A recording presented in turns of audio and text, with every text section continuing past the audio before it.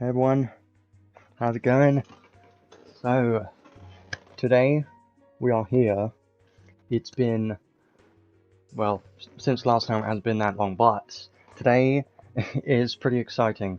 This is what I have been waiting for and what I have been hyping up so much over the past couple of weeks, maybe a month or so. And the reason being, this is a collab that has never had a rerun on the global server. So it's been around 5 years or so since this collab came out, and on top of that, this is also a Christmas themed collab, and we've never had something like this before. There's also 3 brand new units and all the Redux stuff, and as well as that, we've also got the previous Christmas units and arcs. So there is definitely a lot going on today, and it is quite exciting for most people, and I am looking forward to this because ReZero is the one collab that everyone's been memeing on because it has never had a rerun, and people were assuming this is never going to happen. Well, it's finally back. Take advantage of it right now if you can, because we don't know if this is even ever going to come back in the future, because like you know, it's been about 5 years or so since this collab released. Never had a rerun on the global server, at least. I've heard it had a rerun on like Korean or Taiwan server or something, but we've never had a rerun on here. So this is quite exciting today. I've been looking forward to this, so let's get right to this. Today, you can check the description if you want a list of exactly everything we're going to be doing, but this is definitely going to be a lot longer of a stream than normal because there's going to be so much to cover. I'll have a look at the news in a second. We're going to be trying to cover every single new unit that's added today. Today we've got part 1 and part 2, so the stream's going to be part 1 and part 2, and also talking about everything in the Redux as well, and the new Insight units, so this is going to be more packed of a stream. And then part 2 is technically part 3, so part 3 is coming next week, and that's going to be a Christmas form of Emilia, so that should also be exciting, but most of the things that we're going to be covering today is going to be like the bigger stream basically. So let's start this off with having a look at the news just to get a good idea of everything that is in this update today. And believe me, there's a lot to do today, and I've been looking forward to this because it's definitely going to be quite fun. There's a lot of stuff. So let's just is there no maintenance notes or anything? Yeah, this one, because they've updated it. Right, so obviously the main focus is the ReZero collab. This is a rerun, and you may have never seen this collab in the past because it's never had a rerun on this server before. So it's been about 5 years, and I am glad this is having a rerun because it's a great collab, honestly. It's had some super valuable arcs and units. Mainly Emilia is ridiculous in PvP, just because she's so annoying and has a very unique mechanic, and I will go more in depth and explaining what's good in the Redux and everything, but I'm just showing everything off first of all. We'll get more in depth of everything later on. So we've got a Christmas form of Rem and Ram, which is quite nice. Definitely going to be looking at those after this. They look quite interesting, and I've heard that the Christmas Rem is quite strong, so we'll look more at these units and arcs in a bit. Yeah, this is what I was talking about last stream. I didn't exactly know what was going to be inside the collab, but I knew for a fact that it was going to be a ReZero rerun with Christmas themed units, and that's why I was so excited about it, because ReZero is a collab we've never had a rerun of, and it's been like 5 years, so it's definitely a very exciting collab for most players that have been playing for quite a while. If you're a newer player, then it may not be as exciting if you're just joining in or something, because you may not be aware of it, but it's been so long. It's definitely a very exciting collab for us veteran players in this game at least. So we'll have a look at these very soon. That's gonna be quite fun for sure. And also a Christmas present. It's very nice. You get one select ticket for any of these units or arcs. I will discuss exactly what I think is the best you should be using on this ticket a bit later on, but just quickly, I do think Crow's Christmas LR Ark is the best arc to get from here. there is also a step gacha that you can get another select ticket, and honestly the rates on that are pretty good. It's like 5% to get one of the rate up things, so I'll look at that later on, but if you're missing everything on here like me, it might be worth considering to do the step gacha once to try and get another ticket, where you get another ticket guaranteed from 15,000 crystals for free crystals, so it's pretty good. Summon's Yard version 2 beta is coming next week, so that should be fun, because I did like the first one. And then Tower of Trials, that always comes back, Chronicles, yeah, and then some more free pools. This one you can actually select your rate up unit and arc. Calistio is still all quite good. Shift Kine still pretty good for like farming because it gives the bonus XP and stuff, and sometimes in PvP occasionally can be useful. Leonardo is pretty great too. He can freeze. He's quite good for PvE in Battlecraft Simulator if you need freezing, because he's pretty good for that. He's the only unit in the game currently that can freeze, so I do like him quite a lot. I have him at plus 30, so he's quite strong. So there are some good units in here for sure. And then we got this Step Up Gacha, which has all of the previous Christmas units and arcs in this banner. So this is a pretty good banner because it's a Step Up Gacha, and you get a guaranteed trade ticket at the end of it, which costs only 15,000 by the way, and it's free crystals, so it's a pretty damn good gacha if you're missing everything. And I do think most of these arcs are pretty damn good. And Saint Etheria, still very good of a unit for sure. The other units don't really matter, honestly, but I will go talk about those a bit more later on. And then arena promotions in a few days. Some stuff in the shop, don't really care about this because no one really ever buys these because they're never really worth it, so don't care about that.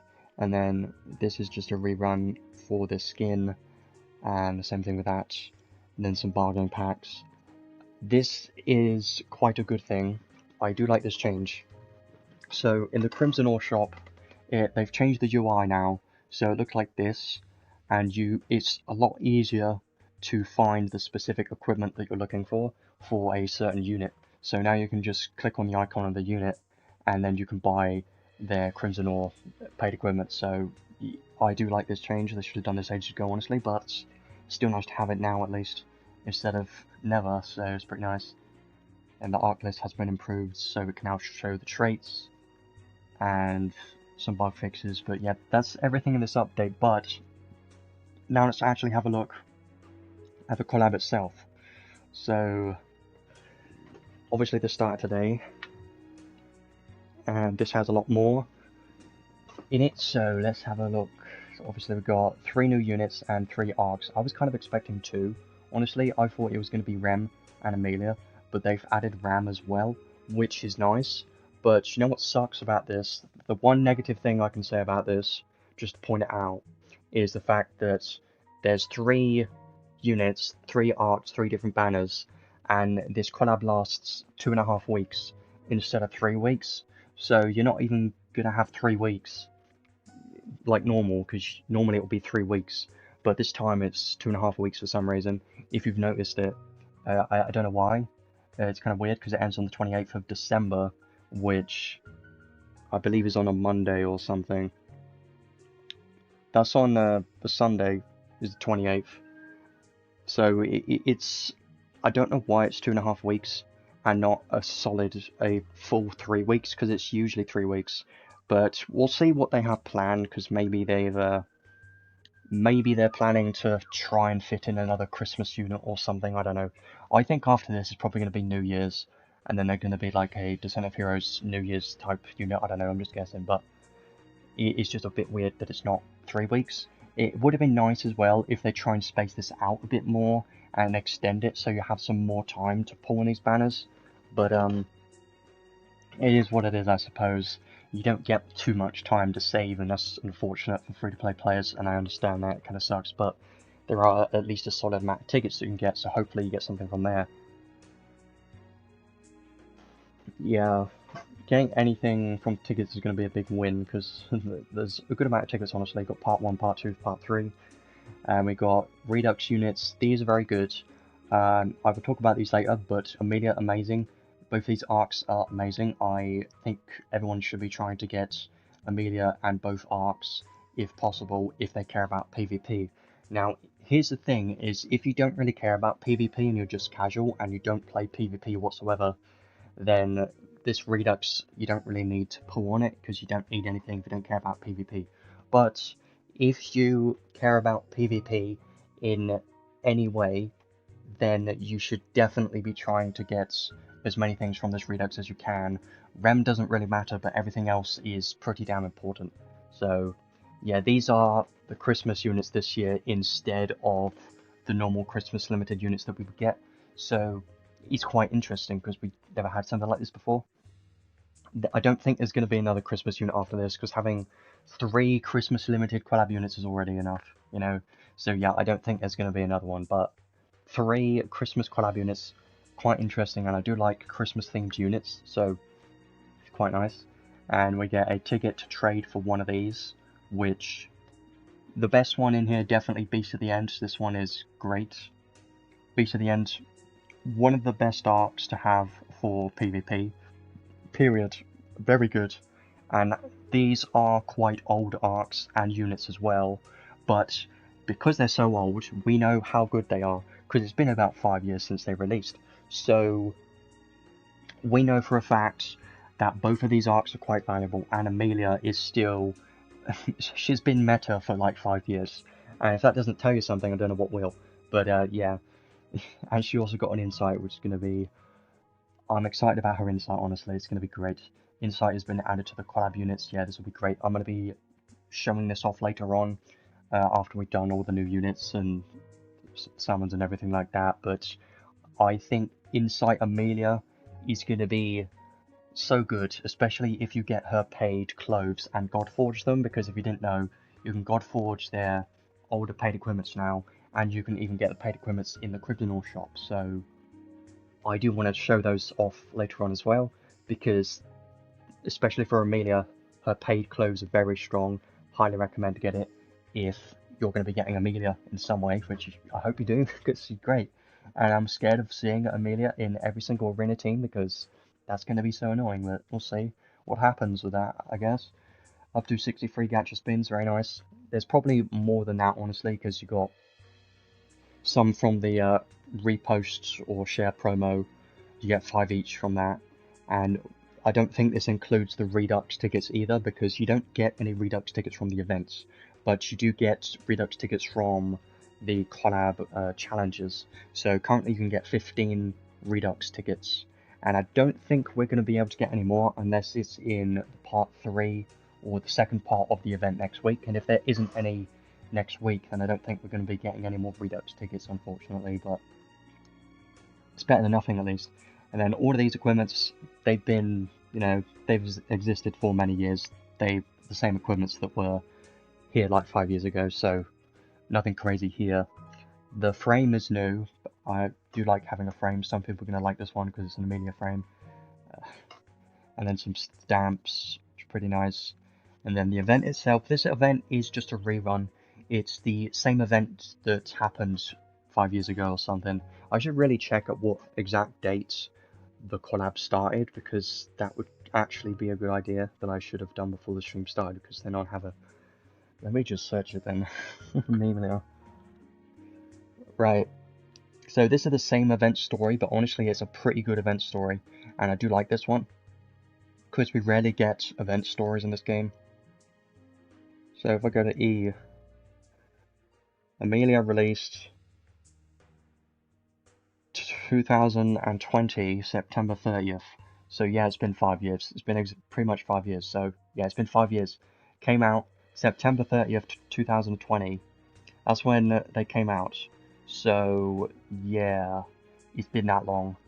It is very long. Usually collabs get reruns a lot quicker than this, but oh well. At least it happened eventually. But yeah, this event's going to be quite nice. If you care about the story, it's going to be quite good. But I wish there was a world map or something, but still, it's going to be a nice event if you haven't seen it yet. Even though I've seen it, it's been like 5 years. It's been 5 years, so I like seeing it event again, because it's been 5 years, it's been so long, I may not remember the whole thing, but it's still pretty nice. Unit test play quest for all these units, and insights for both of those units. So definitely going to be doing those later today for both the new units and the insight units. That'll be quite fun. And then the damage rankings is going to be on the 25th, which is literally Christmas Day. So why have a damage ranking when everyone's going to be busy on Christmas Day? I don't know. Sounds like a stupid idea to me.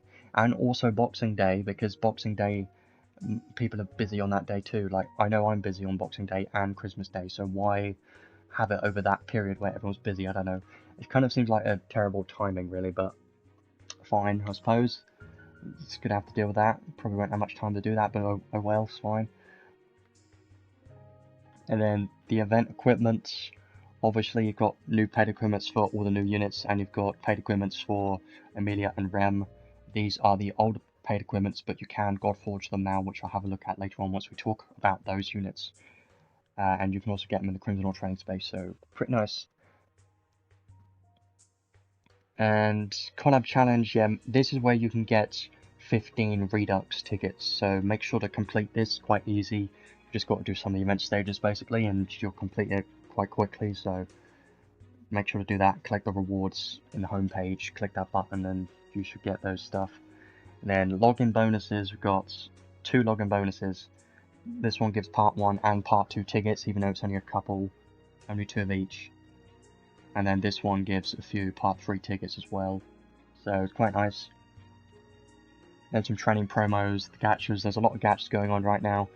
I'll probably skim through these now and show them off a bit properly later on, soon.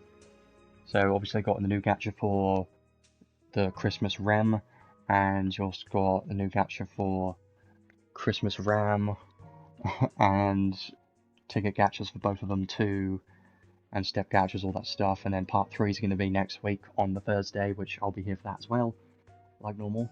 Should be quite fun. I don't exactly know what she's going to be doing yet, because we don't have any information on this unit other than she's probably going to be an ice damage dealer. We don't really have any other information, but she looked like a physical damage dealer because she used a hammer in the live stream, but I don't know. No idea. I'm just going to say wait and see. You've only got a week to wait, so it's probably best to wait and see what she provides, and this arc as well. So just probably wait a week before you spend any crystals. It's probably the most ideal thing to do in basically every collabs. And then the Redux banner, there's a lot of Redux. So this one's quite nice because you can choose the unit and the arc that you want on rate up, and it's a 1.2% chance, so slightly a bit higher. And this is a good banner to summon on if you're missing everything, and most players are going to be missing everything on here. And if you care about PvP at all, then you might want to consider pulling on this one, because Emilia and both arcs are the priority, I think, and that's what I'm going to be going for. And you've also got ticket gacha for the Redux. Seems pretty good. I think the rates are decent enough on this one, but have a look at that later on. Definitely use all tickets first. And then we got some paid banners, and when you hear the word paid, you're like, oh no, but these are not that bad. They're pretty good, even though they're paid crystals. It's only 3,000 paid crystals, and you get a guaranteed unit that you don't have. So if you got Rem and you're still missing Emilia, then you can guarantee Emilia for 3,000 paid crystals. And that is a pretty damn good deal in this game for gacha terms. It's a pretty damn good deal. Same thing with this one. This is a same thing, but for the arcs. 3,000 paid crystals to guarantee one of these PvP meta arcs is just a very good deal. So I'm definitely going to be doing one of these at least, depending on what I get. But these are definitely very good banners, even though it costs paid crystals, because they're quite cheap for the amount of paid crystals you spend for it.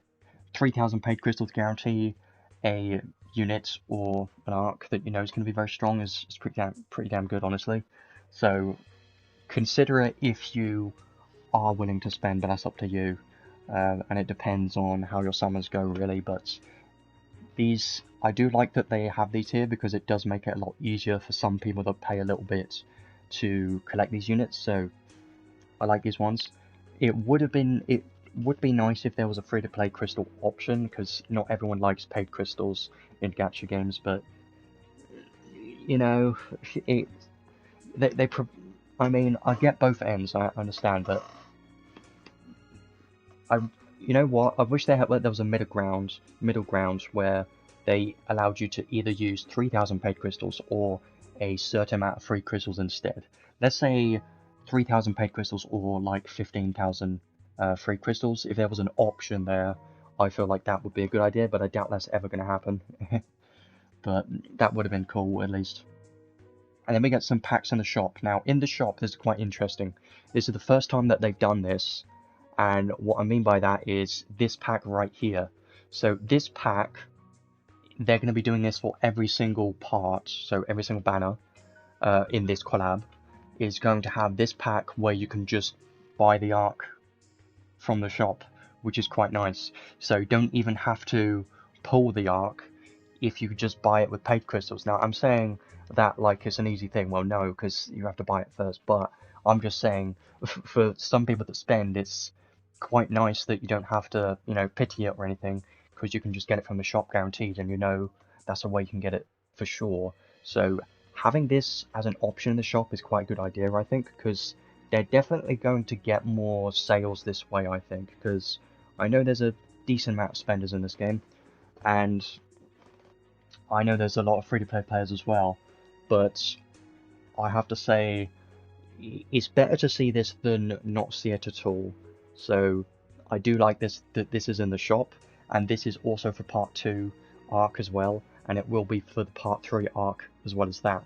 So you could technically pull, if you get lucky enough to pull the units, then you can just buy the Ark from the shop instead of having to pull for it. I think that could be a good idea if you care about trying to get everything. It's up to you, but I think it's going to be quite nice. I'm probably going to be buying one of these depending on what happens with summons and how good they are, but I'll have to wait to see on that one. And you've also got a cheap 3-ticket pack for 300 paid crystals, pretty good. I always like these ones because they're very cheap, basically 100 paid crystals to get 3 more polls. Not bad. It's basically like doing 3 more daily paid single polls pretty much, so it's not bad. And then the last one is always an overpriced one, which you shouldn't really ever buy because it's too expensive, but yeah. Well, if you really want to see my more in-depth discussion of that unit, then you can always come back later on or watch this when I have timestamps and everything. But basically, she's a mage, but she isn't just a mage. She has a unique trait where when she dies, she sets off a time stop animation magic attack, and it restores her MP as well. So if you can't already tell how strong that's going to be, restoring MP in a place like Arena is insanely broken. And also as a time stop effect, so you can like make her, you know, kill herself from accessories, and then she'll set off that trait immediately at the start of battle, and it's quite strong and it's quite good. And it's the most annoying thing about the unit. If she didn't have that part of a trait in her kit, it would have been a completely different story, but because she has that trait, it's insanely good, because she restores MP, and also does an attack that you can't do anything against. There's no counter towards it. That's the most annoying thing, is you can't counter it because it's a time stop spell that's gonna happen guaranteed no matter what happens. Yeah, with accessories, there's a cursed ring which incapacitates the units when they have silence or curse or inflicted on the unit, and then you have a like mistletoe or something accessory from a Christmas event which auto inflicts the unit with silence. So that's the synergy basically, is those 2 accessories. You could also do it with some arcs as well, like there's one arc where from the near collab which automatically kills the unit if they have curse. So yeah, those are basically the ways that people have been doing it. But it's quite a nice synergy, and you can also do it like auto-suicide strategies have been a thing for a long time, and you can do it with Emilia. It's quite effective on her. But of course that means you're using your 2 accessory slots to do that, so it's up to you if you want to do that. But in Arena it's quite good, because you can just do it at the start of the battle instantly, guaranteed, if you do that setup, so it's quite nice. I might show that off later on. even though I don't have the unit yet, I'll probably just show the accessories. But top tier PvP, it's always been a thing. Always, for 5 years, we've had to deal with Emilia's shenanigans, and it's been so frustrating. But more over the past year or so, maybe less, she hasn't been as deadly as she used to be, but now with insight she's going to be even more deadly. But enough about that, we'll come back to that later on. Let's just continue with the news, because we've been here for like 26 minutes and we haven't gone to the banners yet, so it's going to take this long to do the stream, which is fine, but not everyone wants to wait around talk while I'm talking like this for many hours, but whatever. So, more stuff in the shop. Basically, there's a skin for all of the new units, the 3 new units, there's going to be a skin, and then, yeah, that's everything else. So, yeah, this is everything in the news. So, you can tell there's a lot of stuff going on today. We've got the collab itself, and some events, and Christmas rerun stuff, and repost, reshare promo, we can get some more tickets from here, and yeah, there's a lot of stuff going on today. Like, look at all these banners and stuff going on, it's great. Yeah, so that's going to be everything in the news. Now let's actually start getting into this properly. I'm going to bring up the pictures so I can see the hit counts and everything. Right, so let's go to the gacha screen and start having a look at everything that's here. So yeah, we've got a lot of banners going on right now.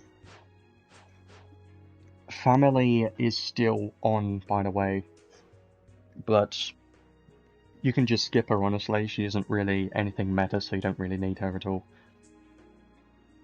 Yeah, I'll talk about the Christmas ticket after I've talked about both units and arcs and paid equipments, because I like to do it in a certain order, just because it makes it a lot easier to know what I've covered and haven't covered, you know. And I can also do the timestamps in the description after the stream ends, which makes it a lot easier for people to rewatch this too. So this ticket I'll talk about after, a bit later on, maybe like an hour or so. 50k crystals is pretty damn good. It's very good, very good. Anyways, let's start this off with having a look at the part 1 banner. So we've got Yule Illumination Rem, basically just XRem is what people are going to be calling it, because X basically means Xmas, and that's usually what we call it. So Christmas Rem is a shift form of the base Rem that is also in this collab. Looks very nice. I do really like Christmas themed units. They are always, you know, they're just more, it's just something about it. It's very nice to see. So, I've heard she's pretty strong. Let's have a look. So, she's a soldier type unit, makes sense. She has like a, whatever you want to call it, but it is considered a hammer in this game, which is funny. MP, strength's pretty high, strength's going to be pretty good, defense pretty good too, and mine's pretty nice. So accurate resistance is pretty basic, but minus 20 to light kind of sucks, because I'm trying to think of where she's going to place in like PvP meta and stuff like that. Currently, Shift Log Zeus is a thing that everyone has been using everywhere all the time, so yeah, if she just dies instantly to Log Zeus, then she's probably not going to work, but there are ways to, you know, go around that. So, and what resistances look pretty good, honestly, for a physical damage dealer, because she has some stun resistance, and she's nil to curse, and she has illness resistance, so pretty damn good element resistances for a physical damage dealer overall. I do like that. Now we get on to her skills. So these skills, they look quite nice. We will try them out later on in the showcase. But first of all, her skill 1, all of these skills are pretty basic, but her skill 1 is just a medium area dark combo attack. Can't really say much about this one. This one's 7 hits. I haven't looked at it too much, and there's nothing really special about this, so I don't think it's going to be anything crazy with her skill 1. And I know for sure her DPS isn't the best on this, so go over to the next skill. Skill 2 is a wide area dark combo attack on her skill 2. This one's 14 hits. I think this one's going to be quite decent. Nothing crazy, but I think it's going to be decent enough to have solid enough DPS, I think. So when you don't have a skill 3 stock, you're probably going to be using this one. And then skill 3 is a close the gap skill. This is going to be her main skill you're going to be using. This is a very good skill, and this is what has the highest DPS in this unit's kit. and she actually has very good DPS numbers. Instantly close the gap for a medium area dark combo attack. This one's 20 hits, which isn't too much, but it's a very fast skill. If you see the animations or wait until the showcase, this skill 3 is quite insane because it's so fast. Maybe on a similar end to like Joshua's skill 3 in a way. That's probably what I can compare it to, something like that. It's very fast. I haven't tested out how spammable it is yet, but I think it's spammable enough to be quite a damn good skill. So her skill 3 is definitely going to be quite strong, and you're definitely going to try and want to spam this as much as you can for maximum DPS with this unit. So if you've got like a Honey Elixir, it's going to be quite nice to put Honey Elixir on a Insight Lena and have this Christmas Rem on the team, and you should have like infinite skill 3s and it should be amazing DPS, so I think it's going to be quite nice. So, special next. This special's actually very good. I like this special because it's a buff special, and I really like specials that give buffs or debuffs. They're always got more utility than just a special that does damage. That can easily get power crept by other special damage dealers. So this one gives all allies a physical / magic attack damage cap plus 20,000 buff. These are quite insane because it's to all allies. Physical and magic damage cap buff to all allies 20,000. That should stack with other different damage cap buffs, like a skill damage cap will technically stack with it because they're not the same buff icon. But of course, if you already have a physical damage cap or magic damage cap buff in the team, it's not going to stack on top of it, so you're kind of replacing that, but it's still a very nice special to have for sure. Saintly Grafel isn't that good. She's not that good. She isn't really worth building, honestly. She's quite old, and even at her release she wasn't a very good unit, so just ignore that unit unless you like her very much. It's up to you, but she's not meta at all. You can always check the tier list, a global tier list, but she isn't that great. So very nice skills. Skill 3 is her main skill. It's going to be quite high DPS, on the highest end of DPS in the game, honestly.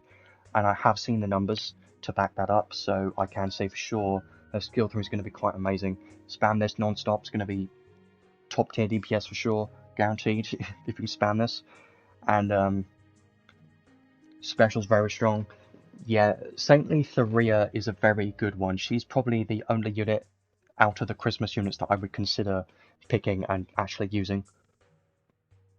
It would have been nice if they added another insight today to like another old Christmas unit. Would have been nice, but oh well. So let's go over to the traits next.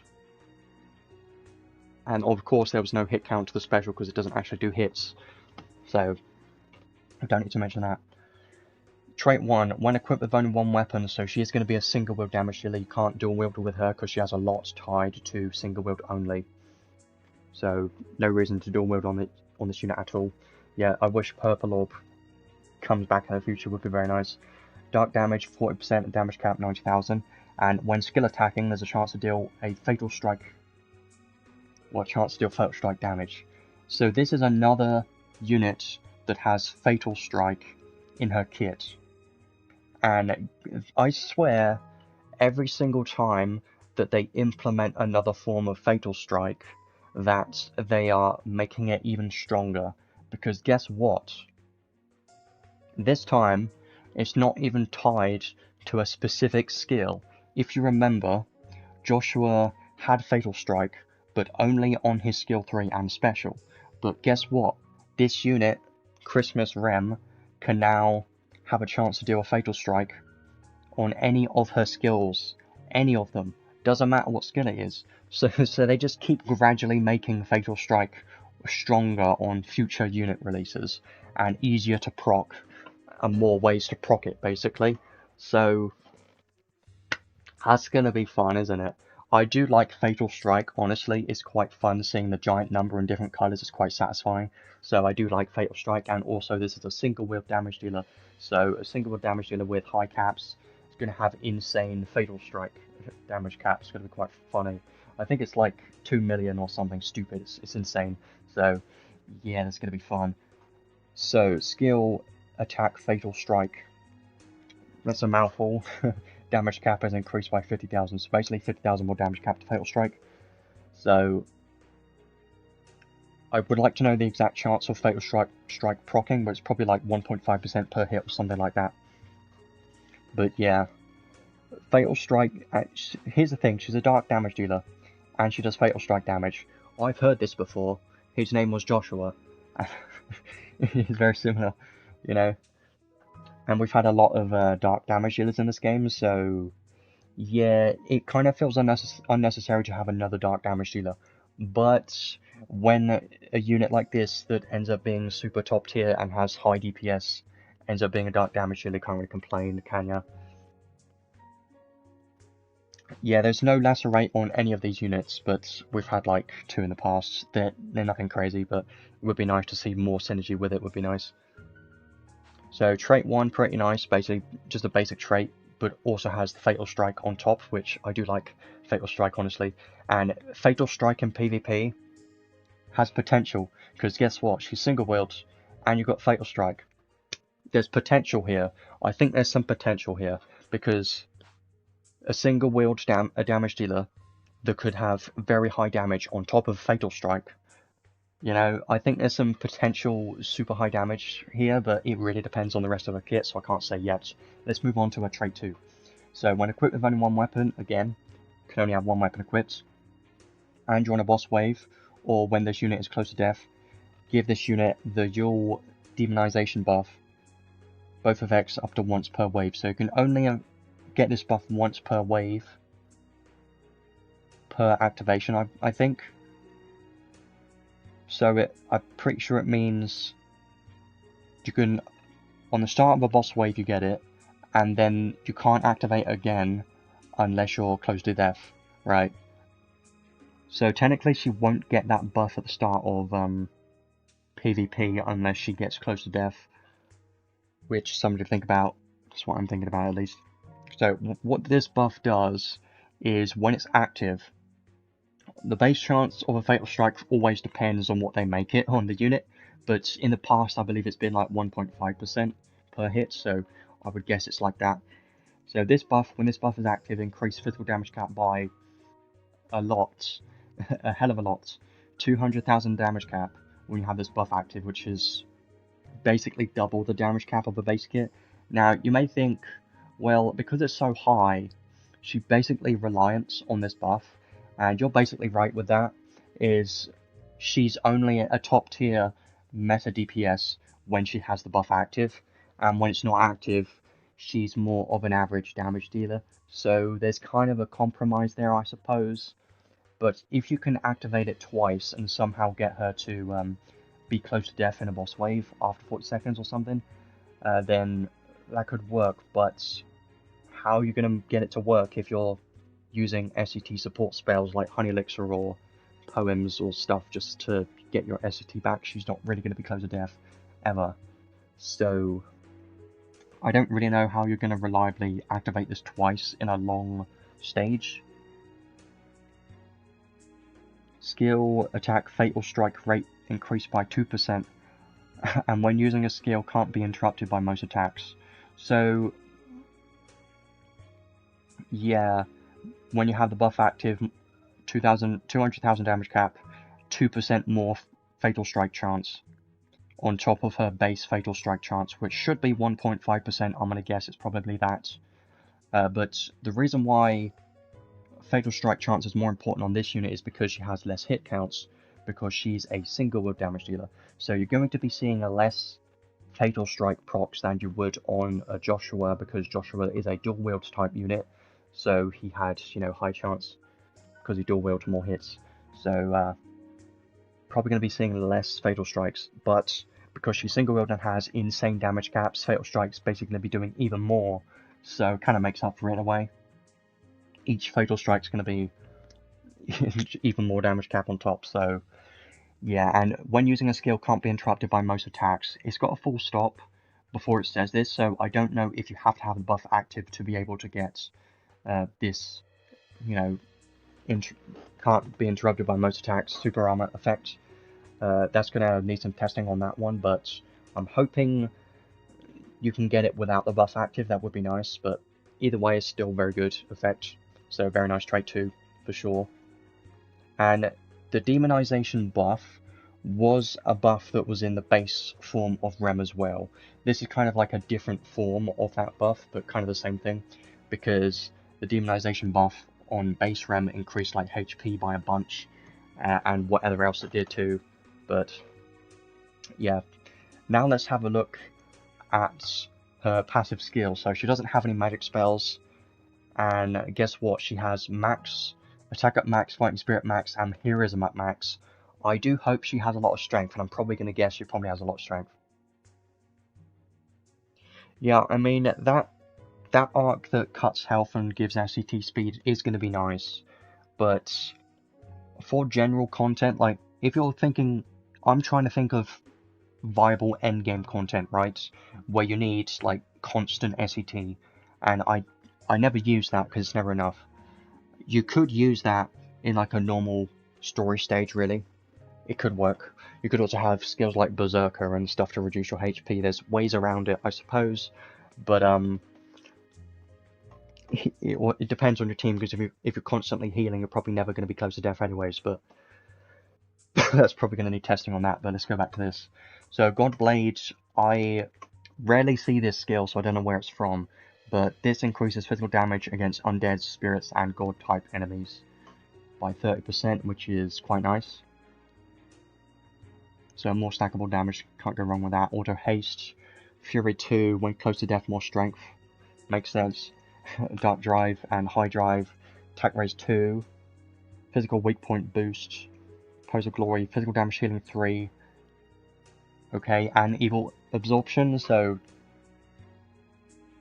you know, the thing that's weird is, this is healing, but this activates when you're close to death, which the healing kind of makes you not want to be close to death, you know. So it's kind of a good and bad thing at the same time, because having these equipped is good mitigation, but it also means you're less likely to get the close to death buff, because you're going to be healing constantly, randomly when you take damage. So it's still quite nice. I like evil absorption as quite a nice skill, but and physical damage healing 3 on top. I think it's going to be quite nice. Nothing crazy though. Armor Piercer is basically a worse version of piercing. I've never really been a fan of this one, because it's just piercing at home pretty much. Chance for enemy defense minus 30% to deal damage instead of 50%. It's not. I would have preferred piercing, honestly. But Shockwave 2 is a very nice one. I do like Shockwave 2 because it's still not a learnable skill yet. So maybe in the future that happen. Probably going to happen on a UR Ark or something. I'm going to bet that's going to be the case. But it's still a nice one to have. And then Favoured Sword Form 2, which does stack with the base form of Favoured Sword, so that's why I like this skill so much, because it's going to stack with Favoured Sword if you have that skill as a learnable skill from the UR Ark. Eldramana, then this will be great. Then Two-Handed Hammer boost 3, so she is going to be using a hammer, because she's got this skill, and Hammer Giga Boost as well. And I am a fan of Hammer Boost in general, because Hammer Boosts give you strength, and strength is very important at endgame bosses because they have insane stats. So more strength the better, really. And I do like these skills. I just have never really been able to take advantage of them because there are not enough hammer physical damage dealers. There's not enough physical damage dealers that use a hammer, so I can't really ever take advantage of this that much. There is Hammer Boost and High Boost that's learnable. I don't know if Mega Boost is learnable. It's probably in one of the limited arcs in this collab, honestly. I think it is. It makes sense. Clove's Giga Boost, less physical damage taken. Well, less damage taken, more physical damage. Quite nice. Armor HP plus 2, Special Shield 2, Quick Trigger, Determination. Okay. Giant Killing 5. Yeah, in her arc, I thought that was the case because I thought I saw that earlier, but we're going to be covering that after this anyways. Giant Killing 5 is very nice. So she's going to be basically a boss killer type unit, pretty much. Because also Giant Shield 2. Ambition, when physically attacking enemies with more HP than the unit, increase physical damage by 20%. Perfect against bosses, because it's basically always active against bosses. And then Wrath, when an ally is incapacitated, give this unit Rage. This one's interesting, and I do remember looking at this a few days ago, honestly, because I was just curious of what exactly it did, just to remind myself. And what Rage does is it's technically a debuff, I think, and it increases the unit's strength by 20%, but decreases their defense by 20%. So it's a good and a bad thing, but more strength is good. So I think this could be nice. But if you care more about mitigation, then maybe remove it, it's up to you, but probably keep it on anyway. I mean, most cases you probably can't take advantage of it. Now let's go on to her unique skills, which are always the most exciting thing. So, Maid of the Holy Bell, I'm gonna guess, is probably on both units or something, because it has the icon of both Rem and Ram in it, so I'm gonna guess they probably both have this one. Continuous high protection and high magic barrier effect and cut feint time, pretty nice. High protection and high magic barrier, very nice to have that for sure, continuously, very nice. Gift from a Holy Demon. I should probably stop naming these because there's probably going to be a skill that I can't pronounce. But anyways, battle start. Give the high. This is a weird skill. When I read it, I was like, why make this skill? At the start of the battle, give the highest intelligence ally, excluding this unit, a buff to nullify damage taken equal to 100% of unit strength. So, I have many questions about this. The first one is a bit weird, but it's giving the highest intelligence ally a buff to nullify damage taken equal to their strength, which, if you're, if this is applying to a mage, they're going to have very low strength and it's going to be basically useless, right? Unless this is the unit's strength, meaning Rem's strength instead. If that's the case, it would be pretty good, but it depends on if it means the ally's strength is taken into consideration or Rem's strength that it's taking into consideration for this skill. I don't entirely know, but if it is Rem's strength, I think it's going to be quite nice. Because it says highest intelligence ally buff equal to unit's strength. I would assume that would be Rem's strength. So I think that's going to be quite a nice one. To the highest intelligence ally. Basically going to be a little bit of mitigation shield to an ally that has the highest intelligence in the team. It's not anything major, but I just thought it was quite interesting. And then Holiday Dress, Continuous Grand Brave. There's the Brave effect. When you have clothes equipped, damage taken, minus 20%. And if it's Ice or Dark, minus 20%, damage taken more. So some damage mitigation is quite nice. Yeah, it sounds like PvP skill. Some of them are PvP skills, like they make sense with PvP, but she is more of a boss killer type unit because she has like giant killing and giant shield, so, and ambition, so they're more like boss type skills. But yeah, I think against bosses she's gonna be quite nice. That's gonna be her main role. And in PvP, I think there's potential in both cases, but it's gonna need some testing. And here's the one of the more interesting skills in her kit. Yeah, based on her strength. But it's at the start of the battle though, so it's not going to take into account the brave buffs and stuff like that. I think, because it's at the start of the battle. So, I mean, we'll see. But this skill right here is quite insane. Wanna know why? When the Yule demonization buff is active, it gradually loses HP, but HP increases by 200% and strength and defense by 100%. This is basically like base Rem, of what base Rem has. It's basically the same thing, or very similar anyway. 200% HP is insane, and 100% strength is going to be very useful for endgame bosses, because the more strength the better. against those bosses is going to be very useful against the bosses at endgame. So I really like this skill. It's going to be very good. And also in PvP, it's going to be quite good because the HP and the defense are going to help for mitigation, and the strength is just more damage. So yeah, it's going to be amazing, this one, for sure. I would guess she should probably tank like a Telestio. I would guess so, because she'll then proc this, get the insane HP and defense buff, you know, and take less damage against ice.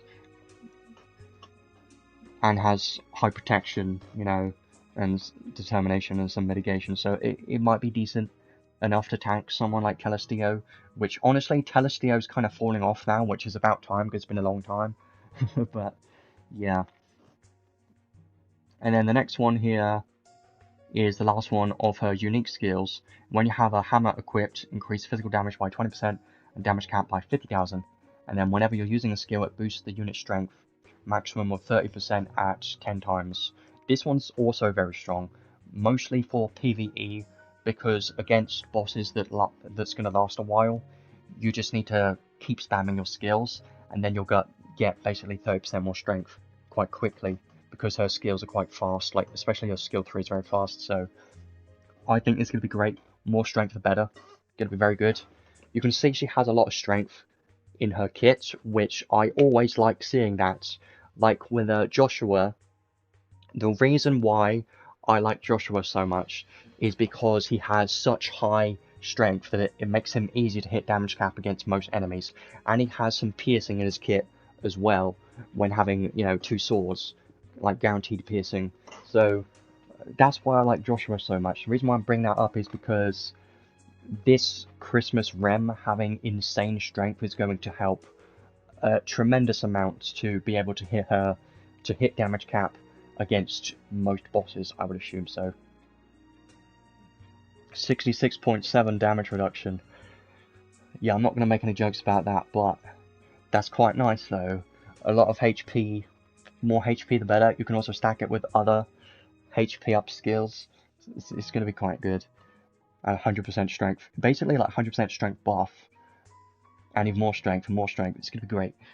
You can never have enough strength in this game now. Like in the past, many years ago, strength didn't really matter too much. But nowadays, strength is so important. It's very good. Especially now that we have like a Melzer that has insane defense that cannot be pierced at all. So having higher strength is like one of the best ways to go around that.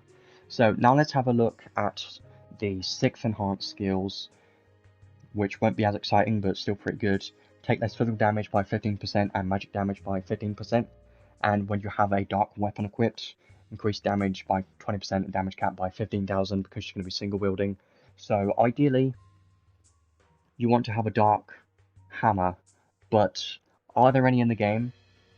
I don't know yet. I'll have a look later on. I don't know if I even have any. I know she's going to have a paid weapon, but are there any free-to-play options for a dark hammer in the game? I don't know if there are, honestly. There might be like 1 or 2, but I'm definitely going to check later on just to see, because I don't remember. I don't really know if there's any really good ones. I know there are some hammers, but not dark ones in particular. And then Giant Killing 2, so even more damage and damage cap to bosses. Very nice. And then when hitting weakness, increase damage cap by 10,000 when you have a single weapon equipped.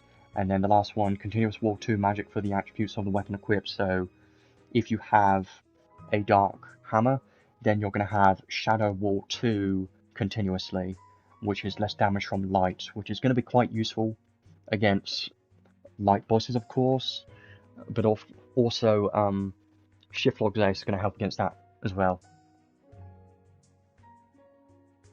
That's quite nice then. So there should be a couple of dark hammers that free-to-play players should get. The 20% damage and damage cap sounds pretty good. I wonder if there's any in the event. I don't think so. I think there's just the old equipment, which doesn't really matter. Fishing in the demon areas, yeah. I don't know if I finished the fishing in every area. I might have, I don't remember. I should have. So, these are all of her passive skills. Yes, she is just a damage dealer, but she does look quite strong because she has a lot of, you know, boss slayers type things in her kit, like boss damage, damage mitigation, damage cap against bosses, a decent amount of damage mitigation, a lot of strength. She should have very high strength. Go into a boss wave, she should have no problem hitting damage cap. I think she's going to be quite an easy to use unit. The only thing she's really lacking is SET regen, so she doesn't really have any SET regen in her kit. But of course there are ways around that, like just have an SET battery in your team, and that should be fine. But she does have a lot in her kit, and I think she's going to be quite amazing for bosses. Now, the amount of slayers that she has in her kit are 0, so that's one thing to keep in mind, is she doesn't have any boss slayers or any slayers in her kit at all, which is a downside, but you could just give her the slayer that you need to go into a specific battle and you'll be just fine. Shifter Dell, I don't know why you're even bringing up Shifter Dell. Shifter Dell is so old at this point, he's not very good. She's like 4 times better than Shifter Dell. Shifter Dell was just, no one uses him anymore. He's not very good anymore. He's just outdated, unfortunately. This Christmas Rem is going to be one of the better damage dealers in the game. Definitely on the highest end. She's going to be up there with Joshua and Callan and Shaltia. She's going to be up there with those units for sure, because I've already seen her damage numbers, DPS numbers, and her skill 3 is insane when you have her buff active. Now, outside of her buff, when you don't have this demonization buff active, she is more of an average damage dealer, but when you have the buff active, that's where she really shines, and she becomes one of the best damage dealers in the game for PvE content when you have the buff active. So she's going to be very good. Yeah, Shifter Dell, I suppose. I mean, Shifter Dell is just a unit that you would use to clear story content, and you should never use him for endgame content because you won't get very far, honestly. But if he's your best damage dealer, highly recommend to get this unit. If you don't have any of those top tier DPS units already, like Joshua, Callan, or Shaltia, definitely get this unit because you're going to need it to be able to progress higher in the battlegraph simulators and just the endgame content in general. So I always say you must have at least one top tier DPS because that allows you to push endgame content. Is quite important. So having at least one is what you should be aiming for. And Christmas Rem is going to be one of those top tier damage dealers for PvE content. So highly recommend to get this unit if you're missing those previous, all of those collab limited damage dealers. If you already have Joshua, technically you don't need this unit, but I think Rem's going to be a like partial upgrade to Joshua in a way, and I say that because Joshua has his, you know, continuous damage cap, you know, he can last in long battles, but this Christmas Rem, once this buff goes away, she's going to be worse than a Joshua, so it depends, I suppose. Yeah, that's quite nice of a hammer. I should definitely look into those, but honestly, if I were to get this unit, I'd probably end up getting her paid hammer, which we'll have a look at in a bit, but yeah, she's going to be quite good. Her paid isn't necessary, but it does give some Fatal Strike chance we'll look at later on. Yeah, and the fact that she also has the damage cap buffs on her special, you can technically make her like a hybrid damage dealer support because of this special. Give her Great War of Ruin, and you'll be just fine. Actually, there's an idea. You could just make her one of the supports in your team, and she could also be a damage dealer at the same time because of the special. And I say that because damage caps are like the most important thing, one of the most important things. And if you're, let's say you could run a team like Rem, Joshua, and Spirit Maiden Sarah, if you can fit a third unit in, then maybe like, I don't know, Balezar would technically synergize with that team quite nicely, but he isn't really the best option. I think Shifter Luch, because he's got the EX Drain skill, which is kind of necessary for endgame content. I'm just thinking about it. Yeah, because ideally you want EX Drain in the team, because that's super important for endgame content in Battlecraft Simulator. How much is she going to be?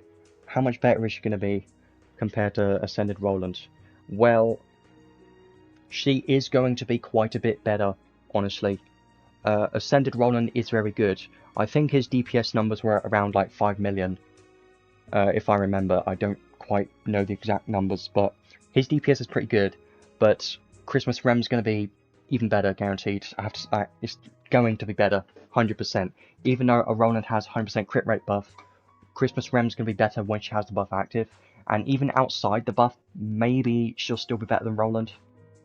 So, if Ascended Roland is still your best damage dealer, Christmas Rem will be quite a big upgrade, honestly, to allow you to push endgame content. It's going to be a solid upgrade, I think. So I think it's worth considering. But I will do a more, in-depth showcase on her later on. But I think she's going to be quite good and definitely a meta unit for sure. So I'll definitely come back to her later. I'm excited to try her out later on, but she is going to be quite a meta unit for PvE content. PvP, I have no idea, because no one's tested her yet. And it's literally, they just came out today, so I don't know yet. So let's move on to the Ark next, because we also have part 2 to have a look at afterwards. And their paid equipment, so we're going to be here a long time, but I'm prepared for that. So let's have a look at this Ark next. I don't think this has anything exciting in it, but I do want to have a look at it anyway, just in case. So hammer equipped, increased strength by 20% and damage cap by 4,000 for skills and special. And then if you only have one hammer equipped, so single wield hammer, increased skill and special damage cap by 4,000 more. And then the start of battle, unit and highest intelligence allies max HP and increased by 15%. Could be nice in some niche teams where you want to try and reach as much HP as possible. Could be funny. When an ally is using non-stacking attack magic, increased skill damage by 30%. Interesting. So it does have a lot of, conditional effects here. So you have to have a hammer. Highest intelligence ally gets HP is quite nice. But then when an ally is using non-stacking magic, so you kind of want to use this trait with a mage in the team as well. So it's not the best trait, honestly, and of course it's not going to be as good as like the meta Ark traits for PvE content, like Susanu and Icy Guardian are still the best ones. But it's not bad. So learnable skills, Clove Boost Plus is a nice one to have. This one's probably going to be the best skill in here. When you have clothes equipped, increase physical damage by 10% and magic damage taken minus 10%. The 5 FC is a pretty damn good skill, honestly, it's very good. Magic Release Period is a new one. Even though it's got the exact same icon as one of the skills that Beast of the End has, the Gaze of the End skill is basically the same icon as this, but this icon just has a bit of an extra effect on it. It's quite funny, but lazy at the same time, which is fine, I suppose, whatever. Each wave gradually boosts ice damage at 30 seconds, it's 20%. I don't know if I'm ever going to use this, because you have to wait 30 seconds just to get a 20% ice damage boost for 7SC. Yes, it's more stackable ice damage, but it's not going to be used in PvP. I mean, actually, I lied, because you can technically use it in guild battles for your attack team, because after 30 seconds, the rest of your ice... Yeah, it's going to be good in guild battles attack teams, and that's about it, I think, if you're using an ice damage here. That's about it. It's the only way I can see it to be useful, or if you're doing an arena battle that's going to last a long time, but again, it's not really a good idea because you're just much better off using reliable damage skills instead of this. Or in a boss battle that you think is going to last a long time, could be useful, but I don't know, it's not great, honestly. Hammer Mega Boost, there it is. Of course it's on here. When you have a hammer equipped, increase physical damage by 25%, damage cap by 2000, strength by 10%. This is going to be amazing, because then the Christmas Rem can have hammer Mega Boost and Giga Boost and High Boost. That's going to be quite insane, because more strength, more damage cap, more physical damage is going to be very good. If you could have all of those on the unit at the same time, it would be hilarious. And I know you can do it, it's just if you have access to those skills. Which requires this arc, by the way, but it's quite a nice one. Very good for sure. Maybe if there are other dual wield type units that could use a hammer, you could technically use this too, because the strength is quite nice. You could have like Callan with a hammer, but I've thought about it, it just doesn't work because she requires machine and sword, so yeah. And then Christmas Party is the last one here. This one's quite nice. Boost skill and magic damage based on the number of soldier, knight, sniper, sorcerer, spirit type allies at the start of the battle. Maximum of 20% of 4 allies. This one's very nice. This one's mostly for PvP. If you have a full team of any of these types, this is going to be quite a nice skill. So, not going to be useful all the time, but in some cases it's going to be quite nice. Unfortunately, some units are god types in PvP, so you're probably not going to be using this in PvP in most cases, and it's a bad idea to give a god type unit a mimicry human type or spirit type, because you'll be vulnerable to those slayers. So it's not bad though. Yeah, it does kind of suck that the Ark has skills that the unit wants on the same banner, but this doesn't always happen, it only happens sometimes, and you don't need it. Yes, it's going to boost the unit slightly, it's going to make her slightly stronger, but you don't need it. You don't actually have to have it, right? Because the unit's going to work amazingly without it. Yes, if you want to reach the maximum potential of the unit, you're going to have to get it, but worrying about reaching the maximum potential was just a bad idea to do to begin with, because at that point you're thinking about paid equipment, so like your arks and everything. So I've kind of tried to step away from that, because when you try and think about reaching the best possible thing, it's just not worth it in the end. The difference isn't too much. So yes, it's going to be a good, good skills to have for Christmas Rem, but they're not necessary at all. But as well as that, these could be useful in the future too, and Clothes Boost Plus could be used on any units in the game that use clothes, so it's a decent arc, honestly. Now, would I buy this for 7,700 paid crystals? Probably not. I mean, I would consider it, but it would depend, so probably not. Now, the Archive reward is the last thing here. Is Estelle still good? Well, as a support, she's decent. She's not bad. I just didn't get her because I didn't feel like she was necessary, but she wasn't bad. She was a decent support slash damage dealer hybrid. She's still useful, I would say. In some teams, you can work around it and make a solid team with her, I think. Now, the Archive reward on this one isn't anything crazy. Honestly, not very good. It's a robe. If it was an accessory, it would have been a lot better. MP defense, mind, intelligence, enemy attention draw -1, critical damage plus 25%. The trait is just bad. I have to say it. The trait is bad for a robe, because why would you use this robe when you've got the robe that gives 25% magic damage instead? Right? Why would you use this robe instead? Because this is just critical damage. And guess what? In this collab, we have an arc that nullifies all critical damage, so I don't like this robe. It's a bad robe. It gives silence resistance and 10 ice resistance, but it's not very good. So the best thing about this arc are the learnable skills.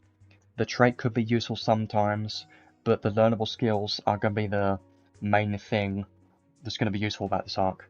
Everything else about it doesn't really matter too much. You're probably not really going to be using everything from it, but I think the learnable skills are useful, and it's quite nice to have it.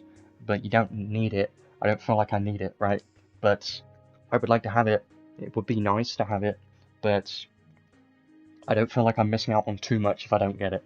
So it's up to you if you want to try and get this. I don't recommend pulling just to get it because it's not worth it. But I can say on this banner though that Christmas Rem is going to be a top tier PvE damage dealer for endgame content. So this is a solid banner just because the unit is a top tier unit and the Ark is not bad.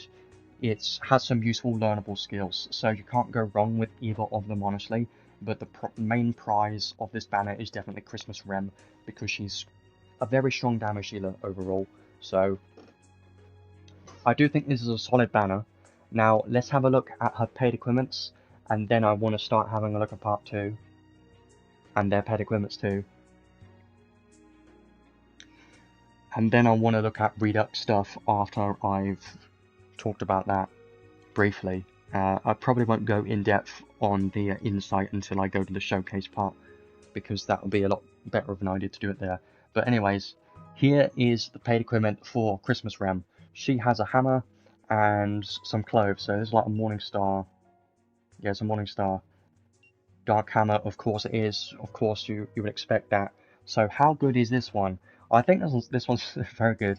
When equipped with only one weapon, increase dark damage, physical damage by 40%, damage cap by 8,000, and skill 3 fatal strike rates increased by 1.5%. So it's very similar to Joshua's paid sword, because this one also increases the fatal strike chance of her skill 3. So it's quite similar.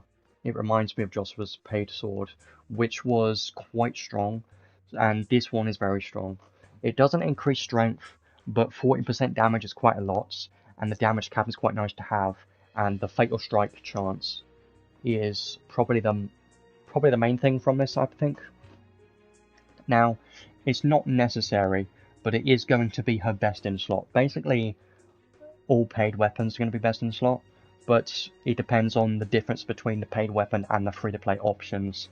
I think the difference is going to be a decent amount because of the fatal strike chance.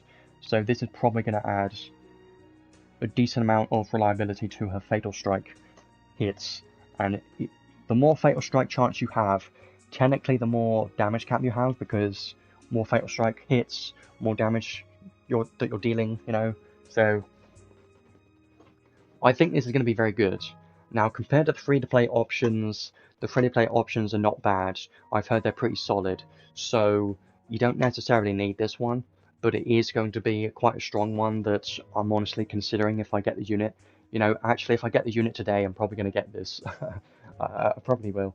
Now, the cloves. What do the cloves do? So, defense, mind, strength. At the start of the battle, give this unit a auto-revive buff. We love that. Auto-revive effects, or any revive that's stackable, is always nice to have.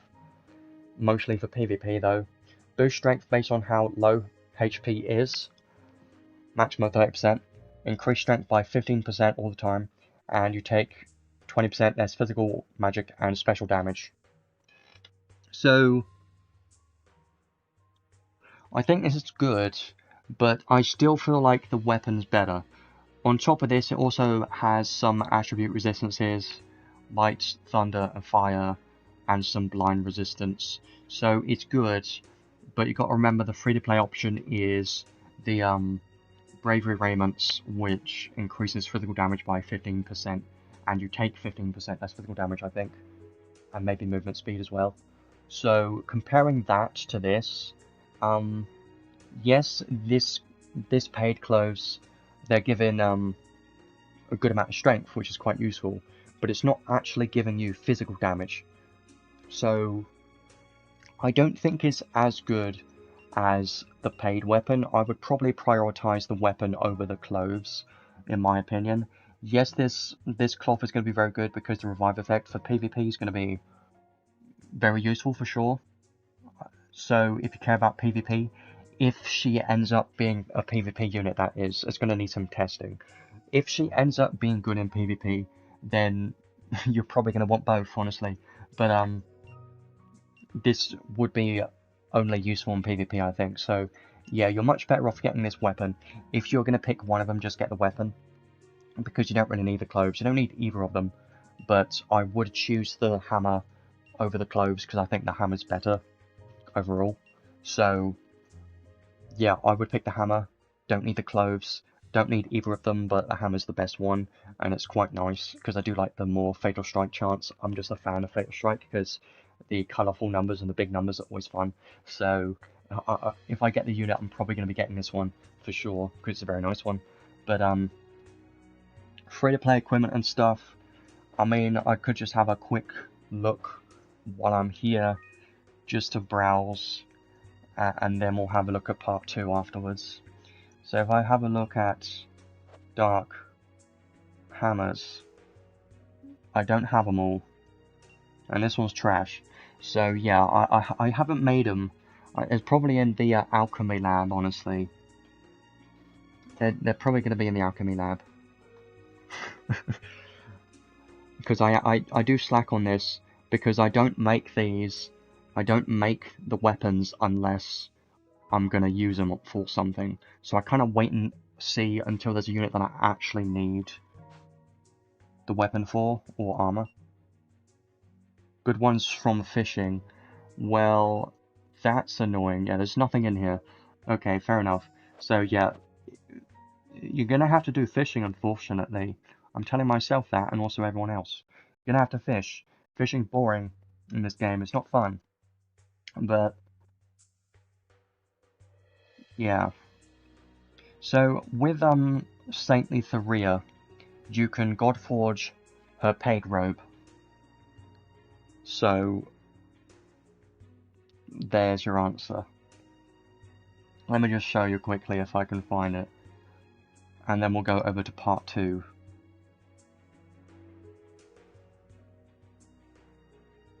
Because, also got to look at that, because part 2 also looks quite interesting. Where the hell is it?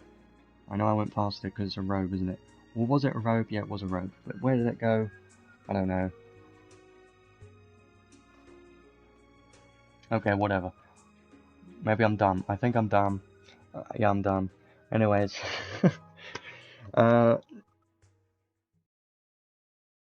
Actually, it's a staff, isn't it? I don't remember. Because I don't have her right now. Let's have a look. But I know her Godforge changes it to be like 100% magic damage or something ridiculous. So, yeah. Let's have a look at part 2 next. So that's everything in regards to part 1. We will come back to part 1 later on, after the summons and everything. We'll start showcasing the unit, the Christmas Rem, to see how she's performing there, and go on more in-depth in her skills. Do the same thing with all the other units as well. But let's move on to part 2 for now. We have Ram. So we've got Christmas Ram now. She is a mage. And I sound excited because I like mages, and that's true, I like mages, but I get worried because collab mages usually get screwed quite badly in this game, and the one good mage, collab mage that has lasted many years, is Emilia, which is funny. So, we rarely get good collab mages. They usually get screwed in some way and end up being not very good, just like, you know, Irons that we had a couple months ago. He turned out to be kind of bad, unfortunately, and that happens to most collab mages. So I'm hoping that this Christmas Ram is not bad. I'm hoping she's actually usable, but we'll see. So, sorcerer type unit, HP, MP, strength doesn't matter because she's a mage. Scales off of intelligence, intelligence 2100 is quite nice, and mind and defense. Kind of average stats. Almost a year, well, yeah, pretty much. It's been a long time. I wanted to have a rerun, because I don't have any of that stuff on this account, because this account was made after that. This account was made almost a year ago, if you can believe that. Attribute resistance here is -1 to fire. Everything else seems fine. Weak to illness kind of sucks, but she does have illness. Nil to illness. Nil to silence, I mean. Resistance to curse. Weak to illness, is what I'm trying to say. It looks fine overall, though. pretty good for a mage, having resistance to stun and kneel to silence pretty good. Now her skills, they don't actually matter. I could tell you the hit counts and all, but it doesn't actually matter because she's not a physical damage dealer. So I don't really need to talk about these skills because you're never going to be using them, I think, because she's a mage. So even though I like the animations of these skills, like the skill 3 has a nice animation, it creates a tree and it's pretty nice. You're never going to be using these because she's a mage. So I'm not going to be talking about the hit counts or anything because they're just not going to be doing damage because she's a magic damage dealer. And her main magic spells we're going to look at in a moment.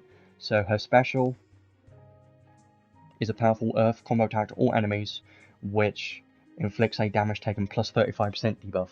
This debuff's quite nice because it's all damage taken debuff. So you know how good those are. Very good. It's going to be quite nice. So if you're struggling to hit damage cap in some bosses, this is going to help quite a bit, for sure. So I do like that one, because you can stack this with other debuffs that increase the damage taken. Like, Shift-Log Zeus has a debuff which increases damage taken from gods. That is technically considered a different debuff because it's a different icon, so it will stack with this one. And other debuffs like the Unique's magic spell from Shift Loots, for instance, which increases damage taken. You know, all of that's going to stack with each other because they're different icons. But of course it's not going to stack with the same icon, but it's still quite a nice special to have, I think. Having some sort of debuff's quite nice. Yeah, the Crimson Ore Shop update, very good. I'm a big fan of that. I like that a lot. Very nice. It's going to save a lot of time going through everything. So now let's have a look at the traits, because these skills don't really matter because she's a mage. So trait 1, when equipped with only one weapon, which makes sense because she is a mage and most mages are single wield apart from Shiftlenius, who is actually dual wield. Earth damage is increased by 30%.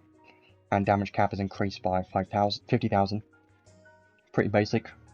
When an enemy casts all enemy attack magic, give all allies a magic damage taken minus 8% buff for 10 seconds once per wave. This is quite good, and I think this is mostly for PvP, because 80% less damage from magic for 10 seconds. 10 seconds isn't very long, right? But it's basically allowing you to survive one magic spell from the enemy, so then hopefully she can cast herself and then kill everyone afterwards. That's like, in theory, it could work, but it is quite nice. It's going to hopefully allow your team to survive one AoE magic spell at least, because, well, there is a chance that some magic spell could last longer than 10 seconds, and then you're screwed afterwards. But, I'm wondering if this will activate from Emilia's traits. I wonder if that counts as a enemy casting all enemy attack magic. Probably not, because it's not technically casting it. So I don't think it's going to proc it. It's not going to activate this. But from everything else, currently magic's kind of died down a little bit, and the most common mage in Arena is Shiftlenius. So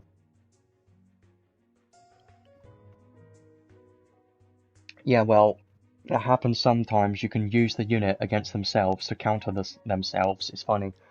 Just like Shift-Log Zeus can technically counter Shift-Log Zeus. You know, stuff like that happens sometimes. It's just how it is. Because some units can just be that strong. Like, Shiftlenius can counter Shiftlenius. You know, stuff like that happens. But basically, if the enemy casts first, then you have the advantage, because actually, if you got 2 rams, the first one that casts still gets the advantage, because even when you cast second, it's going to proc the enemy's debuff, and it's going to be a weird thing that happens. But anyways, I'm just thinking about how that's going to work. But yeah, it's quite interesting. This buff's going to be nice, going to be useful in some cases, but not going to be crazy because it's only 10 seconds. This is basically trying to get her to survive long enough to cast herself.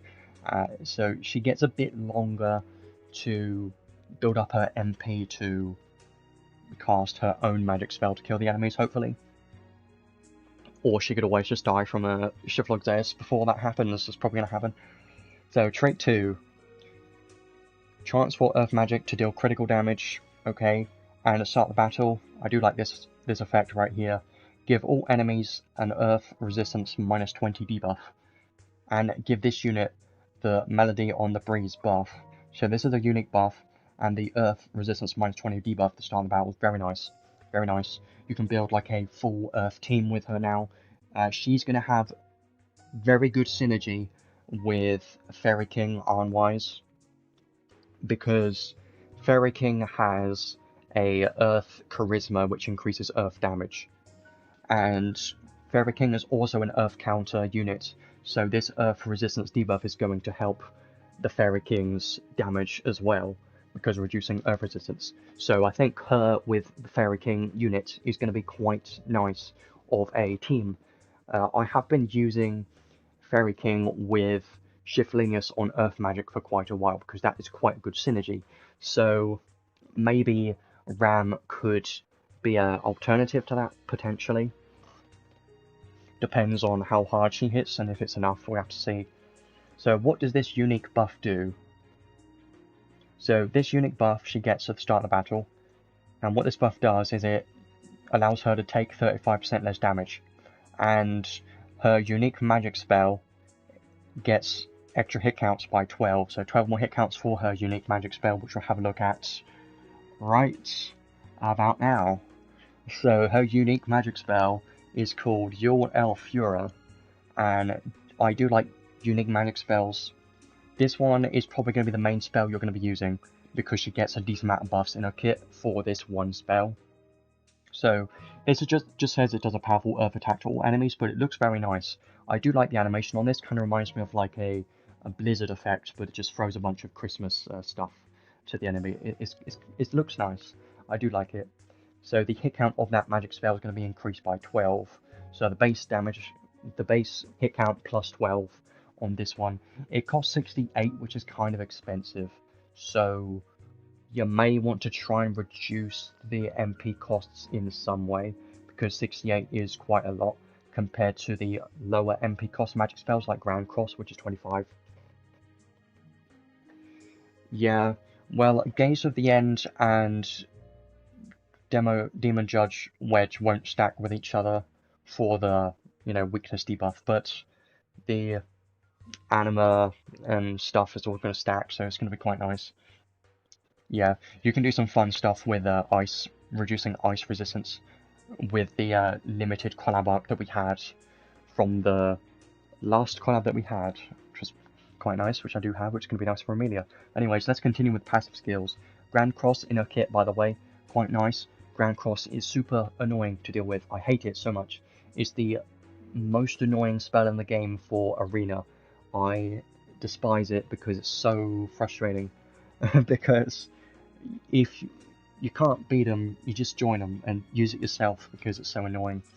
You know why I'm so frustrated with the skill, this magic spell? Because it flinches you even when you have flinch resistance. If you have a shield from healing, you still get flinched. It's annoying. I don't know why the flinch does what it does on this magic spell, but it does, and it's annoying, and I hate it. But yeah, having Grand Cross as a crit is nice, I suppose. But you're going to be using this one most of the time because she has some more stuff down towards the bottom that you'll have a look at soon. So let's continue with the rest of her skills. Stone Menace is a new one that she has on her kit as well. We've seen something similar, I think from the last collab or something. Give one enemy an earth damage taken plus 20% debuff, and attribute weakness damage taken plus 20% debuff, and an earth damage cap taken plus 10,000 debuff. Yeah, magic 100%. That's what I thought. It's very strong. It's so good. This magic spell costs a lot of MP, but the effects that you're getting from this are quite strong. It's only for 30 seconds. Would have been better if it was 40 seconds, of course, but 30 seconds is alright, it's fine. And this is going to help in an Earth team, but we still don't have a top tier Earth physical damage dealer yet. And by top tier I mean like DPS wise, high DPS potential, like cannon and all that stuff. We don't have one yet, so not going to be anything crazy yet, but it is going to buff herself technically, and like Fairy King, but you never really use those together in a PvE team, just PvP, so yeah, you're probably not going to be using this that much, because you can't really use it in PvP, but endgame stages, I suppose it can be nice to have this for sure. Could technically make her a support mage hybrid, because she has, you know, some kind of, she has the reduced earth resistance debuff, and now she has this debuff to increase damage taken and damage caps for Earth, so it could be nice in the future for if we eventually get a top tier Earth damage dealer. MP up max, magic up max, arcane up max. If you're noticing a pattern yet, both of these two new units have the max version of the stat up, or yeah, the stat up skills. Because Christmas Rem also has the max version of all these three for the strength version. So it's nice to see this, and also esoteric up max. Very good. All of these max. Nice to see. A lot of intelligence and a lot of MP as well. It's going to be very good. I do like that. Critical up 3 is nice to have in the unit's base kit for sure. I do like that one. Same Vitals, Proud Force, Illusion, Brute Geyser. So this is the only Slayer she has in her kit, is Brute Geyser. Beast, Plant, Insect, Bird, Fish, and Creature type effects. Not super relevant for PvP, unfortunately. Would have been nice if it was Human Geyser or Divinity Geyser, honestly, would have been best, maybe. But Shift Log Zeus nullifies God Slayer anyway, so it probably doesn't matter. But, yeah, it helps against PvE stages, I suppose. Auto Critical is going to be nice. Auto Ultra Advanced Circle. Basically, it's just an improved version of, you know, Advanced Circle. We've seen that before, nothing crazy. Auto Recast, Auto Heal 2 is quite nice.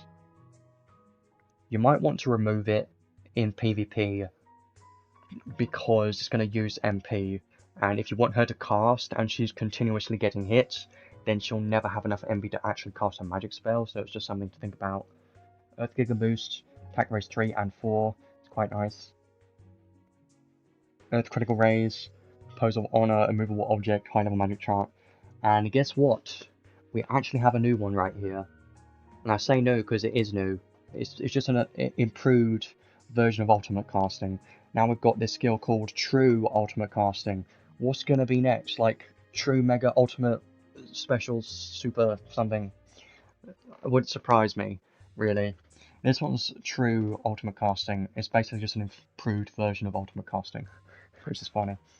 So, non-stacking magic damage is increased by 250%, which is a lot, and damage cap 100,000. Enemy mind minus 25% of deal damage. Yeah, True Ultimate Casting. It sounds weird to say it, honestly. We had Ultimate, now we've got the actual True Ultimate one. It's the true one. It was the proper True Ultimate Casting. It's the proper one this time. Trust me on that one. We're not going to get like a True Ultimate Casting Plus. Trust me, not happening. It's probably going to happen. I bet. It's probably. Non-stacking magic MP uses 100% more MP, and casting speed boosts are halved, and it's maxed at 40%. The speed cap's maxed at 40%. Yeah, it's funny. It is a good spell, a very good skill, but it doubles the MP cost of your magic spells.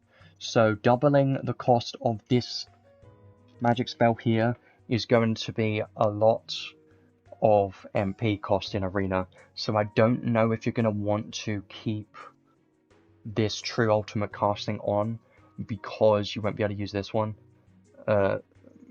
sooner.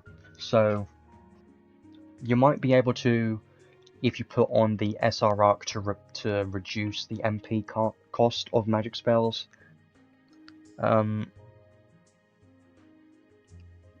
But with a low MP cost spell like Grand Cross, it's probably fine, because doubling that to 50 is not really a big deal. But doubling this to 136 is a big deal for Arena. So, yeah.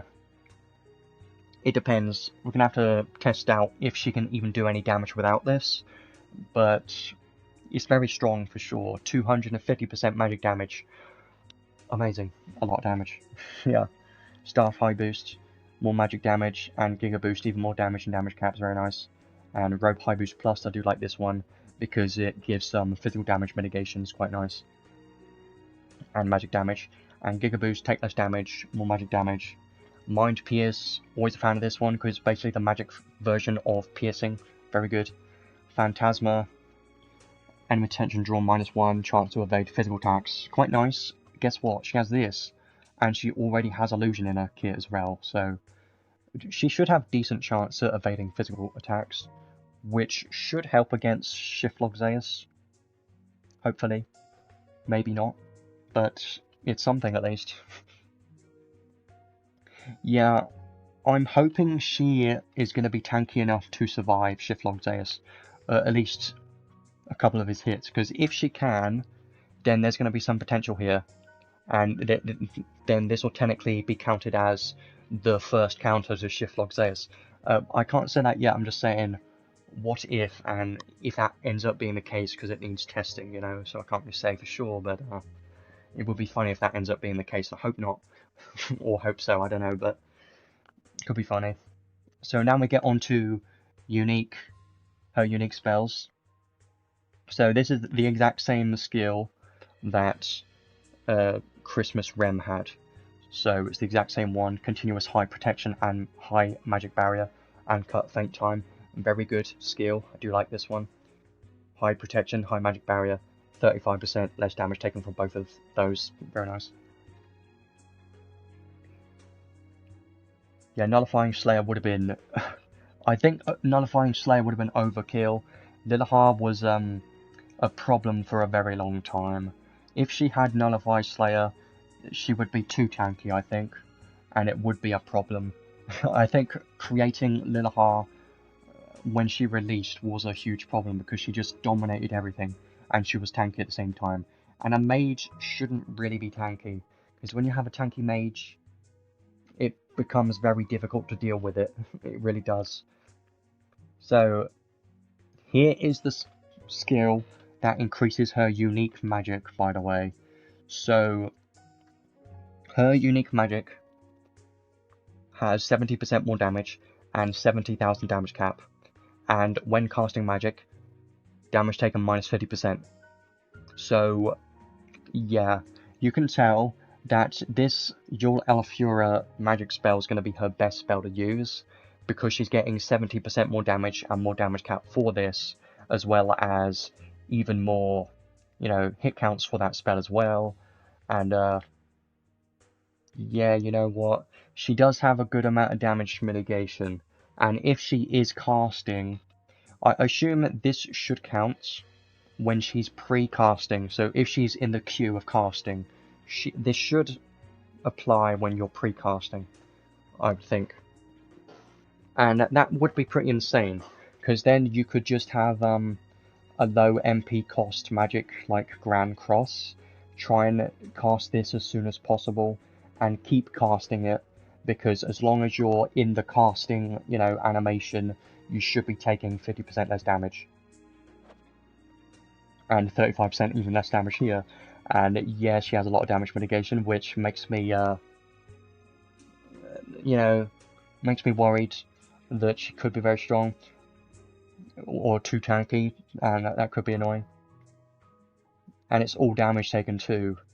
Yeah, it sounds strong, but I'm not going to jump the gun yet, because you could always be disappointed with these collab mages. It always depends on what her actual damage is, because if her damage sucks, then it doesn't really matter if she's tanky, does it? Probably not. So, let's continue. Holiday Dress, Continuous Grand Aura effect, Robe equipped, damage taken -20% if it's Earth or Light.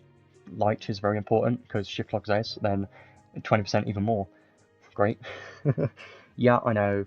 She has a lot of mitigation in her kit, yeah. But only when she's like casting.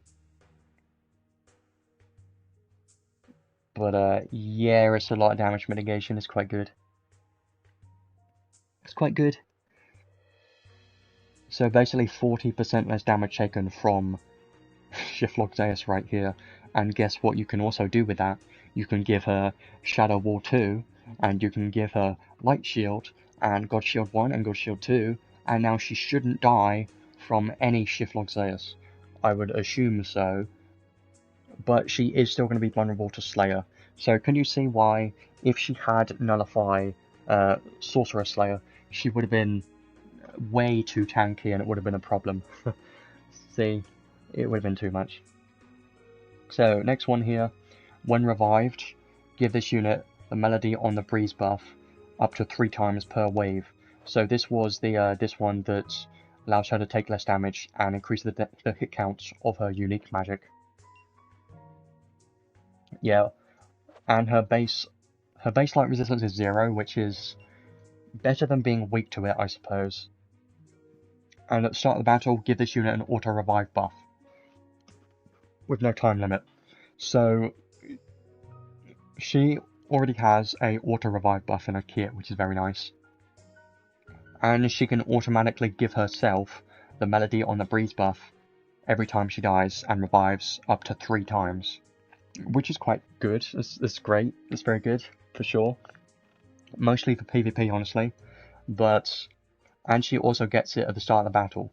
So she gets it once at the start of the battle, and then you can potentially get it 3 more times. So that could be great. And then the rest are 6th enhanced skills. So these seem pretty good. Boost damage cap for each repeat of an attack magic. So basically you want to keep spamming this one in PvE content. Because you're going to keep getting more damage cap the more that you use the same magic spell. It doesn't increase your damage, just damage cap, so it doesn't really matter in PvP, just PvE if you want some more damage cap. That's the only time it matters. And guess what? More damage mitigation. Hooray. It didn't need it, but there it is. Sure, why not? More crit rate, very nice. Staff boosts, more magic damage and damage cap, very nice. And even less damage taken, wow. Yay. Less damage taken, like we needed it. Definitely not. But it's here anyways. Yeah, okay. And then stone weapon. So if you have a earth staff equipped, because she's gonna have to have a staff, because she's got staff giga boost and high boost, and she's a mage, so make sure to have staff. And if it's earth, even more damage and damage cap. Quite nice. 20% more earth damage. So her paid probably, and I know there is a earth staff that's in the game for free to play, so it's not bad. It's alright. And the last one is even more casting speed. 30% more casting speed for everything, and she also has high level magic chant and auto recast. Is that enough casting speed already? 30% plus another 20%, it's 50% plus another however much recast is. Is it 20% or 30%? I don't remember. But that's like 40% already if it is a 30% from recast. Which is already enough if you have ultimate casting, so that's quite nice. So honestly looks pretty good, but she actually has more mitigation than magic damage. Now her magic damage should be decent, but we're really gonna have to test it, because we can't really tell how good she's gonna be in PvP for magic damage. I am hoping she hits quite hard, because I do like having a fun collab mage to mess around with, because we don't get them that often. Yeah, look at her page. I'll look at that after we look at the Ark, because those should be quite nice. Yeah, we do get some more tickets later on in part 2, well, part 3, part 2 of the event, which is considered part 3, which is next week. So overall, she looks pretty good. I think she has some potential, and this is the unit that I'm more excited about, because she's a mage, and I like mages. Yeah, they basically made a tank, and then turned it into a mage. Wow, great job. But yeah, I'm quite impressed with both of these units so far, because they both seem like they're very good. if Ram ends up being quite a strong mage for PvP, then I think both units are actually going to be strong meta units if that ends up being the case. But she's going to need more testing, and I haven't seen anyone test her yet.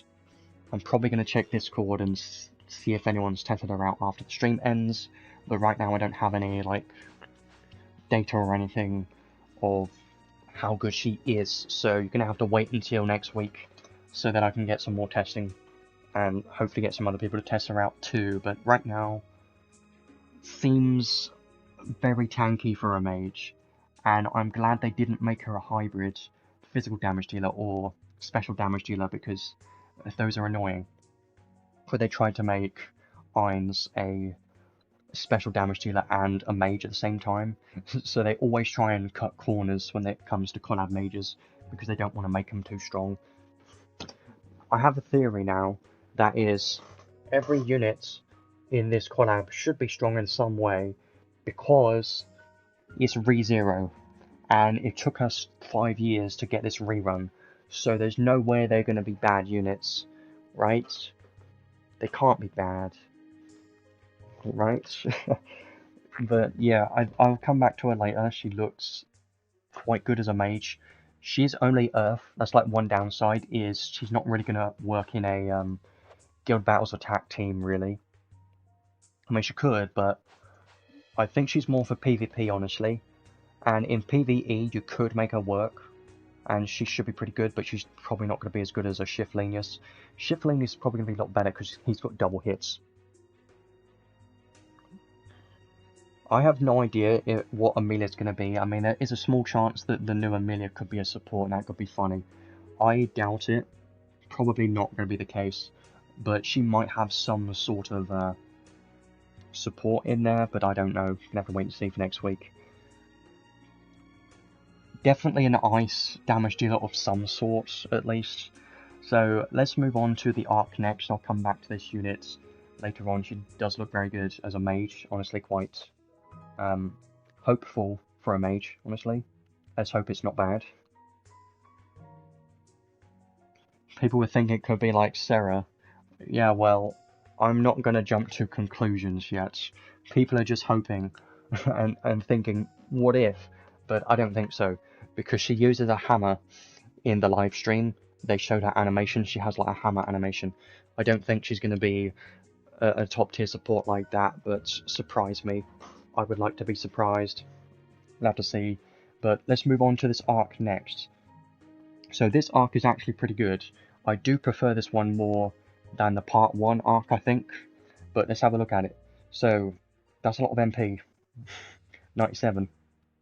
Non-stacking magic damage increased by 30% and damage cap 3000. If it's Earth or Dark, non-stacking magic, then increase it by another 3000. It's not much, really. Spirit type only. Attack magic MP cost decreased by 20%. Cut movement speed, but you take less physical and magic damage. Well,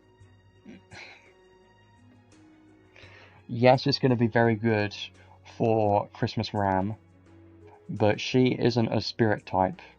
So it's kind of a weird thing that the Ark trait wants the unit to be a spirit type.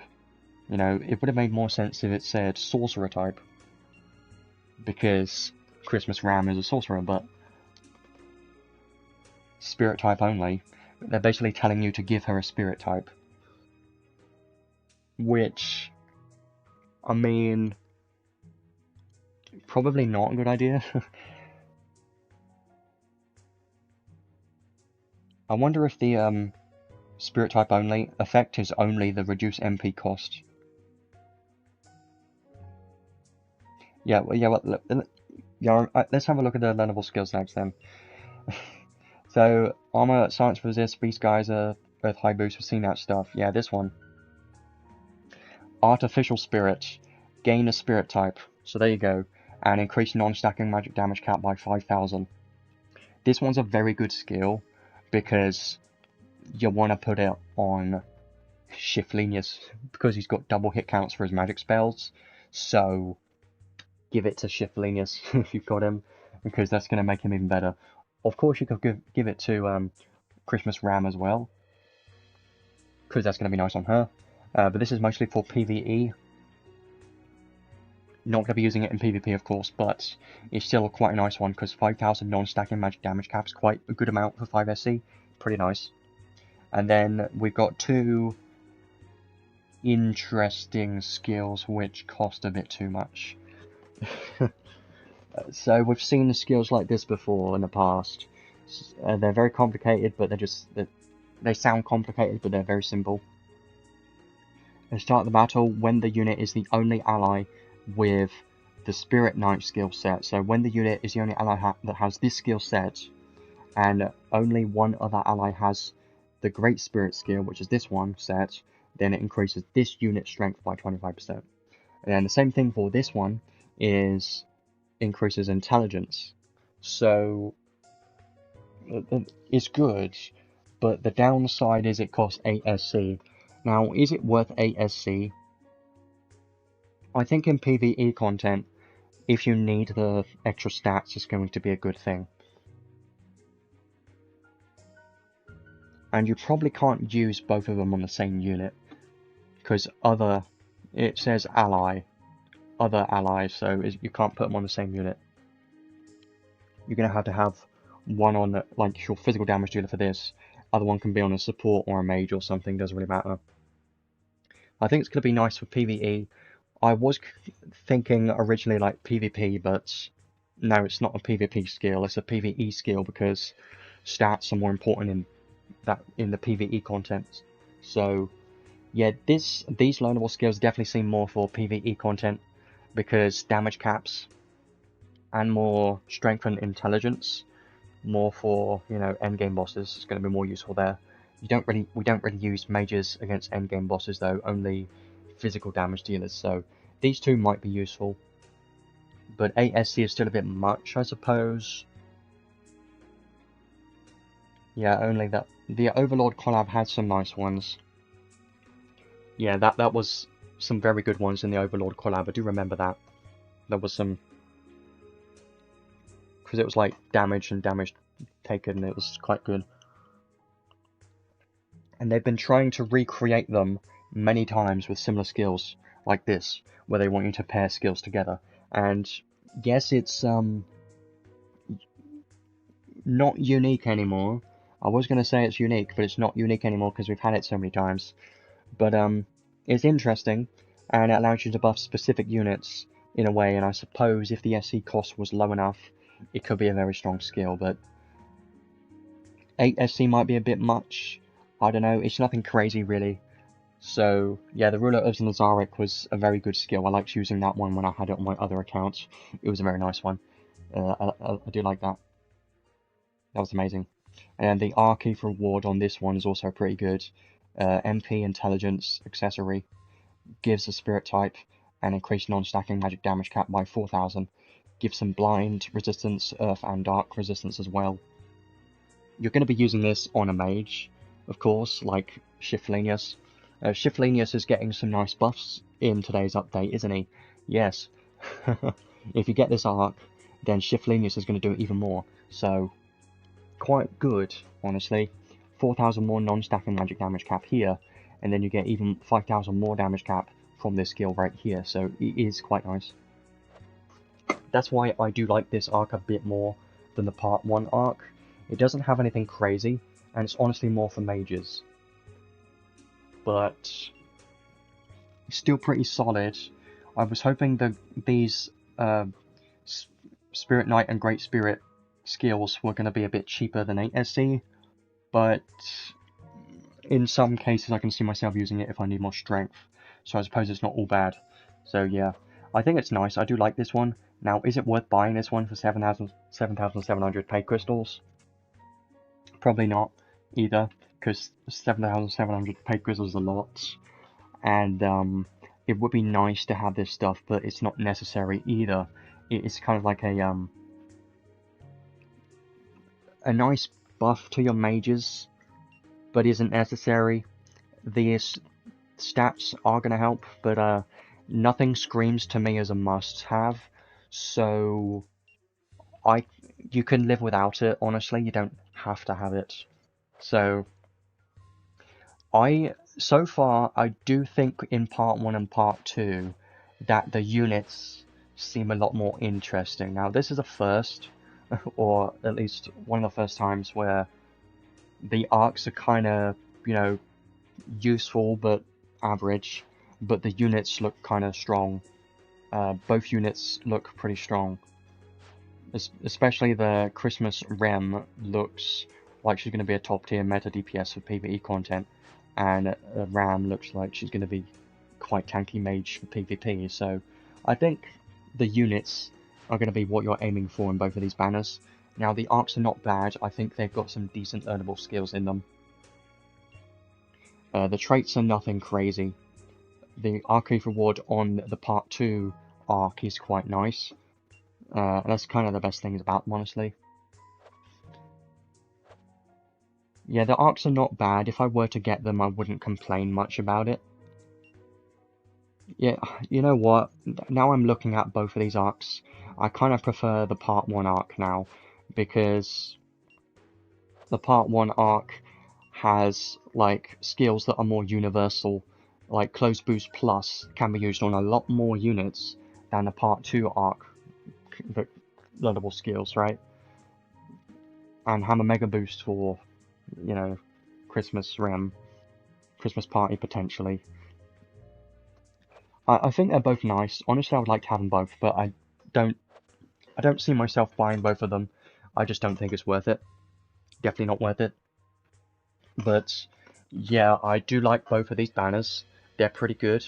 There is 18 days left, so we don't even get 3 weeks. I highly recommend to wait until next week, see what part 3 is, and then decide after that, after you've got every single ticket available. But now, let's have a look at Ram's paid equipments. These should be quite interesting. So, of course, she has a staff and a robe. That's pretty much expected for a mage. So, MP, Mind, Intelligence, Earth Magic damage increased by 40% and damage cap 5,000. Intelligence increased by 10%, quite nice. And when using a Earth attack magic, there's a chance to give the unit the Melody on the Breeze buff. Now, it sounds like a big deal, but is it a big deal? I don't... Well, I think it is a big deal in long battles, because I don't think the buff is continuous. I have no idea. But if the buff only lasts 40 seconds, and you can only get it back in a base kit after she dies and gets revived, then I do consider this stuff to be very useful for long battles, because it allows her to, you know, get the buff back in some way. So it does kind of suck that there's a part of her kit that's on a paid weapon. It feels bad, because it feels like that should have been in a base kit already, you know?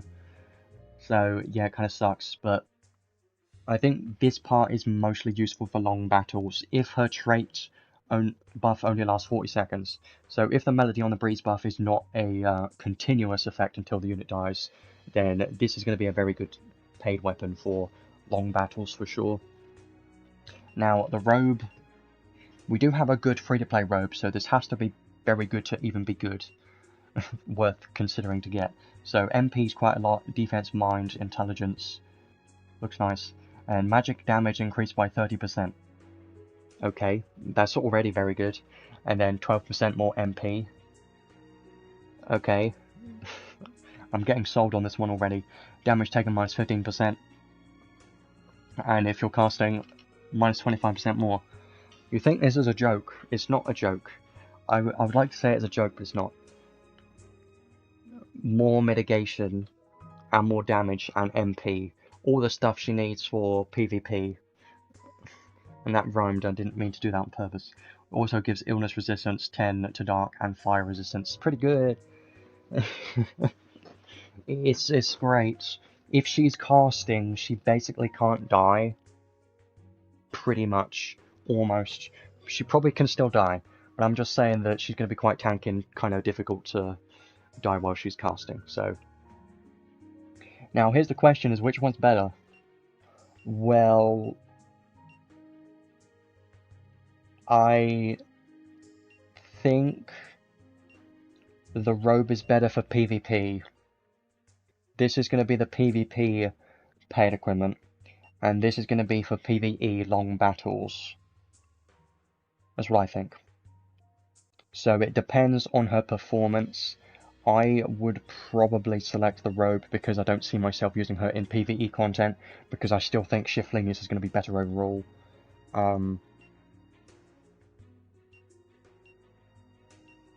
Well, technically, this could help in, like, guild battle attack teams, but I'm probably not going to be using her there. And you have to use the attack magic to even have a chance to give the buff back, so, yeah, if she doesn't die to Shiftlog Zeus, it's going to be a problem. Yeah. This robe, I'm going to recommend this robe more for PvP. If she ends up being very good in PvP, I'm going to get this robe. I'm probably going to get Christmas Rem's paid weapon and Christmas Ram's paid robe. If I end up getting both, that's just an if, because I don't know. I'm going to hope so, but I think that priority of paid equipments is a good idea. But you don't. This robe becomes less useful if you're just caring about PvE content, because this will be better for PvE content slightly. More intelligence and damage cap, a chance to get the buff. It's going to be better for PvE, so it depends where you're going to use her. But the robe's better for PvP, so it depends on where you're using her in, but I would get the robe. Just me though. So that is everything in regards to part 1 and part 2 and their paid equipments. And it took us 2 hours to get here, by the way. Geez, today is going to be a long day. Can already feel it. We haven't even gone to the showcase or the summons yet, and it's already been 2 hours. Well. Next thing I want to do is I do want to have a brief look at the Redux units and arks and just recommend what you should be selecting on those, as well as the Christmas step banner. And after that, I do want to start doing some summons and then start showcasing stuff afterwards, I believe. I'm just trying to remember if there's anything else I've missed. I don't think so.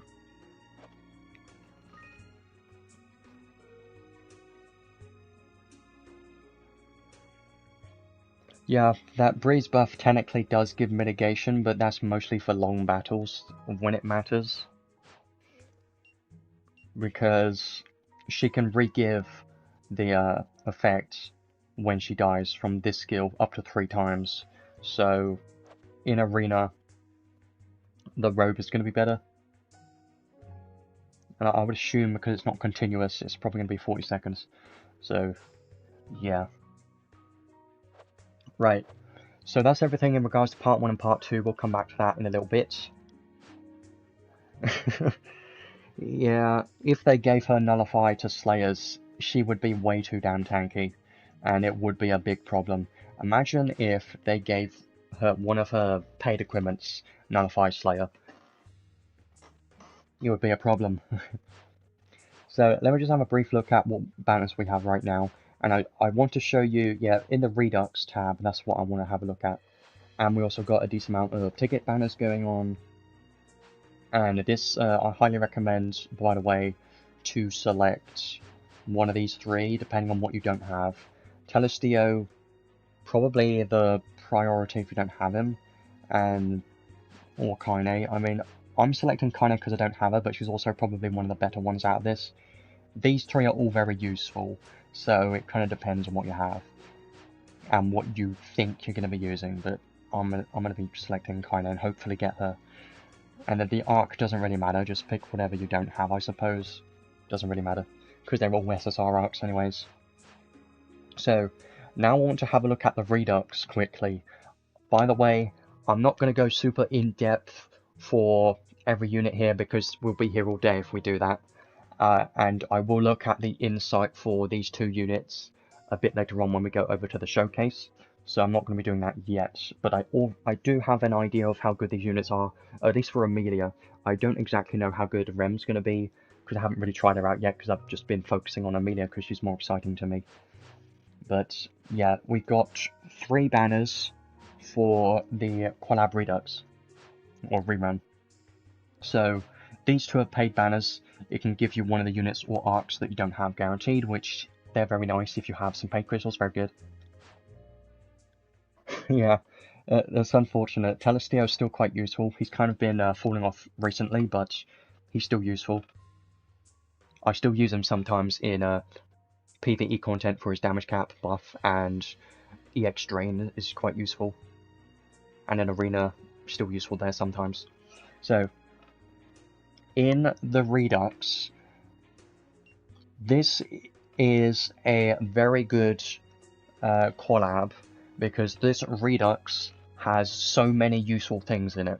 It's got Emilia, who has been a top tier meta mage for 5 years, and I'm not kidding, 5 years she's been a meta unit. An incredibly long time, and probably one of the units that has held. She probably has the trophy for the unit that has been meta for the longest time in the game, probably. So you can basically guarantee at this point that with her insight, she's going to be even better and last even longer than 5 years. So if you're not already sold on this unit, I don't know what to tell you. She's mostly for PvP. Most things in this collab are for PvP, so if you don't care about arena or your battles, then it's not really, you know, it doesn't matter too much what you get, but there are some very strong things in here. So Emilia is a mage. I'm just going to tell you briefly of what she does real quick, and we'll go in depth over these two units once we go to the showcase later on. So the main reason why she's so good, she's not just a mage. She has this trait 1, which doesn't even show you the full description of because it's so long. That back in the days when you couldn't get scrollable traits, by the way, and they haven't changed it. So when close to death, very greatly restore HP, restore MP by 17%, and activate a barrier once per wave. When Emilia is incapacitated once per quest, ... Very ominous effect. Apparently, it's something to do with the anime. It's done that. They do that on purpose.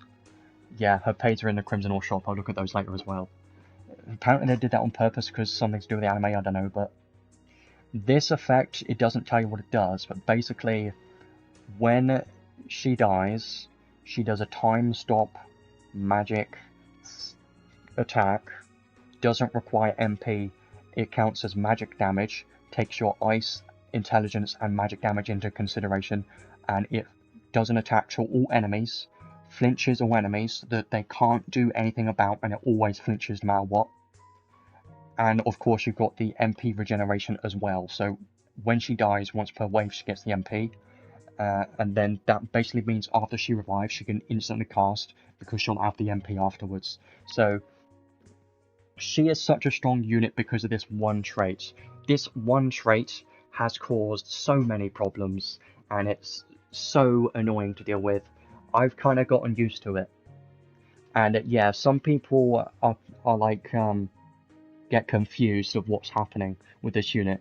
And some people have claimed people have been hacking because of this unit. She's a rare unit where she was a too strong of a unit, and it's been 5 years, and she's got an effect that no unit has in the game. Restoring MP in a PvP arena space is so unbelievably broken, and doing a time stop attack that flinches that you can't do anything about is completely broken. So if you're not sold yet, that's all I got to tell you. She's got a bunch of magic damage and stuff as well, but that's the main point of this unit, is restoring MP, and the time stop damage spell that she does when she dies once per quest, by the way. So, amazing unit, definitely meta, going to be even more meta now that she's got insight with insane damage boosts, by the way, which we'll have a look at later on. Her insight's going to be quite nuts. Have to say, it's going to be great. She scales very well off of intelligence. It's just a very good unit. Now, Rem, I don't really know anything about Insight Rem because I didn't really look at it because I was too busy focusing on everything else that was new. But she has the Demonized buff, which is very similar, or basically the same thing as the Christmas Rem. So they do kind of have similar buff effects here. And that's kind of her unique thing, as she has the Demonized buff and Undemonized. That's kind of how she works. And she's a non-attribute damage dealer. I remember when she came out, and I have very good memories of this unit because she allowed me to clear one of the harder story boss stages back in the day 5 years ago. Good memories. It was good times. And I also remember getting her from the step gacha quite easily. That was very lucky, I remember that. It was good times, because it was a good collab at that time. And yeah, she's the least important thing. You don't need her unless you like her. So you can ignore the base form of Rem unless you really want to use her. Up to you. If you pull her, by all means you could build her if you want to and use her. I think she's going to be good. But is she going to be anything crazy or meta? No, she's not. She is going to be a non-attribute damage dealer and probably going to be solid, even better than the crappy Balin, by the way, which is not a very high bar to reach.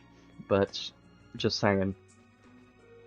And then we get on to the arks. Now, the arks are 2 top tier arks that you must have if you care about PvP in any way. Now, the highest priority in this banner is Beast of the End, because this one is one of the best arks in the game for PvP. I'll tell you why. All attribute resistance increased by 10. It says a chance to nullify critical attacks taken. This is a lie. This is actually not true. They changed the description of this trait in the past to say this, even though it's not actually how it works. What this actually does is nullify 100% of critical attacks. So you can't take critical damage when you have this arc equipped, which is why this arc is so good, because you can't take critical damage when you have this equipped, and it increases all of your attribute resistance by 10. So you can give this to a tank and they won't be able to take critical damage. It's so good. And that is what makes this arc trait so good, is nullifying every single critical damage ever. It is so good. And as well as that, you've also got some very solid learnable skills. The most notable ones being Contract with Puck, which is a very good one. 40% more ice damage, but it consumes more MP. It's a very good one for Emilia. And Gaze of the End is the iconic skill that so many people have been using for many years that is incredibly strong, because at the start of the battle, give all enemies an attribute resistance plus 10 debuff, and there's a chance to give curse. If you've been cursed sometimes, occasionally, at the start of the battle, in Arena, this is why. This is the reason. So we have an alternative to this now in the game. It's the one from Asuratron. It's the same thing as this, but has a chance to give silence instead. So not as useful as it used to be if you have that arc already, but it's still quite insane. So it's got some very good stuff in here. And the Archive reward isn't bad. I remember using this sometimes. It's not that crazy, but when using skills, slightly recover MP. When using magic, slightly recover SCT.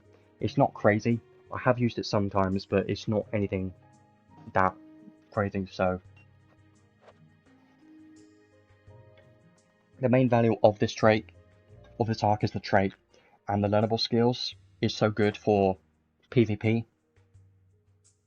Also, even though I just said this part, it does have some other parts to it too. More ice damage, 25%, anti-sorcerer type effect, and magic ice attacking, chance to give silence. It's a very good trait. That AR on Lena, I mean, suppose you could do that, but she doesn't even need it, does she? And I don't think it's going to recover very much. I believe it's very small. Yeah, you could use it on Lena, but I don't think it's necessary. She can work without it, and I know recover MP part is going to be nice when magically attacking, so I'm pretty sure that's only when you're using magic spells, like magic attacking spells. I don't think that applies to like Honey Elixir or stuff like that, I don't know. And I don't think it's much, but yeah, it's not that crazy. Even though it sounds crazy, it's not crazy because it's only a very small amount every time. So this one, highest priority. Get this one 100%. If you don't get this arc when you leave the collab, you're an idiot. Everyone's going to say that and start laughing and pointing, because it's the best thing here, and I don't know why you would not select it, because it's so valuable long term, and this has been a meta arc for 5 years. So why would you not pick it? No reason not to pick it, unless you desperately want Emilia or Rem for some reason. Well, Emilia, I understand Emilia because she's incredibly meta and top tier, but Rem, don't understand you unless you just like her for some reason. It's up to you, but whatever. And then we got From Zero. Now, I never had this arc, and I wish I did, because this arc's quite good as well. It's not as good as Beast of the End, but it is still one of the better ones on from this, you know, collab. It's one of the better ones in the game too. It's quite useful. Ark or Emilia, pretty much either Beast of the Ends, From Zero, Emilia are the three things that you want to try and get. But let's explain why this is so good. The trait, I never had this on my original accounts, and that's why I was so annoyed, because I really wanted this one because it was so strong. And I think this was back in the day when there was no guaranteed pity, so yeah. If you're just starting, it's best to re-roll and try and get multiple arcs and units from this collab if you can. Might be best to wait until next week for part 3 and try and re-roll as much as you can to get as many as you can. It's up to you if you want to do that. Yeah, arcs never get power crept ever. Sometimes, but just for learnable skills, never power crept. Some traits are very specific and they don't get power crept either. ACT recovery speed, skill damage, when the skill From Zero activates, autocast grant Brave and Aura, when the unit dies, revive a random incapacitated ally once per wave could be fun. But the trait isn't the main reason why this is good. The main reason why this arc is good is the learnable skills. Again, you've got skills we've seen many times, but the best skill in here is From Zero. Now, this skill is quite insane. This is one of the best skills for PvP, and I really wanted it because it's a massive difference. This is one of the better skills for PvP. When taking lethal damage, make MP 0 and very great restore HP, and then you get a buff to take 50% less damage for 10 seconds once per wave. This is, I didn't realize it was 10 seconds by the way, but this is still an insane skill for PvP because 50% less damage taken buff for 10 seconds and you survive and great restore HP. So on someone like Shift Logzeus, this will be insane because it's going to make him even more tanky. So on tanky physical damage dealers, this will be very good, and is going to be has always been a very strong skill for tanky physical damage dealers. But also technically you can use it on a tank as well. It's good on tanks too. So this is a very good one. New Rem and Ram are pretty good though. I do recommend to wait for like more testing for those units first probably. If you're missing a top tier damage dealer, then Christmas Rem is going to be a very high recommendation. And then the last one, start the battle, autocast Grand Brave, critical and speed. It's okay. I don't know if people have used this one. 8SC is a bit expensive and nowadays not that useful, but From Zero is frustrating. From Zero is the main reason why this arc is good. If it didn't have From Zero, it would be kind of bad, or just mid. But as well as that, it's also got an Arc reward, which is actually solid as well. HP, defense, mind, non-attribute physical damage plus 10%, and magic damage taken minus 10%, and gives illness resistance. This accessory is pretty good. It's not bad. It's quite a good accessory for an Arc reward, honestly.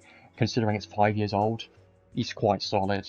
Nothing crazy, but it's still a pretty good one. So, it's a good arc. Now, it's not necessary that you get this. The only reason the From Zero arc is good is for the From Zero skill.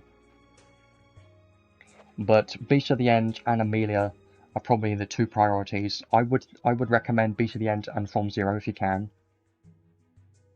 Yeah, if you're just super casual and don't really care about meta PvP, then it's up to you, really, I suppose. I just like to do these kind of things to help recommend what people should be trying to get if they want to keep up with meta stuff, because a lot of people care about that kind of thing, and it does matter a lot for collabs especially, because collabs may never come back, and this one has not come back in 5 years. So yeah, new Emilia info, I'm waiting for that too. I'm hoping that's good. But yeah, in regards to this Redux banner, you should select Emilia and Beast of the End if you don't have them yet, and try to get From Zero if you can, so then you can get Emilia, Beast of the End, and From Zero.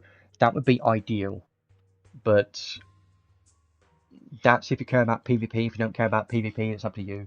But Beast of the End is still the priority, I think. Yeah, it would have been nice to have like a Shift Log Zeus, because he carries Arena so hard. He could definitely carry newer players super hard if you get Shift Log Zeus to plus 30 and build a team around him, because that can work. But Telestio has been working a bit less lately, but he still helps against the weaker teams. So yeah, that's everything in the Redux. 3 very strong things that you should try to get if you care about PvP. And now I want to have a quick look at this Christmas Step Up Gacha, just so everyone's aware of what's good on this one.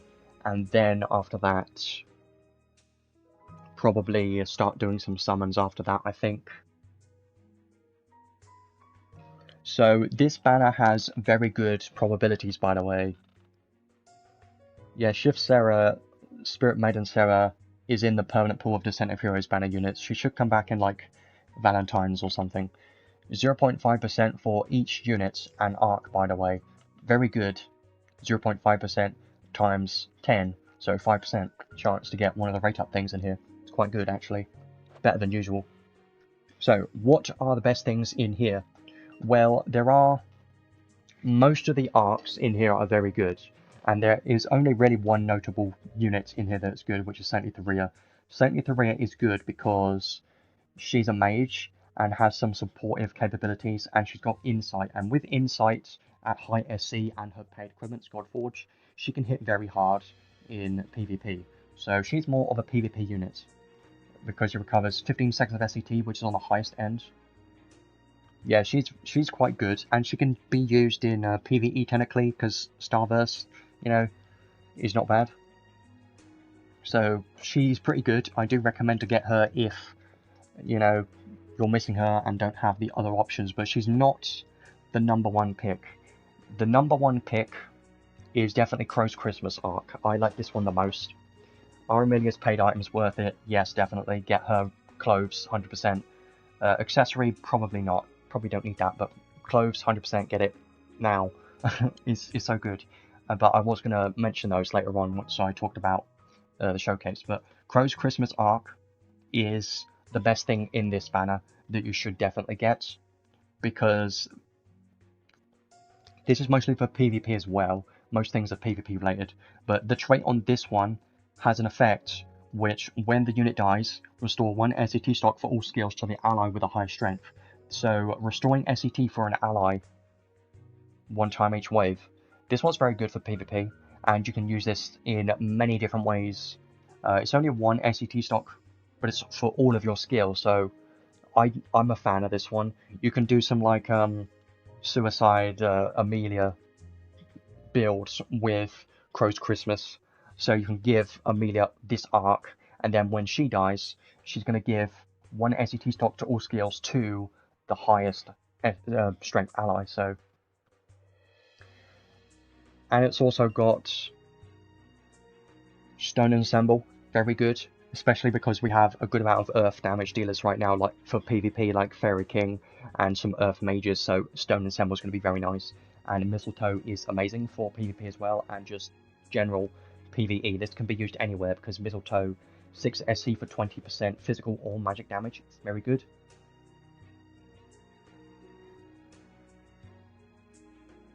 But it's dependent on if the unit is male and ally is female. So it's more specific there, but it's not a big deal, because most supports are female, like Spirit Maiden Sarah, the main one that we use most of the time. But yeah, this is amazing. Mistletoe 6 SC, 20% damage. Huge. Amazing. And Stone Assemble, amazing. And the Arcade rewards doesn't really matter, really, but it's not bad. So definitely get this one as the #1 option. After that, though, Santa Girls is the next best arc in this banner. I think either that or Maiden's Yule Song. These two are pretty good. I have Maiden's Yule Song already, so that's why I'm selecting. That's why I'm looking. I kind of want to get Santa Girls, and Santa Girls has Ice Mega Boost for Emilia, and Emilia doesn't have Mega Boost, so she would like this. Now, why is this good? Apply ice damage, 20% ice damage buff to all allies at the start of the battle for 60 seconds. Very good, because it's a unique buff that we don't get access to very often, so it's a very nice ice damage buff. PvP mostly, but it's very good. Continuous vitality effect. Nice. As well as that, physical damage taken cut for each buff on the unit. 3% per buff, maximum of 30%. So 30% physical damage mitigation at max if you have 10 buffs on the unit. So a tank can use this. And it also gives 5 ice resistance, which isn't much, but it is something, I suppose. So the trait is very strong for tanks for PvP, and it also gives an ice damage buff to all allies. So it is a very good trait. It's one of the better ones for PvP. Very good for sure. Definitely can use that in some scenarios when you're building an ice team, or just want it on a tank for physical damage mitigation. As long as you have enough buffs, it can be very good. And then the learnable skills, Christmas Carol, very good. I like Christmas Carol. I remember using this one quite a lot, because at the start of the battle, you apply damage taken minus 10% buff to the unit for 100 seconds, but every 10 seconds it reduces the effect by 1%. So it doesn't matter too much in PvP, because PvP, like Arena, they're faster battles anyway, so. And this is a unique icon, so this stacks with the damage taken buffs that already exists. So that's why this skill was very good, because it's Christmas Carol is a unique buff icon for 5 SC, 10% less damage taken. It's a very good skill for PvP. Highly recommend to use that on your tanks, or if you need more damage mitigation, this one's very strong. And you also got Ice Mega Boost, which is going to be very good for Emilia, of course, and any Ice Mages like Shiftlingers could use it. So, and the Summer LR could use it as well. If she doesn't already have it, she might already have it. I think she has it already. But anyways, yeah, 2 good learnable skills, very good traits.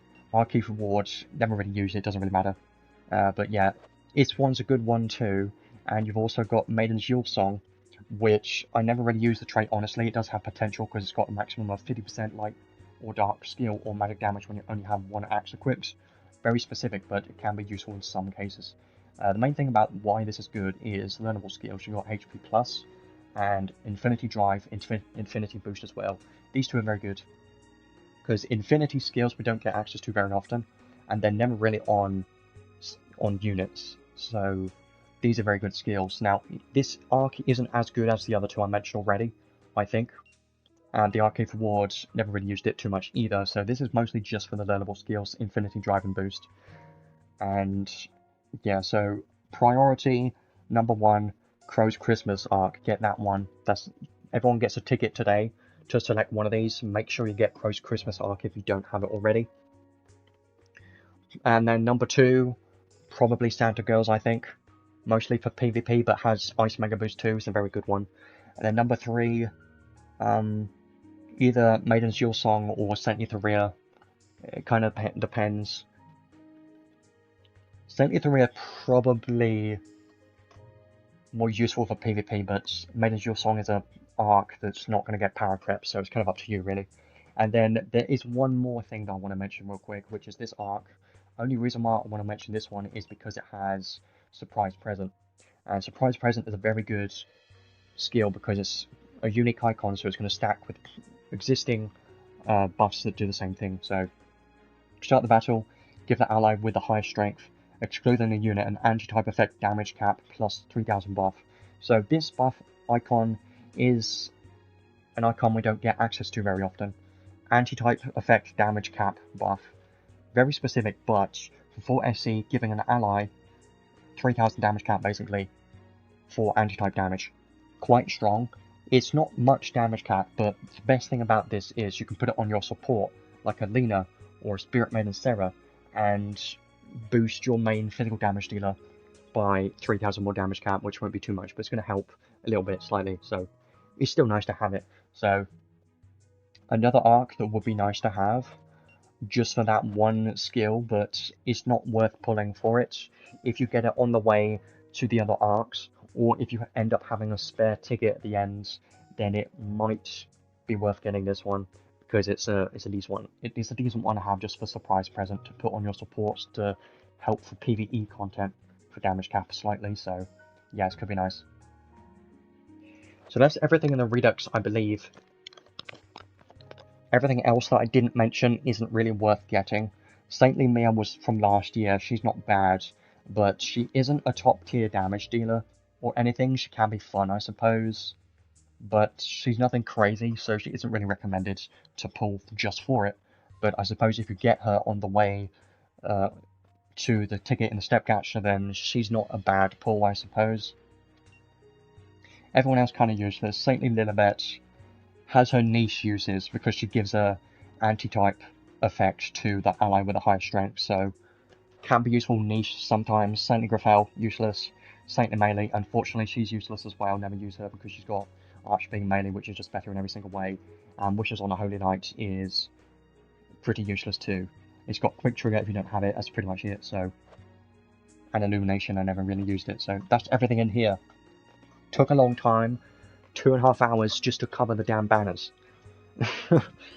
That's when I can already tell it's going to be a long stream, but it's fine. Right. So, now we've done that, I think we should move on to summons next. I'm just trying to think of if there's anything else I missed just before we get to that. I don't think so, because there are some other things that I want to cover for a bit later with the Redux units. Yeah, it's fine. If we're here for 4 hours, I can take it. I think. I was going to guess like 3.5 hours would be fine, but ideally I have to have dinner in about an hour and a half, so... If we're here for 4 hours, that's kind of the maximum time I can be here for. But it's fine, we're not going to be here for 4 hours. Yeah, you can tell when the update is massive and has a lot of interesting stuff in it when I haven't even got to the summons yet. Have I summons for any? Not yet, I'm just about to do that now. Good timing. So...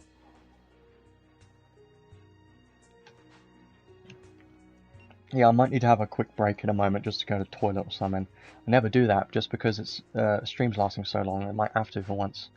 But let's have a look at the banners. I think what I want to do today is I'm gonna use all my tickets, of course, see if we get anything. And I do kind of want to be patient because I don't want to, you know, pull too early because there might be tickets coming in next week or something. Yeah, some have saved, some have bought. I try and save as much as I can. I've been grinding a little bit over the past 2 weeks to try and build up some crystals. I managed to gather like around 15k or 20k more before last time. So I'm going to be using all my tickets. I've managed to get every single ticket available right now, free to play, available in the event. So let's hope we get some stuff from there. Someone I've heard in my guild has 400,000, so yeah. Also, I plan to do a couple of summons in here, depending on how tickets go, because I want to get, my plan is to pull one of these three, either one of the arcs or the unit, and then use, do one of these banners, and then get the third one from the select ticket that we got for free. So that's my plan. Hopefully that works. And I am going to be doing this up to step 5, because even though I got a ticket already, I want to get Crow's Christmas and Santa Girl, so I'm trying to get both of these. So I'm going to be doing this at least once to try and get Santa Girls. Yeah. You can get one ticket from the event. I've got the tickets already. That's why I'm going to be doing pulls first, ticket last. That's always the plan. So what should we start off with? I feel like we should start off with Redux stuff first. So let's start off with this Redux banner. I'm going to do these 5 tickets first. And let's hope we can get either Emilia or one of the 2 arcs. That's what I'm hoping for. If we can get one of those 3 from these tickets, amazing, then I don't have to spend any crystals, but it doesn't look like that's going to be the case in this one. Nah, this not going to be anything on this one. Definitely nothing. Not even a red. It was only 5 pulls and we just started, so yeah. I never really get anything from tickets. Let's hope we get some luck from tickets today, because ticket luck has been kind of bad for a while. Now, here's the temple. Hopefully something is in this temple. If you don't know how to get this, it's from the collab challenges in the homepage, so make sure to do those. Really hoping this temple to give something. If not, I'm going to have to use some crystals to try and get Emilia or one of the 2 arks. It's probably not. Let's hope we get something. There is no beach or different. Yeah, it's not going to be bad. This is not going to be good. It's going to be bad. I can tell already. It's going to be bad. I mean, there's probably still a chance, but I don't think there is. Adele, Linus, Sarah, no Lilahar. There is a red. No extra animation. I don't have any hope, but you never know. Well, I'm expecting. Oh dear, yeah, perfect. The one time that happened for me, perfect, amazing. Now I don't actually have to use any crystals on the Redux banner, so that's perfect. So now what I can do is I can get the other Ark with 3,000 paid crystals guaranteed now, and then I can get Emilia from the free ticket they gave us today. So I can get those 3 right now, which is great. I'm probably going to do that first, actually. But I do kind of want to wait and see if there's anything else in any more tickets in part 2, but I don't think there's gonna be. I might just do it now anyways. Yeah, so I'm gonna be doing this one now, because then I get the other Ark guaranteed. Technically, you can guarantee everything in this event for 6, 9,000 because you get one for free, so that's actually pretty good. Yeah, so if I do this right now, we'll get the From Zero Ark guaranteed. There is no rate up in this one, by the way, so chance of getting something else is basically nothing. So, what's the strat in saving so many crystals? Basically, don't pull on every single banner, level up your units as much as you can, try and level up your account, do every single event, stuff like that. Do any stages that you haven't done, get the clear rewards from those. We know there's going to be the Ark in here, so yeah. I do buy a decent amount in this game, but I'm not a super whale. I don't consider myself to be a big whale. I'm more on the, you know, lower side, I'll consider. And there's the second Ark, guaranteed. Perfect. Finally got From Zero. It's been 5 years, and I finally got this Ark. Took me so long. It's been 5 years. And then I'm gonna go ahead and use my ticket right now to get Emilia. I could technically wait and try and get Rem, but I don't care too much about Rem. I desperately want Emilia right now. So I'm probably going to be building Emilia today as soon as possible, because she is the one I'm most excited about. And where's the ticket? Should be in here somewhere. That's for the stuff. It's probably up the top. Yeah, this one. Now I can get Emilia. Perfect. Yeah, I would consider myself a dolphin. Perfect. It is nice to have Emilia. I'm going to be building her immediately. And she's going to be plus 30. She's worth plus 30ing. We get plus 8 for free. And then I'm going to be giving her the rest of the God Relic Prisms because she is so good. I'm not joking. She's that good. Yeah, well, technically you can survive in this game if you spend like a very small amount, because like the this premium pass is pretty good. It gives you paid crystals, free crystals, and 180 per day. But you don't technically need to buy anything in this game. There are a lot of players that I know that are free to play, and they've been able to get most things that they wanted for just being free to play and being smart with their crystals. So next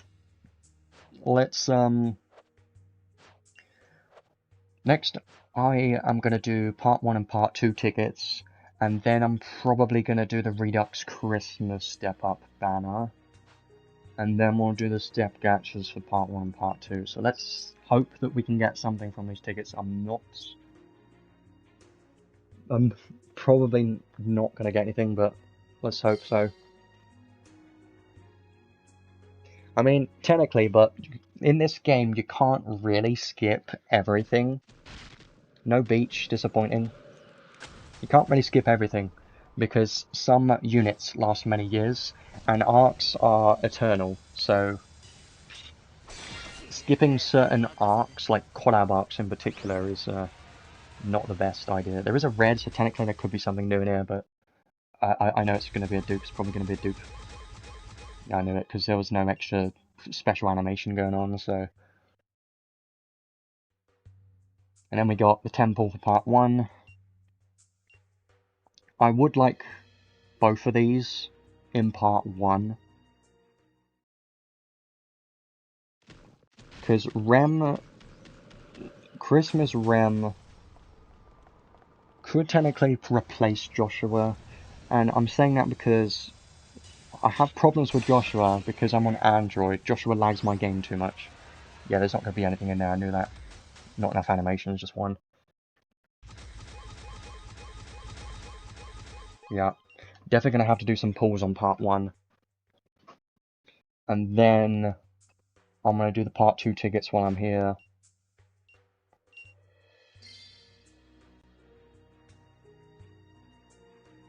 Hope we can get the unit from this one. I'm more interested in the unit on part 2, but I'm not going to complain if we get anything. But it's probably not going to get anything. Still a blue with no one showing up. This is disappointing. I mean, I can't complain yet. We're still on tickets and we just started, so...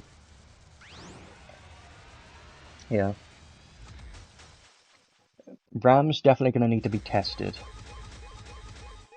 But she does look quite tanky in her base kit, I have to say. For a mage, in theory, she should be able to tank like a Shiftlog Zeus in theory. Now, here's the last temple ticket that we have. Let's hope we get something.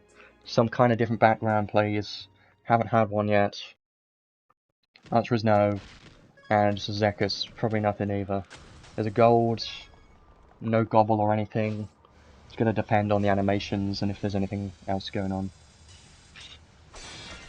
Adele's not enough. Lenia's only 2 is a red. Nothing else. Probably a dupe, I'm gonna guess. It's only 1, yeah, it's definitely a dupe. Oh, 2. Well, okay, but doesn't matter anyways. I always get less luck from these part 1 and part 2 tickets, like, because they technically got the lowest rate of 0.8% for each, so yeah, it's not very likely.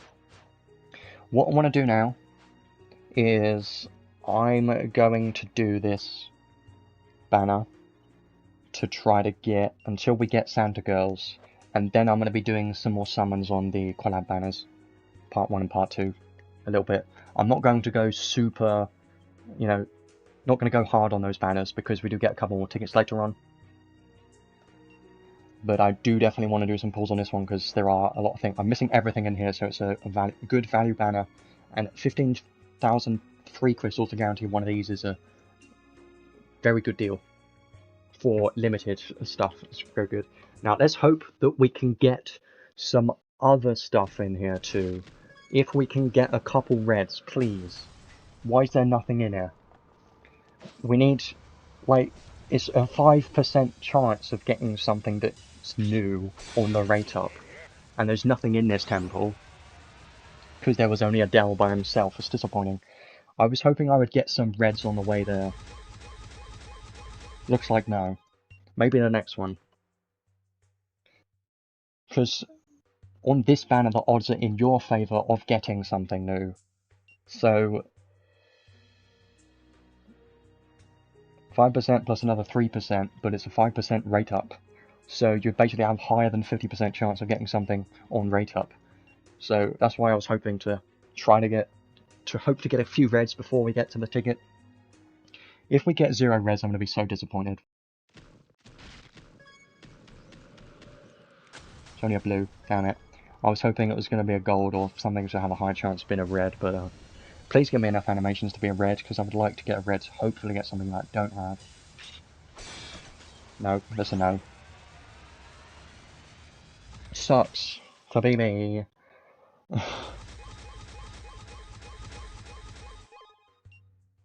Still got a few more. Come on, can we at least get something on the way there? It would be very nice. Like a Spirit Maiden Tharia would be awesome because I don't plan to pity her. We've got 3 left. Please at least give a red in this one. Yes, there's a beach. That has to be something in here. There's a higher than 50% chance to be something new in this banner. So if there's 2 reds, you're more than likely to get something new. Well, something on rate up, I mean. And I mean new because I'm missing everything, but come on. There's a red. No extra animation, so I don't know. It's only 1. Well, that's probably... Don't be a dupe, please. You have to... Thank God it's something new. Is it something I wanted? Yes, it is. You know what? That is the one I was going to use my ticket on. That is the best thing you could get from this. So... Because I'm almost there, I'm still going to go towards the ticket. I think it's a good idea to spend 6,000 more free crystals just to get another ticket. Because then I can get... I can use my free ticket that they gave out for Santa Girls, and then use the one I get here for Spirit Maiden. I mean, Saintly Tharia. So I'm definitely going to do that now. 100%.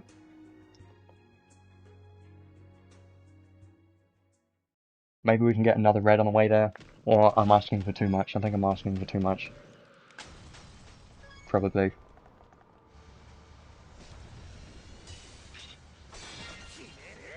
Yeah, nothing in here either. There's a lack of reds in this banner, which is annoying, because this is the one banner that I would have liked to see more reds on, because it's got a higher chance for rate ups. I can get more tickets. Well, I don't think there's going to be more tickets for this Christmas banner, so that's why I'm doing this now, getting the important stuff that I need. And this is the final one that we're doing for Christmas banner anyways. And then we'll go back to the collab banners, have a look at those. Please be a red. Doesn't look like it. Doesn't look very promising. This one's, yeah, nah. Nothing in here either. That's sad. I've only got 1 red that is in this entire step banner. And yes, it was nice. I shouldn't really complain about it. I was just kind of hoping for multiple things. But,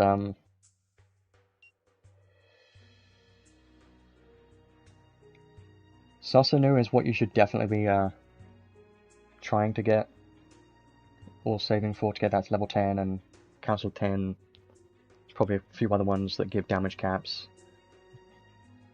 I'm going to be using ticket on Santa Girls and Saint Tharia. I could hold off and wait for if there's going to be any more Redux tickets next week, but can I wait that long? Can I wait that long? I mean, I probably should wait that long. I'm going to wait that long, so I'm going to wait on that. But yeah, now I've got 2 tickets to guarantee the stuff that I wanted to get, so that's amazing. Also, 50 more credentials. Can't get any Christmas tickets, can you? I was kind of hoping that you could trade for some more Christmas tickets, but it doesn't look like it, so I'm just going to get some more Crimson Ore, I think.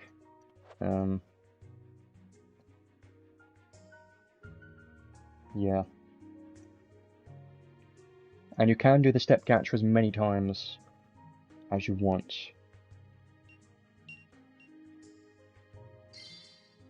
Yeah, well, patience is the one thing that you should try to have in gacha games, especially one like this. So what I want to do now is, we're not done yet. I'm going to be doing the lap 1 of part 1 and part 2. And we'll see what happens. So start with part 1. Let's hope we can get the stuff in this banner. They both look pretty good to me. Just going to skip it because it's only like 2 or 3 pulls in this one. Yeah, 2, so... And there's a free temple at the end, so that's going to be nice. I am hoping I get Christmas Rem, and Christmas Ram, because both units look quite interesting to me. And I think Christmas Ram is going to be, at least on my account, is going to be an upgrade.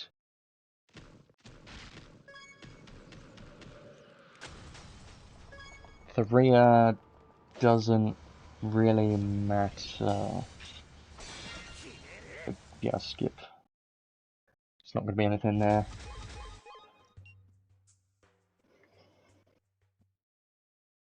And then we got 6 pulls here, and then a free 10 pull, which I'm always happy about. If we can at least get one of the things from the banner, I'll be happy. I always say that. I like to try and get one of them, so then I can hopefully get the second one from daily pulls or something. There's not going to be anything in there either. Yeah, 24,000 just to get, you know, everything is still pretty solid though. Yeah, I'm skipping that. Not even any animations, not worth my time watching. Because you know there's not going to be a red. And then we got the free temple. Come on, we need to get some reds. Something new. I'd like to get something new from this banner. Because I do think part 1 is quite good. Close boost plus hammer and mega boosts. I mean, if you don't have Christmas Rem, then the Ark's less useful probably. So I would like to get Rem, if possible.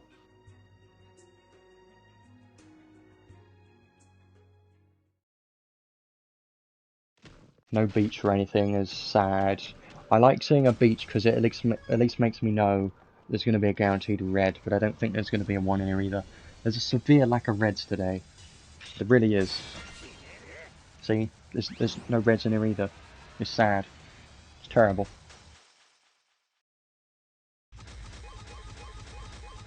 Yeah, Emilia's definitely a good unit to build right now. A lot of people are going to be using her. Might as well get in there early before everyone builds her and she starts being all over the place. So let's do part 2, step banner, same thing, trying to look for the units if possible. Because Ram looks like quite a tanky mage, could be fun to mess around with her, for sure.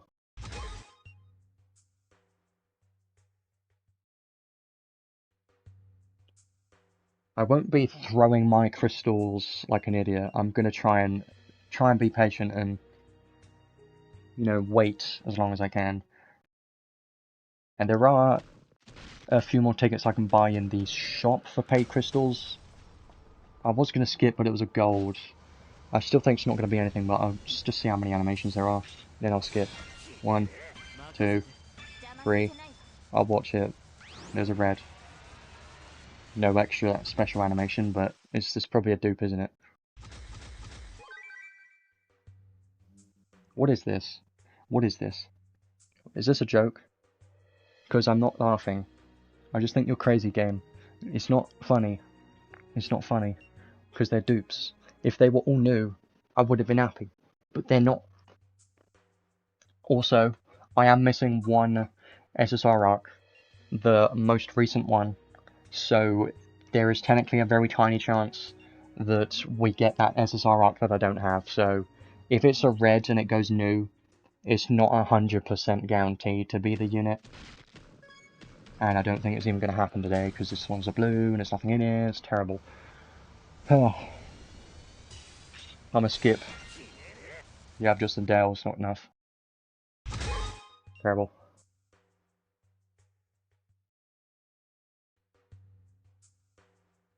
And then, last temple here. Let's hope there's something in here, please. I would really like to get Ram. Be a beach or something. No. I still have yet to see the different backgrounds, the blue one. Still haven't seen that on my account yet. I know it's a thing because I've seen other people that have had it, but I haven't seen it yet. And I've still yet to see it. When it's one Adele animation, you know you've got nothing. You know you're screwed. 100%. So, that's basically all the cheap pulls out the way. But you know me, I don't stop until I'm done. Let's buy these packs now. I might as well, because they're pretty cheap tickets. I was saving them just in case I needed them, and apparently I do need them, so I'm going to just buy those too. It's pretty cheap. 300 paid crystals just to get 6 more pulls for 600 paid crystals, not bad. And I'll use those tickets and try and consider what I want to do next.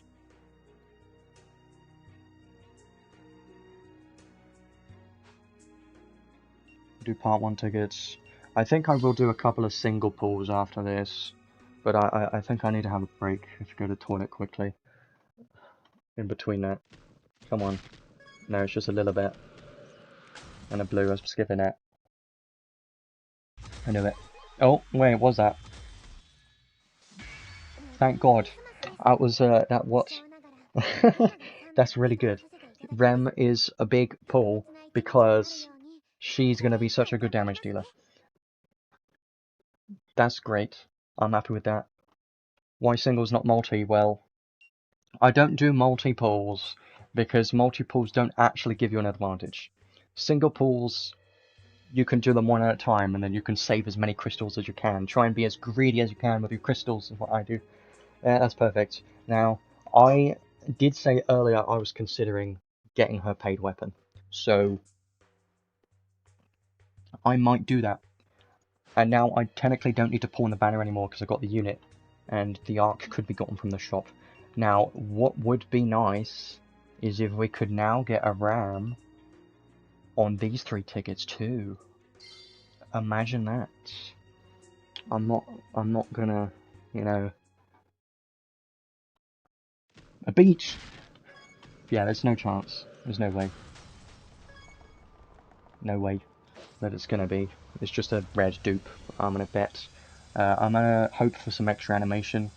If there's not, then I'm gonna just say it's a dupe. Nah. Nah. Just a dupe on this one.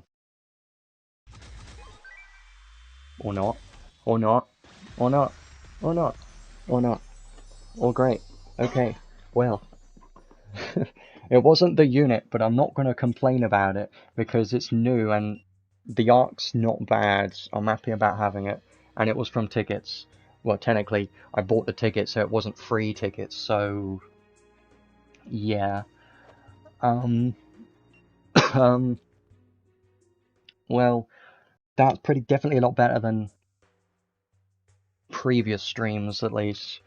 Well, my luck since the, anniversary with, Demon Lilibet and the new, Gacha animations has been terrible.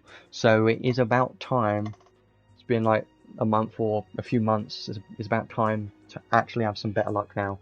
Because the Riser collab that we had a few weeks ago, my luck was kind of terrible in that it took like, I don't know, 200 or something pulls. I only managed to get 2 things out of it, but this is definitely a lot better so far.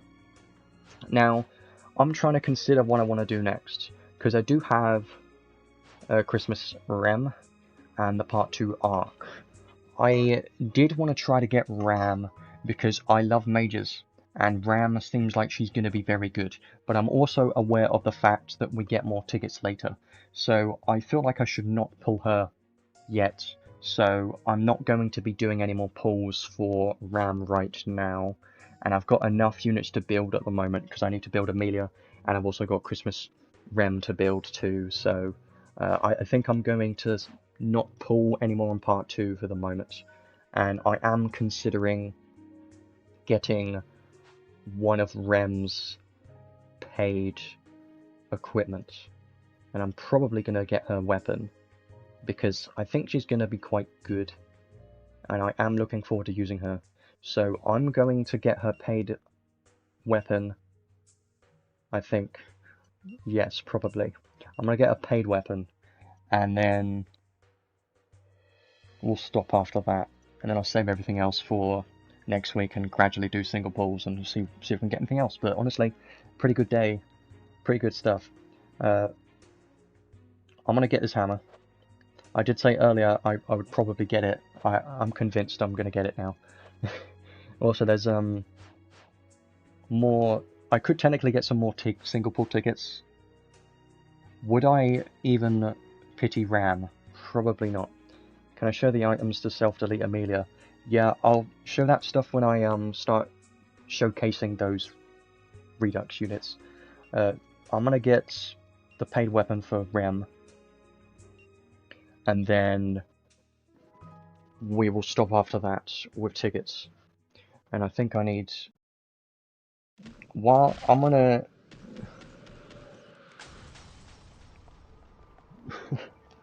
I kind of want to walk away, go to the toilet and come back, see what's on the screen. So I'm gonna let you watch this one.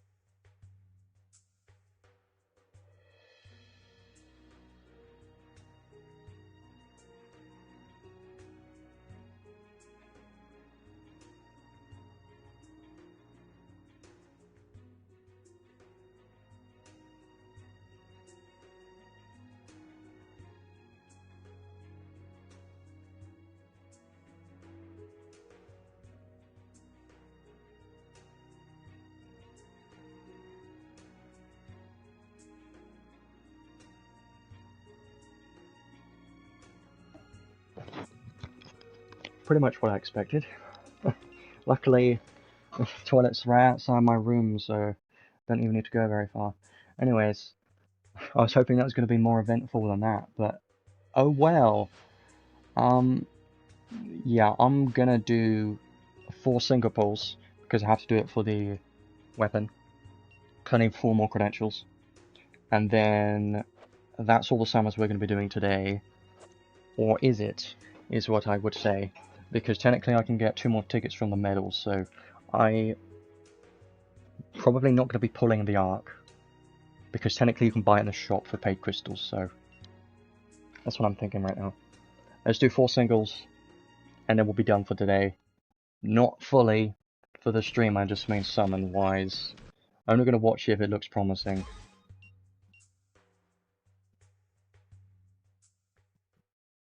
Like a beach or something. Not really.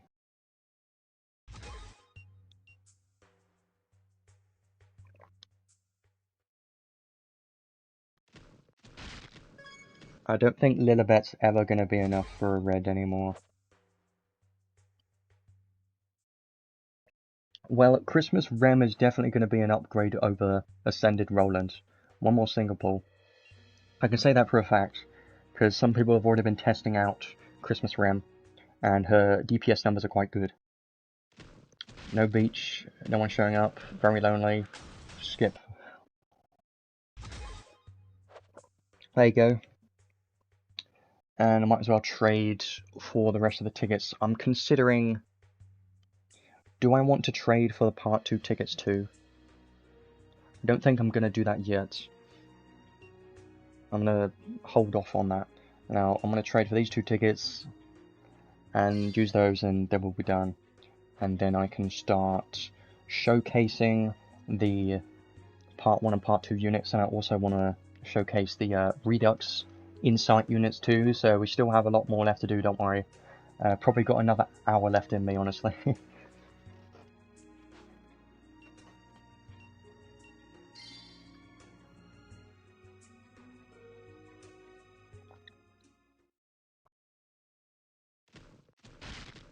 Nope.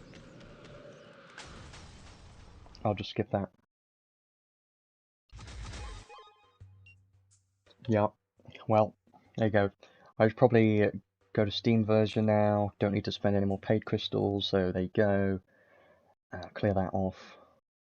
And now we can start getting into the fun stuff. If summons wasn't already fun, which honestly was pretty fun, for once, we can start trying out the units in the Unit Test playquest, doing a more in-depth, you know, showcase of how those units are performing.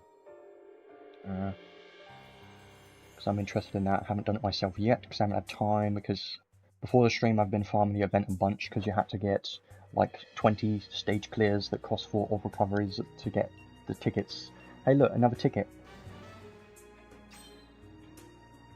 This ticket was made for me. This has a ram in it. It doesn't. It doesn't. Definitely not.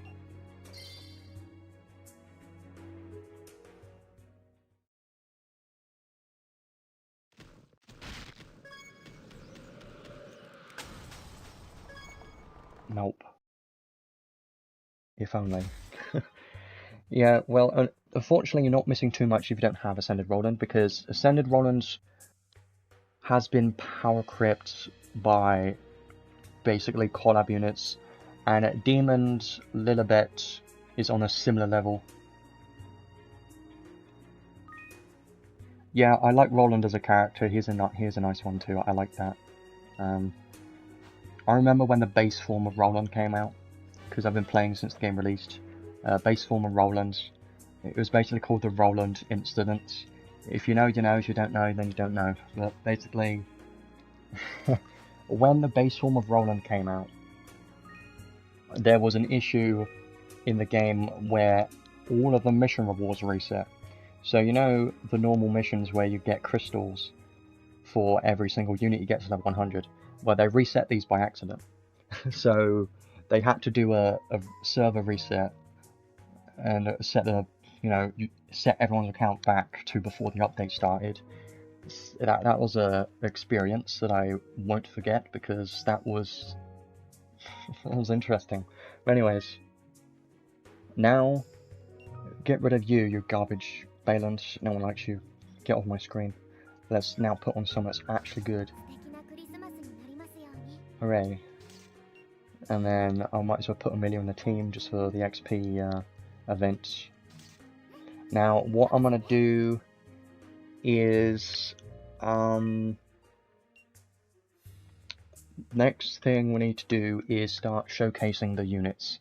So, I'm just going to have a brief look at what we have so far, and then start leveling up Rem, probably. Recommended equipment options, stuff like that. And then start showcasing in the unit test play quest, probably.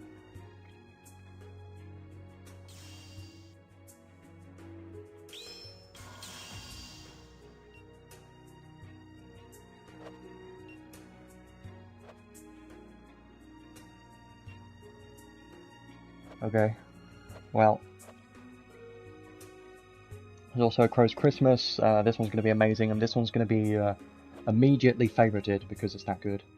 And then I'm going to be working on leveling this up to 15 probably, or as much as I can, soon.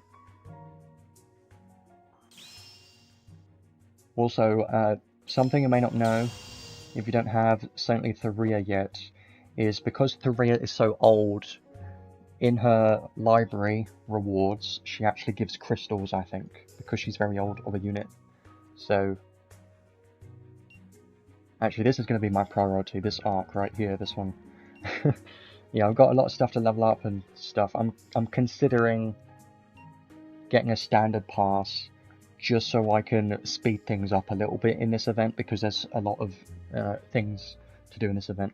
So, what I want to do right now is start having a look at Christmas Rem. So, the one thing I didn't actually do first was get her paid weapon, so let's actually buy that first. Definitely going to be getting that one. These clothes, I don't think I'm going to get this one. If she ends up being very strong in PvP, like very, then I'll get this, but I'm not going to get it unless she's like meta breaking, and I don't imagine that happening, so I'm not getting it until other people test it out, so leave that for now. Let's go to Christmas Rem. So I'm going to spend the next however long it's going to be, you'll know in the future, lucky you, because you'll have the timestamps and everyone watching right now won't, but just saying that, what was I saying? I don't know. But anyways, I'm going to spend the next however long to focus on Christmas Rem. right now I'm going to just build her to level 100, not going to teach her anything, just her base skills and everything like I always do, and have a look at some recommended equipment options, because I know people like that.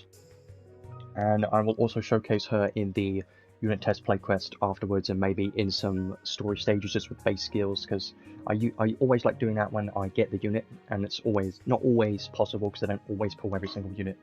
But let's start this off immediately giving a rainbow potion, because this is a unit that is worth giving a rainbow potion to. And I already like the Christmas theme. Seeing a Christmas themed unit on my screen right now makes me happy. I do like Christmas. I'm not a Grinch.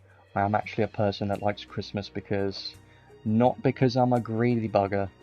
Not that reason. I like giving presents too. It's a nice time. The only thing I don't like is it's cold. I don't like cold. This power rising with me, is this a Christmas miracle? Sure, why not? Okay, I'm not going to comment on that because I have something I want to say in my head and I don't want to say it, but that's not the only thing that's rising within you. I'm just going to leave that joke hanging, and yeah, let's go unlock everything. What's our ward? 800 damage cap to hammer equips. I feel like they keep, every time, I feel like they're making the wards stronger. The damage cap wards, I feel like every single time they're stronger. Because in the past it used to be like 100 damage cap, didn't it? I swear it did. It was either 100 or 200 damage cap in the past. And now it's 800, which is a considerable amount. I just hope it doesn't become a major thing like the controversial global passives in Honkai Star Rail. Because it becomes an issue that people don't like if it becomes a massive... I'm just going to get it, because it's good.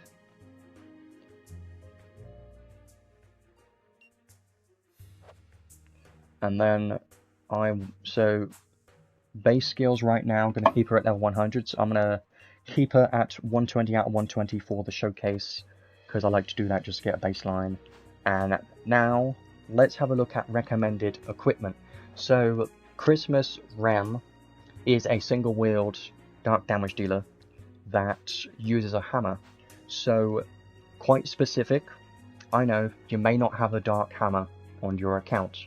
Well, apparently there is a dark hammer from fishing you can get. I don't know the exact one, but if you really want to know every single place you can get certain things, you can always check Goldmine and search things on there, but there are not many free-to-play accessible dark hammers, and the reason why it has to be dark is because she has a 6th enhanced skill which increases her dark damage and damage cap when she has a dark weapon. So ideally you want a dark weapon, a dark hammer. It doesn't exactly have to be, but you will be missing out on 15,000 damage cap if you don't have a dark hammer. So let's just have a brief look at the current hammers that I do have. Yeah, there's not any crazy ones, and I haven't Godforged that many. That one's Thunder, so that doesn't count, but yeah, there's not many good hammers in the game. That's one of the reasons why I got her paid hammer, but if you're free to play, there is a free to play option, which is from fishing apparently, and there might be another one somewhere, but there's at least accessible ones, but you might have to search for it, because the current terrible one I have is this, and this is just so bad that it's not even worth using, is it? Yeah, Millen was pretty nice. I do remember her. I remember her 6th enhanced buffs, but yeah, Insight would be interesting on that unit. So, yeah, because even if you've got a terrible one like this, it's going to be better than something that gives 5% physical damage, because she's getting 20% physical damage just from having a dark hammer. So if you have any dark hammer, then use it, unless you have a very good, like, non-attribute hammer.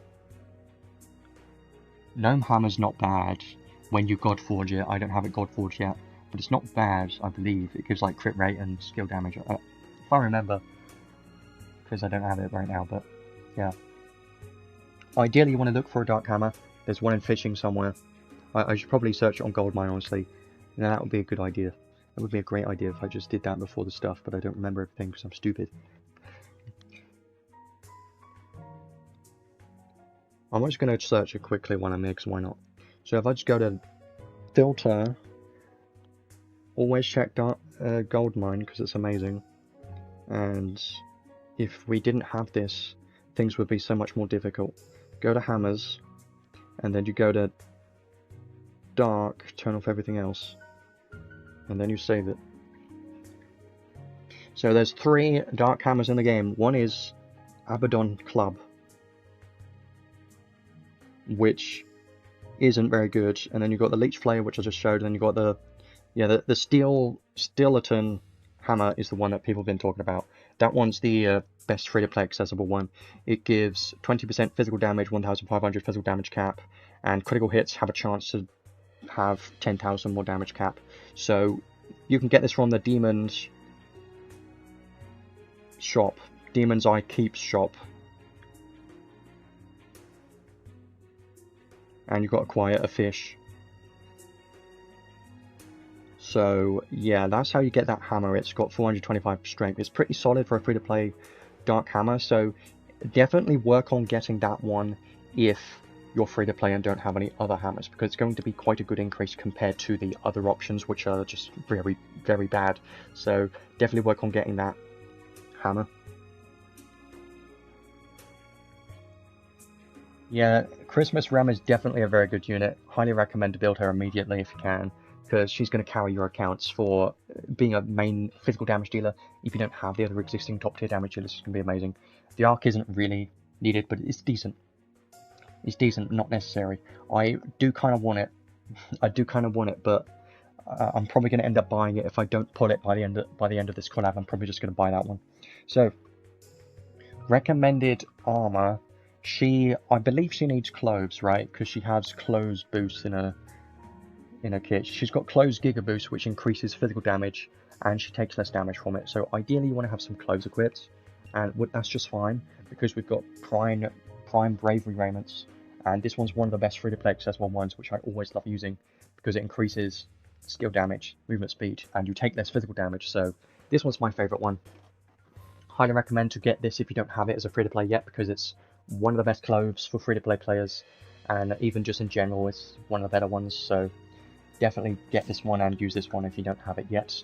I'm going to be using it, but if you're literally just starting and want some like more newer player-friendly options, I suppose, then there might be some other like Archive rewards. You're ideally looking for damage cap and physical damage the most. I suppose Bravery Coat is alright. A little bit more damage cap, but it's not the best. And then you've got like some older ones that increase damage cap increase damage very slightly, which aren't going to be great.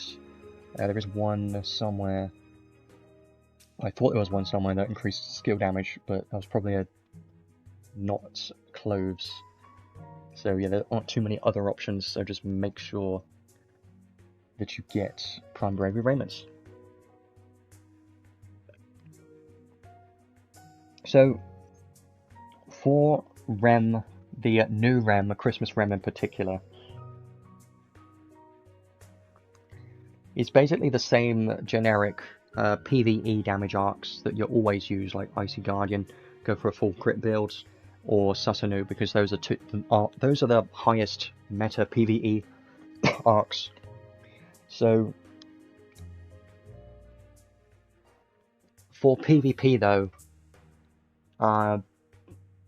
bit different. Maybe anything that gives dark damage, physical damage. There's a lot of PvP options, but PvE is always the 2 same arcs, and I'm always going to come back to them because they're very strong for PvE damage dealers. And anything below those 2, there's a big difference. Or if you don't have it, then go for something that just increases your physical damage and damage cap. Damage cap is the most important thing in PvE content, as long as you're hitting the damage cap, that is. Are the Sonic units still useful? Unfortunately not. They are outdated and need insights. All of them are kinda not used ever anymore. Sonic got power crept by a lot of other collab limited damage dealers, but technically he can still be used. If you have Susanu, you can make Sonic work. That's the only way, I think. And then Tails was okay. I mean, he is a decent support, but no one really ever uses him in any meta way, so I don't think he's that great. And then you got Knuckles, which is just outdated in every way. Knuckles isn't used anymore. Unfortunately, his damage, even at plus 30, is not enough to keep up with today's standards, so they need insight. If you want to see my recommendations for the old ticket, you'll have to go back and watch the stream later on once I've got the timestamps added, because I don't like repeating myself many times, because I know people are going to be watching this later on. But basically, Emilia, in order, the order is Beast at the end, and then either Emilia or From Zero. Those three things are very good. Now let's have a look at accessories. Yeah, the main thing from Sonic were the arks. I think the arks were pretty good. So another situation where arks are the king and they've lasted long term, but the units haven't. One unit that has, though, on this collab called Emilia, just saying. So because XRem Rem is a dark damage dealer, there are a lot more accessible, where there's a lot more accessory options for a dark damage dealer, so you should have some of them ideally, because I know Equilibrium Sphere is a free-to-play option because it's from a UR Ark that you get from the story stages, so eventually you'll get this for free. So that's why I say that dark damage dealers have it, you know, they've got it easiest for accessory options, because there's so many good dark accessory options. Equilibrium Sphere, and then you've got the other one next to it, which was World Break Globus, very good one too, dark tag damage from a UR Ark, but it's a very good one if you have it. And apart from that, she uses a hammer, so you can't really use any of these other ones. Just going to be having a look at obviously this one is going to be good if you're hitting weakness and anti-type damage, more situational though. And then skill and counter damage, this one's always going to be good. This one's from the Brave Star, you know, those materials you get gradually. Critical rate and damage cap against bosses could be nice. I do like this one, I'm a fan of this one, especially if we're using Icy Guardian, it's very good. Yeah, there's no leaks for XRem Emilia yet, we're going to have to wait and see. Brave Star Pendant, always good in the Battlegraph Simulator. And the Fabled City Bracelet, always a nice one, more damage cap. So you do have a good amount of options, honestly. I'm probably going to be using this one just because it adds more damage cap slightly. Yeah, I'm hearing multiple things from different people. Some people think Shift Emilia is going to be a support. Some think she's going to be a physical damage dealer, some think she's going to be a mage, we don't know. Everyone's speculating everything right now. That's the funny part. So this is the setup that I would use for like PvE content for now. Also, you can have a crest. Do I have a hammer? I thought I had a hammer crest, don't I? This one. I can actually use this now, if I wanted to. Hammer boost and hammer boost damage cap. I could level this up and start using this now. That's quite nice, because I've saved this and I actually have a reason to use it. Or I could just use I did have a dark damage one. Yeah, this one. This one's actually probably going to be better. It's actually going to be better. Yeah, well, you don't have to worry about her lasting longer in meta, because she's gonna last a long time, no matter what, because of her base form. Her base form is still meta, and her insight makes her even more meta, and she has been for 5 years, so you don't really need her to last longer, because she's lasted for so long. Right, I'm going to be using this build. This setup looks pretty damn good, basically boosting physical damage as much as you can. A crest like this is going to be quite nice. Do I actually need this hammer boost crest now then, because I'm just using this one instead, which is arguably better. I might not need it. So I'm going to be going with this.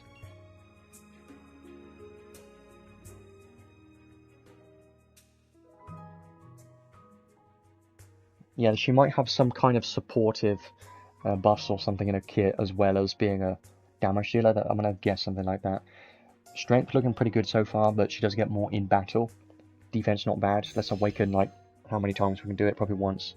And I do want to try her out in a storage stage just to see, and then we'll try her out properly in the unit test play quest.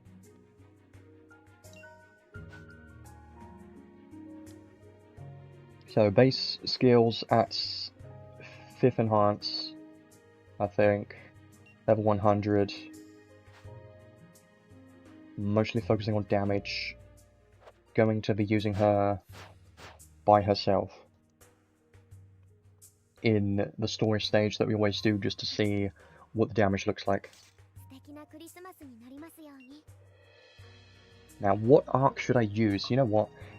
This arc is pretty good, but she doesn't have a sword or a machine, so she doesn't get that extra damage cap from that part. But she does get the attribute damage and damage cap, because if she has a dark weapon, that is, a dark hammer. So you could take advantage of this. Also, destroying skill stocks and that stuff could be nice. Of course, I could use Susinu, but I feel like it's cheating. If I just use Susinu, it just feels like she's going to hit hard if I do that. So I don't really want to immediately do that, because that would be unfair of a test, I think. Usually Council of 10. I mean, it might be... If I had that at level 10, I would, but... Yeah, let's just go with this for now. I'm gonna put her on my home screen. I thought I already did that, but... Let's go into a story stage that we always do. Try her out there for a little bit, just to see her base damage at 5th enhance, just to see if she's doing any meaningful damage at base skills alone. Just because I like doing this, because it gives me an idea.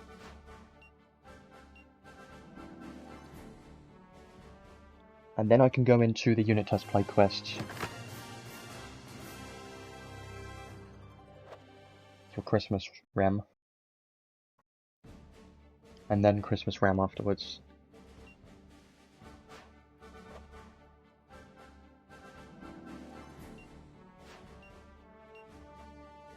There we go. Let's just see what this does. Probably not going to do too much, but I like to see the damage numbers at least. I think some of these enemies have dark weakness and dark resistance, so...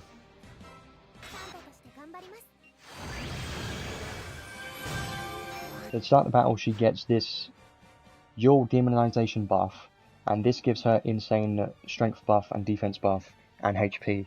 So these are her base stats, by the way, at level 100. So in battle, when she has this Yule Demonization buff, she's going to hit quite hard. Or at least she's going to have very high stats. High HP, high strength, high defense. Going to be quite nice. Nothing crazy yet. Almost 10,000, but the fact is, she's not even fully built yet. Why she's not level 120? Well, I could definitely do that, but I like to, you know, do it at level 100 as like a baseline to just give me an idea. And if I were to get her 6th enhance, I would have to do the XP stages. It will take a while, so I don't want to take too long building the unit in the stream, you know. Her normal attack is quite fast, by the way. And they're already dying, wow.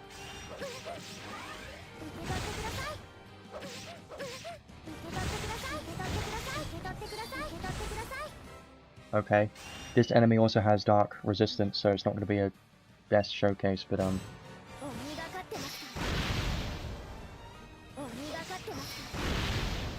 you know, yeah.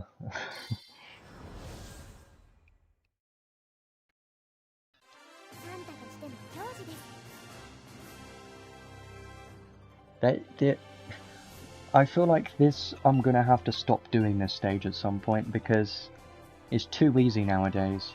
And I know this is a stage from like many years ago, but I remember when units used to, you know, struggle even beating this because they didn't have enough damage in their base kits. And nowadays we've got units like this that is already doing insane damage. Like that.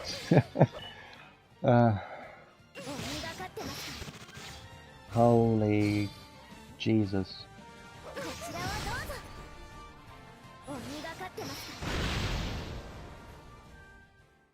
Yeah, I mean,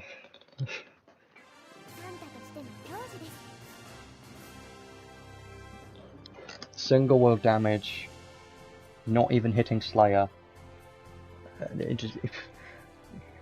Yeah, they're making it easier for the unit to hit harder and hit damage cap in their base kit. And one of the main reasons why she's hitting hard right now is because of her very high strength. So from this one of these, right, this one, 100% more strength, right? She doesn't have any slayers to the human type enemies, so no slayer. She has a slayer, but it's not, or does she? No, she doesn't have a slayer. That was the other unit, I think. Yeah, she doesn't have any slayers. But let me just do this once more, and then we'll go into the unit test play quest to actually have a look at her skills properly. I just wanted to have a look at her damage real quick.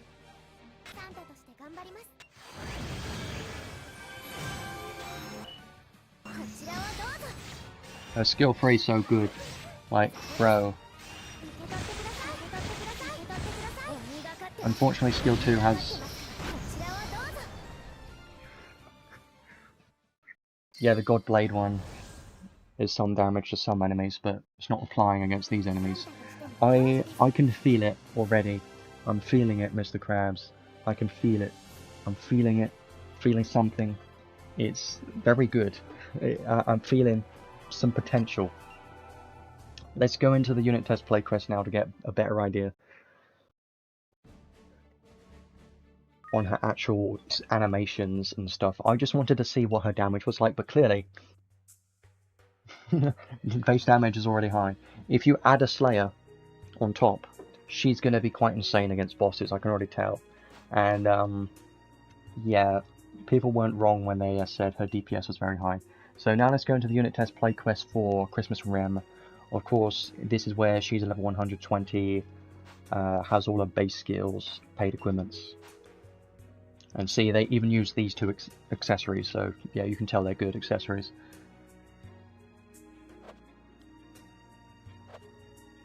And this arc, which will give more strength and more damage cap. So 8,000 more damage cap from this arc trait, by the way. I would like to get that arc. Let's try this out now. So let's start having a look at her animations and seeing how they play out. So stats in the unit test play quest quite insane, even higher. So this is just base skills with her paid equipments and the limited arc. 0 SC, by the way. Stats are pretty damn good. 14,000 strength. I can see her having quite high strength when she's fully built, and she should be able to hit damage cap against endgame bosses quite easily because she's single wield as well. Insane strength, a lot of damage. I think it's going to be pretty good. Yeah, I mean, I feel like giving damage cap accessories would be a bad idea, because that would basically be giving the unit more damage cap that they don't have in their kit already.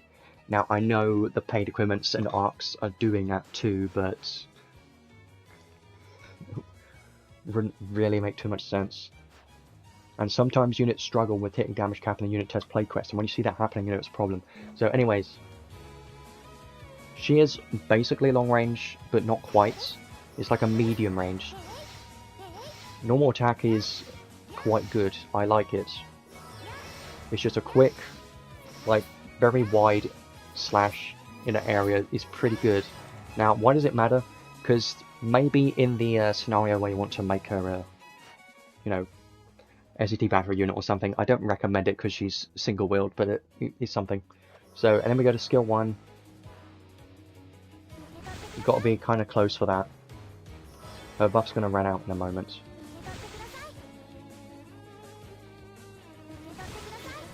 This one's very spammable, and look at those damage cap numbers. And now the buff is worn off. So these are the base stats without the buff, and the damage cap's going to be more reasonable. Like, these damage caps are not bad for a single damage dealer in a unit test play quest, they're kind of average. So the skill one's honestly pretty spammable. But it's not the best because it's still got a delay, you can't like continuously put out damage, so it's her worst DPS skill, I'll put it like that. And then skill 2, let's just test the range on skill 2. Okay, that was weird. Basically got to be in front of the enemy, right? If you're like over here, that works. If you're like over here, I mean, it's a bit funny sometimes. I wish this skill 2 was a bit faster. Because it does one hit and then there's a delay. If there was no delay, this skill 2 would be quite insane. Even though it has the delay, it's still quite decent. It's decent enough. But it's not anything crazy. So if I try spamming it, it's not bad. You know, it's fast enough, I think. It's decently fast. Yeah, see, they combo into each other quite well. It's quite good, actually. Even though it's not the best, still quite solid. And we haven't even gone to a skill 3 yet, which is going to be the main one that you've seen already, but spamming skill 3 is going to be a strategy that people are going to use to push Battlegraph Simulator even higher.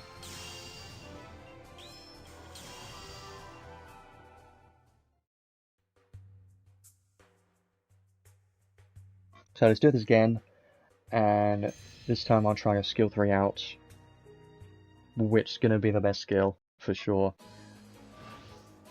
So this skill 3, 20 hits, but this is a close the gap skill, so you can use this anywhere. You see how fast those 20 hits are? It's like, yes, there's a slight delay when she uses it, but as soon as the hit starts, it's just super quick. Now unfortunately you can't really stay in the air and spam it, or at least I can't because I'm on a computer and I suck, but if you spam this, the DPS is going to be some of the best DPS in the game if you spam this with the Demonized buff active. It's going to be quite crazy. Have a Insight leaner in the team, spamming Honey Elixir on this unit, keep spamming skill 3 non-stop. You're going to do amazing. It's going to be so good if you do that. Now, let's try comboing skills together and see if any of those work. So I think ideally you would probably use the skill 3 first, like because skill 1 and skill 2 have a range, you're always going to be using the skill 3 first to get into the battle, to get close to the enemy.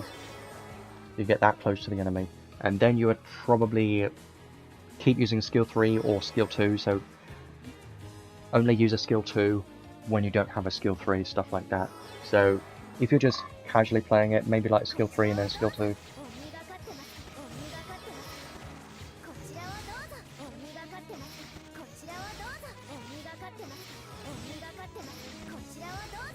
One thing to keep in mind though is the skill 2 knocks the enemy back a little bit, which can be a problem if you saw there, because it knocks the enemy too far back, so then she can't use her skills because she's too far away, so then she has to walk to the enemy. So that's kind of a slight problem, but as long as you have enough skill 3s available and you're not knocking the enemies around everywhere, then it's not really a problem. And most bosses can't get flinched anyway, so it doesn't matter against those, but just something to think about when you're up against normal enemies that can get flinched. Now, I might as well use a special now, because this one just gives her a buff, so it's going to be more damage cap. I just want to see the animation of it.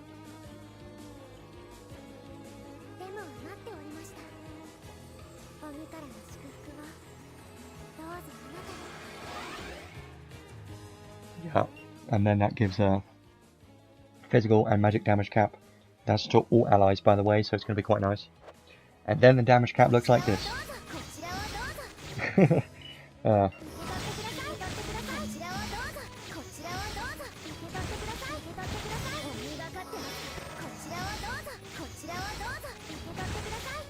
You know, the skill 1 kind of feels like a mini version of the skill 3. Because they're both like a jump onto the enemy.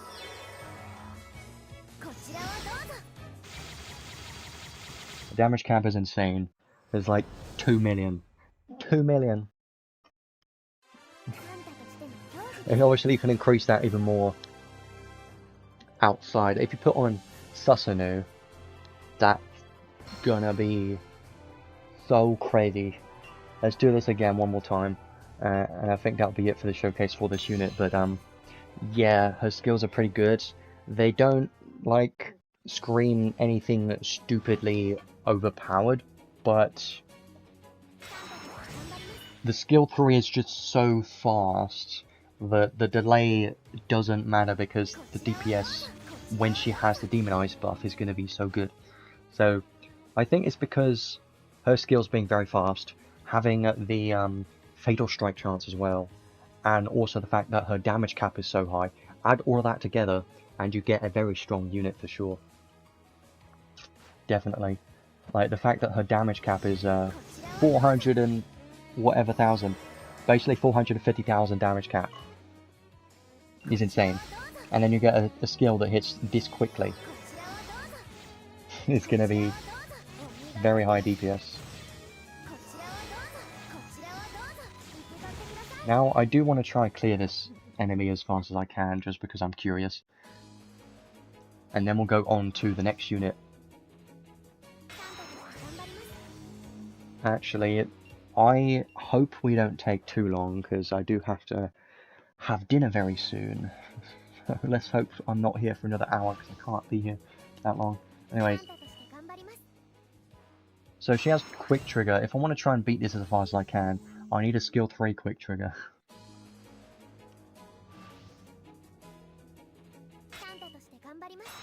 So I'm going to get a skill 3 quick trigger just because I want to try and clear this as fast as I can. I'm probably just going to be using skill 3s and skill 2s. There's a skill 3. Now let's see how fast we can do this.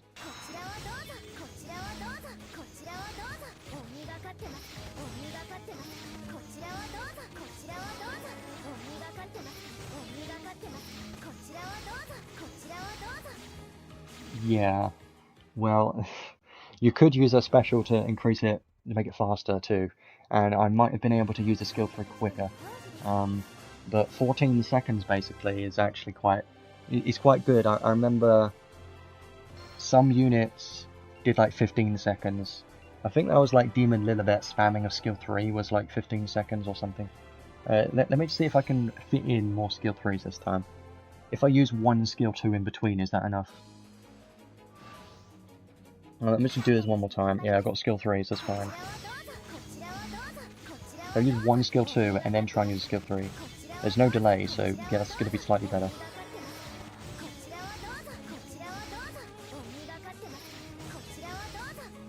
I mean, it's exactly 14 seconds. I mean,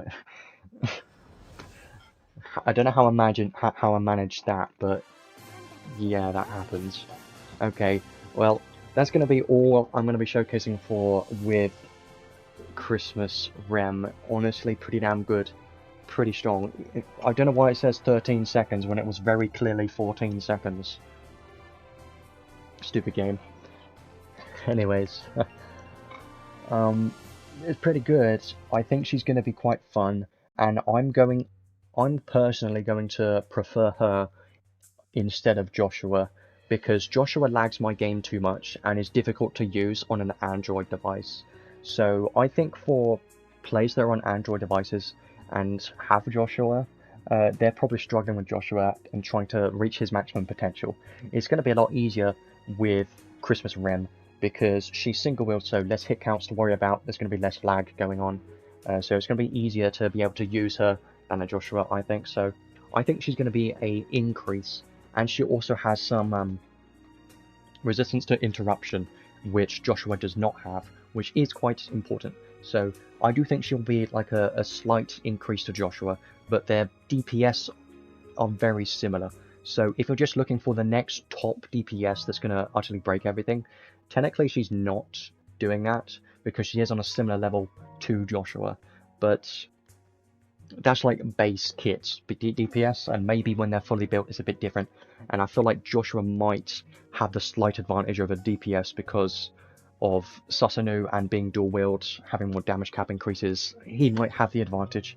So I would say that Christmas Rem and Joshua are very similar in the DPS department, and that is quite impressive because Joshua is one of the best damage dealers in the game still. So seeing that Christmas Rem can compete with that is very impressive, and it definitely puts her on the higher end of PvE damage dealers for sure. Now, for PvP I can't say yet, it's going to need more testing, but for now, let's move over to Ram. I just quickly want to show you like recommended equipments for Ram, because I know for a fact that there is a Earth Staff, if I do have it, which is this one that increases Earth attack magic damage by 30%.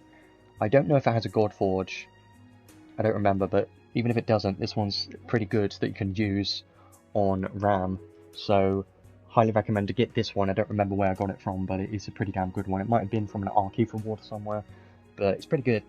30% Earth magic damage for Ram. That's basically the recommended staff if you have it, because she does have a Sigmund Heart skill that increases her Earth damage and damage cap when she has an Earth weapon, so highly recommend using Earth staff like this one if you have it. It's going to be better than the one from Theopolis. That one is non-attribute, even though it has 35%, it's technically going to be less than an Earth staff like this one. So yeah, that's recommended staff at least. Yoda Shift Ark, yeah, I don't entirely remember, but it was one of those older SSR arcs, I believe, wasn't it?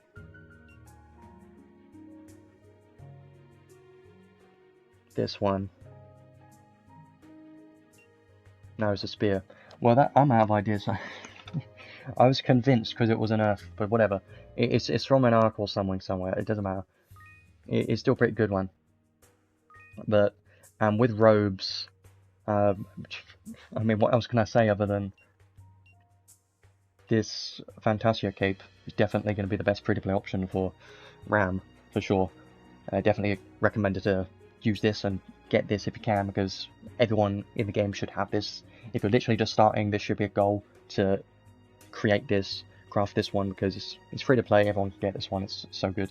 So yeah, and then accessories, you just got like Earth attack accessories and, you know, magic damage accessories, anything like that I suppose could be a solid accessory option for a Ram.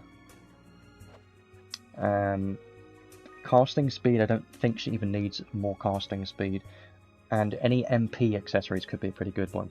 But let's have a look at Ram in the unit test play quest now. I don't have her yet, so I can't show her in the story, and even if I could, I probably wouldn't because I don't have enough time today, but let's try her out in the unit test play quest. So intelligence is quite good and MP is quite good, but she does have her paid equipments in here which give more MP and more intelligence, so that's why. Yeah, the Forbidden Book is quite a strong one for mages if you have that one. I believe it's from a UR Ark as well. Most are from UR Arks, unfortunately, but still a pretty good one. And Free Jeweled Amulet, and both paid equipments quite solid. I talked about those earlier, but yeah, let's go into this. Arc trait is giving more damage cap and damage. Technically she's not a spirit type because she's got only base skills. So let's try this out. I don't think she's going to be for PvE content really, because I don't think her damage cap is that crazy. I haven't really tried her. I haven't seen too much. And her skills are not going to do anything, so if you just use a skill, it looks cool, but it's not really going to do much damage. Grand Cross takes a while to cast it. but what's the damage? 20, the numbers are too high up, 216. Then we use her unique magic, which is her best magic spell, by the way, to use. She's got true ultimate casting, which takes a while. This one looks very cool, I like the look of this. 46 hits, not bad. Now, is it the best? You could use Stone Menace too, and then start using this. It's not the best, but it's pretty decent. Unfortunately, she doesn't have double hit counts like Shiftlenius. But throwing like Christmas tree ornaments is quite funny. I like the animation of this one. Now, it's not going to be very fast. That's why I think she's not really going to be for PvE, because this DPS isn't good. Well, I need to see the damage numbers. 300,000. Yeah, she gets more damage cap the more that she uses the same magic spell, by the way. So, yeah, she's not going to be anything crazy, I think, for PvE content. Her potential is locked behind PvP, I think, because she has a good amount of damage mitigation, like an insane amount of damage mitigation for a mage. So I think her main potential is going to be in Arena. So I do recommend to wait for some other people to test her out in Arena first. Let's do another one just to try out her special and stuff too. But there isn't too much to show on this unit, considering she's just a mage. You've got magic spells to use. What else is there to show? Might as well use this.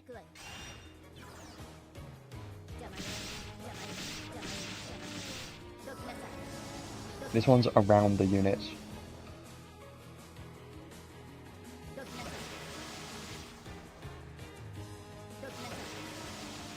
It is nice to have a skill like this on a mage though, because it can sometimes knock enemies back, and that can be useful. And this one makes a Christmas tree. I do like that animation. Would have been nice on a physical damage dealer. And then a special.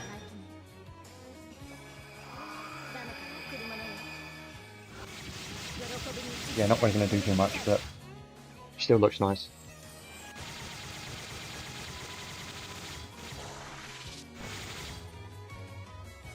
Yeah, not too bad. And then you can start using magic spells. But her buff does run out, so I'm going to retry and just see how quickly she can do this. So ideally you're probably going to do magic spell first, and then after she's casted that you use Stone Menace. And then you cast another one. And then just keep casting it and see how long it takes to clear, but yeah, it's going to take a long time. I was just curious. This would have been a good unit to have stacking magic on as well. Like, that would have been very good. I would have really liked to have some form of stacking magic on this unit.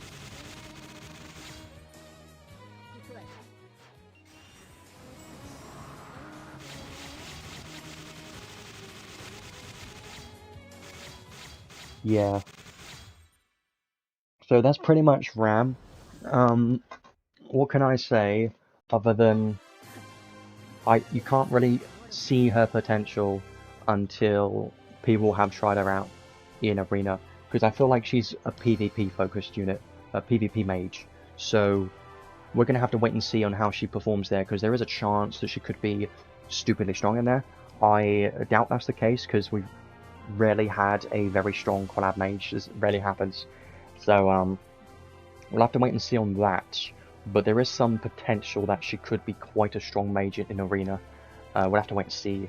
But I'm looking forward to that. Now, I know I don't really focus on PvP as much as I used to, so I'm not really concerned about getting this unit too much. I just think she would be quite fun to have and mess around with. And getting a mage, especially like a mage like this, that has potential to be quite strong in PvP, we don't get very often, so I feel like she could be quite a fun unit if she ends up being viable in PvP. But I don't think you're ever going to be using her in PvE content, unless you want to take advantage of her debuffs. So yeah, she's more for PvP. So you kind of have a part 1, you got a Rem that's for PvE, and then you got a Ram that's for PvP. Kind of makes sense. They always do something like this. It's quite common, but yeah, I think she'll be quite nice in Arena, but that's going to be down to testing. I'm going to wait for other people to test her out in Arena, because I don't want to waste my crystals on a unit that may not even be that great. I have to wait and see. But yeah, she's not going to be replacing Shift Lenius in any way, because Shift Lenius has double hit counts, is going to be better in PvE content, and it also has stacking magic. So I think Lenius is still better. Unless Ram ends up being, you know, very tanky, and there's a chance she could be better in a different way. So I'll have to wait and see on that one. So that is everything in regards to part 1 and part 2, but we're not done yet. So unfortunately, I can't have my dinner yet, because we still got the insight units to cover as well. So this will probably be a bit quicker, because I just want to focus on like the insight changes and their performance, paid equipment, stuff like that. So right now, let's have a look at, I suppose we should have a look at Emilia first, because I'm more excited about Emilia. She's the best one out of the Redux, and has been meta for 5 years. So why is that the case? Well, let me show you. If you didn't hear earlier when I talked about her trait, I'll explain it right now. Her trait 1 has this effect when she's close to death, very greatly restore HP, and restores 17% of her MP. Restoring MP, super important for PvP, because you start with 0 in Arena. So that is quite insane. Being able to restore MP in Arena is very valuable, and is super broken in some cases. So, and also, when Emilia is incapacitated once per quest, this is very ominous, but this effect right here is a time stop magic spell, basically. So when she dies, once per quest, so it even applies in PvP, once per quest, she's going to do a time stop magic attack. It counts as ice magic damage, and it flinches all enemies and does, you know, ice magic damage. So it's the reason why she's so good is just from this one trait alone, is restoring MP when she dies, and doing this attack, which is time stop. In Arena, you can do it at the start of the battle if you kill the unit, kill herself with the accessories, which I should show. When's the best time to show that? I'm not sure. Maybe in a second. I'll do that in a moment. Before the showcase, I'll do that. But yeah. This is the main reason why she's so good and so meta. It's because of this effect is so annoying to deal with in Arena. And now, unfortunately, you're going to see this everywhere. Everyone is going to start using Emilia in Arena, and probably Guild Battles too, because of this rerun. So it's a good and a bad thing. Good thing is, now you can get them, hooray. But the bad thing is, now everyone's got them. You're not special anymore. So, yeah. But, yeah, that's basically the most important parts of her, you know, base kit. Also, she's got 120% ice attack damage. If they have ice weakness, 60% more damage. And if they have ice resistance, cut resistance by 50% deal damage. So, good traits overall, and these traits were buffed like a few years ago in the past, like 6th enhanced stuff like that. So, now let's have a look at her skills. I am just remembering I did have a picture for exactly what skills the insight units, both of them, have gotten. So the skills on this unit, like these abilities, don't matter because she's a mage.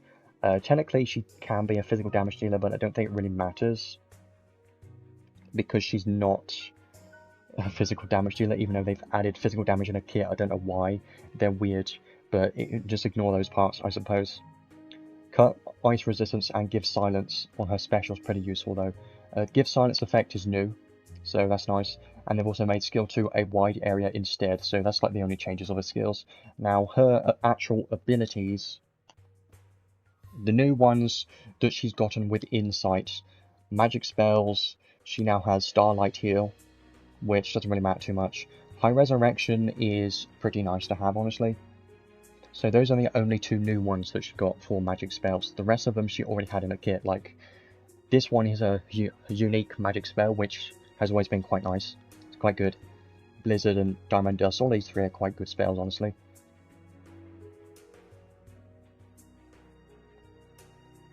Better than Lillahar? Well, Lillahar's kind of outdated at this point, damage-wise. Ram being more tanky than Lillahar wouldn't surprise me, though, because the amount of damage mitigation she has. Now, with passive skills, what she got with Insight was Arcane Up Max. So Arcane Up Max is new, on this unit at least, more intelligence and MP, and she also got Esoteric Up 3, more intelligence and MP is going to be helpful.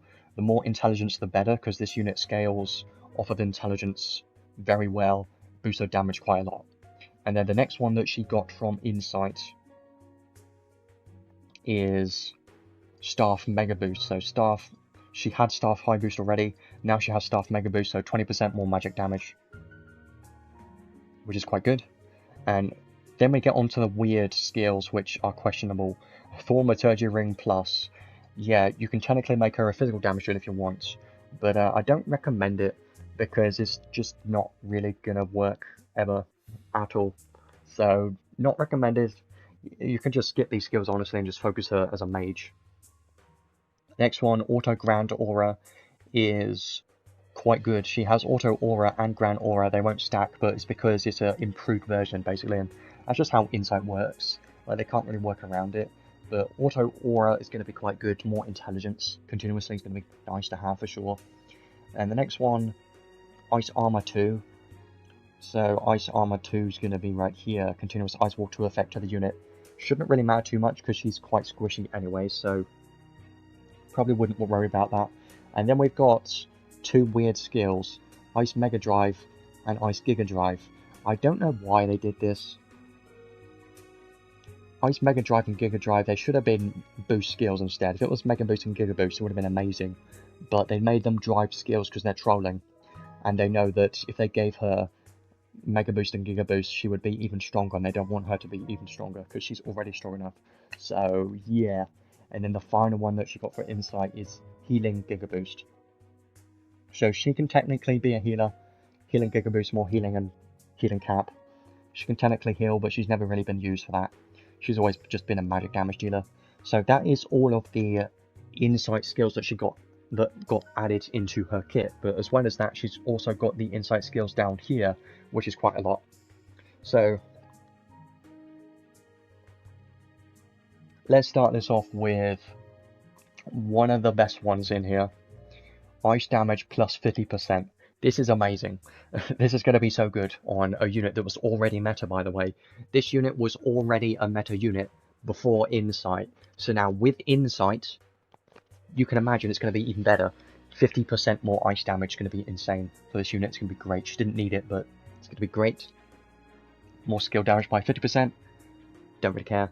But it's, you know, if you want her to be a physical damage dealer, I suppose you could do it, but I don't really recommend it. And skill damage cap, whatever, you ignore it because she's not a physical damage dealer, she's a mage. And then boost special damage, don't really care too much because special won't really do much anyways. She's mostly used for PvP. Special damage cap, non-stacking magic damage cap. It's going to help if you want to use her own PvE content, I suppose. And then cut damage taken by 20%. She's not going to help because she's still going to be very squishy. And then HP recovery cap from units' active skills, so more healing cap is going to be nice if you want her to be a healer. More fire resistance by 10, ice resistance by 15, thunder resistance by 10. Silence resistance, this one's quite nice, it's going to be useful. As if you don't want her to be auto-suiciding, by the way, with the accessories, which I'll show after this.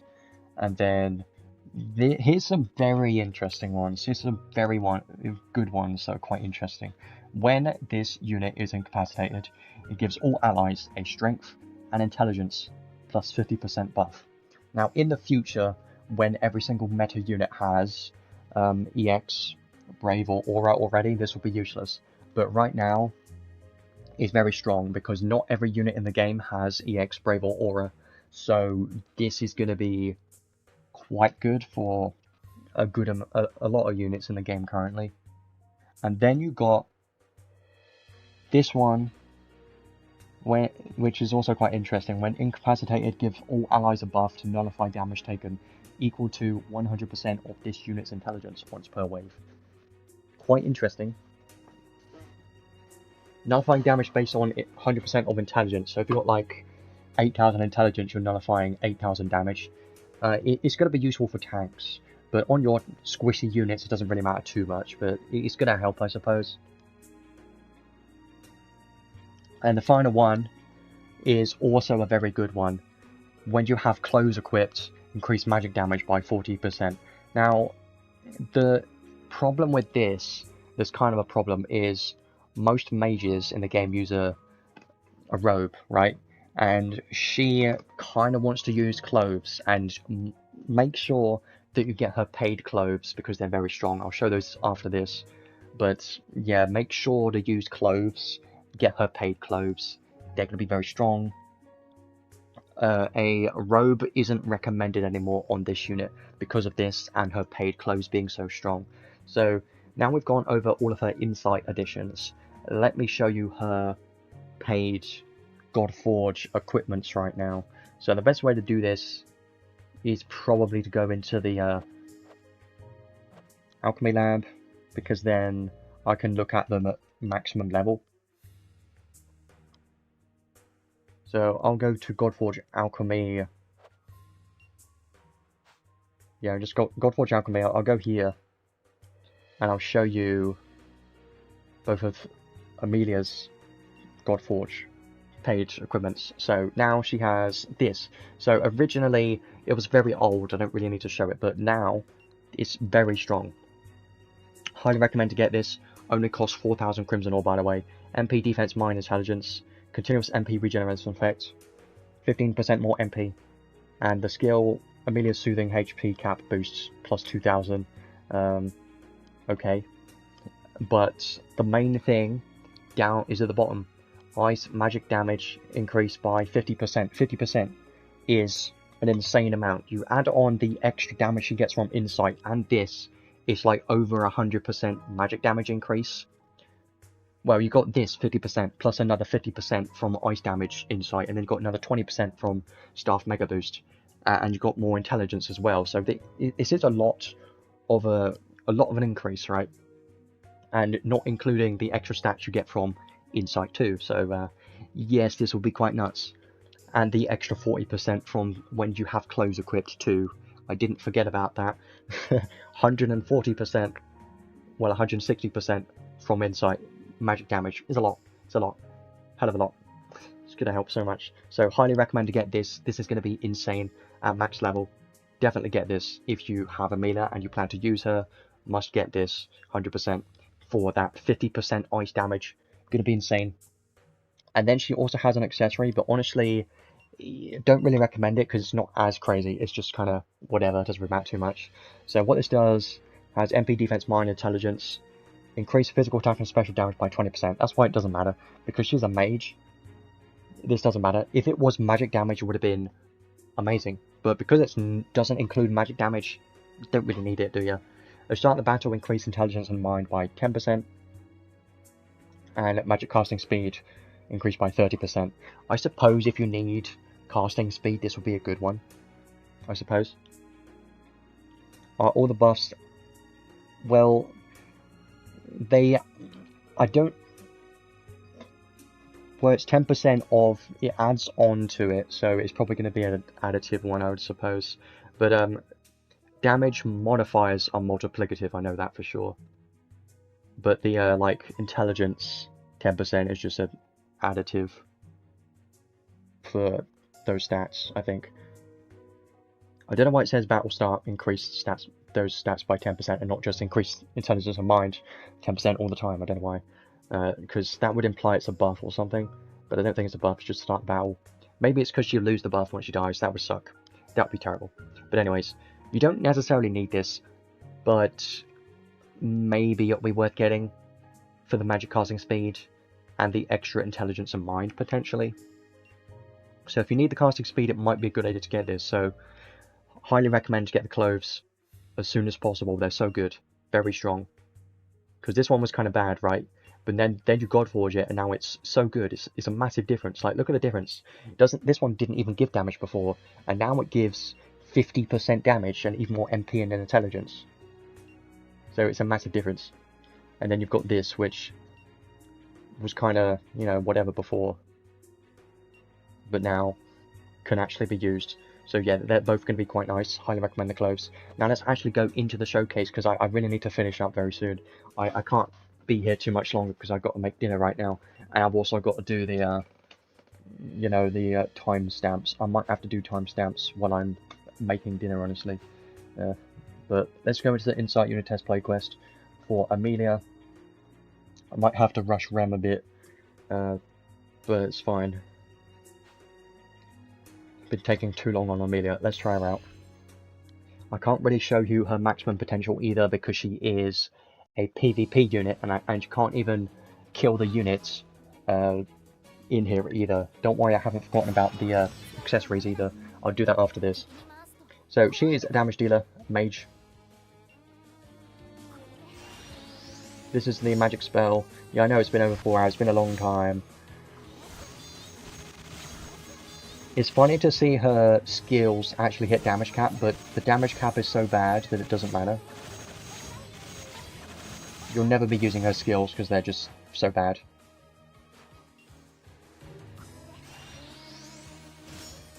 This doesn't give you a good idea of why she's so good, because she isn't even using her, you know, trait attack. Now her intelligence is 6,300. It's solid, could be a lot higher.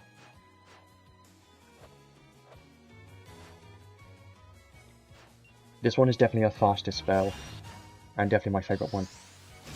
It is the most expensive one though. Let's just kill this enemy off. I don't want to be here too long. I'm hungry. But yeah, we'll just kill this guy off. I can't really showcase this properly because a lot of her kit is locked behind her killing herself, and when she dies she does a buff and stuff like that, so don't take this showcase as a indication of how good she is, because her best potential is in PvP, and she gives buffs when this unit dies too, so yeah. She will hit pretty hard, even though her damage cap's kind of low. She's not going to work in PvE really. You're much better off using Shiftlenius. But yeah, that took a very long time just to clear that stage, because she's not for PvE, just a PvP unit, but a very strong, ridiculous PvP unit at that. So I will show you the, like, accessories and stuff real quick, and then we'll go over to Rem, and then I need to do conclusion and finish up real quick, because it's been a very long time, been a long day. I have been talking for 4 hours, I can't believe that. I need another drink. Anyways, so with Emilia, I just want to show you one interesting synergy, which is these. I need to level up. Here's a rainbow potion. Take it, eat it. I'll build you later today. Don't worry. So, accessories. There are 2 that I want to show you. So. Notice she's got resistance to silence right now, and not nil, which is important for this reason. So, Cursed Ring, when this unit has Curse or Silence, it incapacitates this unit. This is very important. It also gives weak to Silence and Curse. So, you equip that, and now she has 0 to Silence, right? Very important. Now she's got 0 to Silence, so it's guaranteed to give herself Silence. So now, you have a look at the other accessory, which is Mistletoe. This one gives, at the start of the battle, inflict silence on the unit, and this will be guaranteed as long as the unit doesn't have any resistance to silence. So because this is, you know, a guaranteed silence when the unit has 0, and inflict silence this will basically kill the unit at the start of the battle immediately, because it will inflict silence immediately at the start of the battle, right? So this is a good synergy that a lot of people have been using in PvP. Just these two accessories is all you need. And then at the start of the battle, she'll die immediately. And you know what? I could technically show this off just to show you what it looks like. So I might as well show you that real quick. It's not going to do much damage, but just for funsies, here's what it looks like in the stage really quick. And just to show you that it works as well, and then we'll showcase Rem. The arc doesn't matter because the damage isn't going to be very good because she doesn't even have any skills taught yet. I just want to show you what it looks like.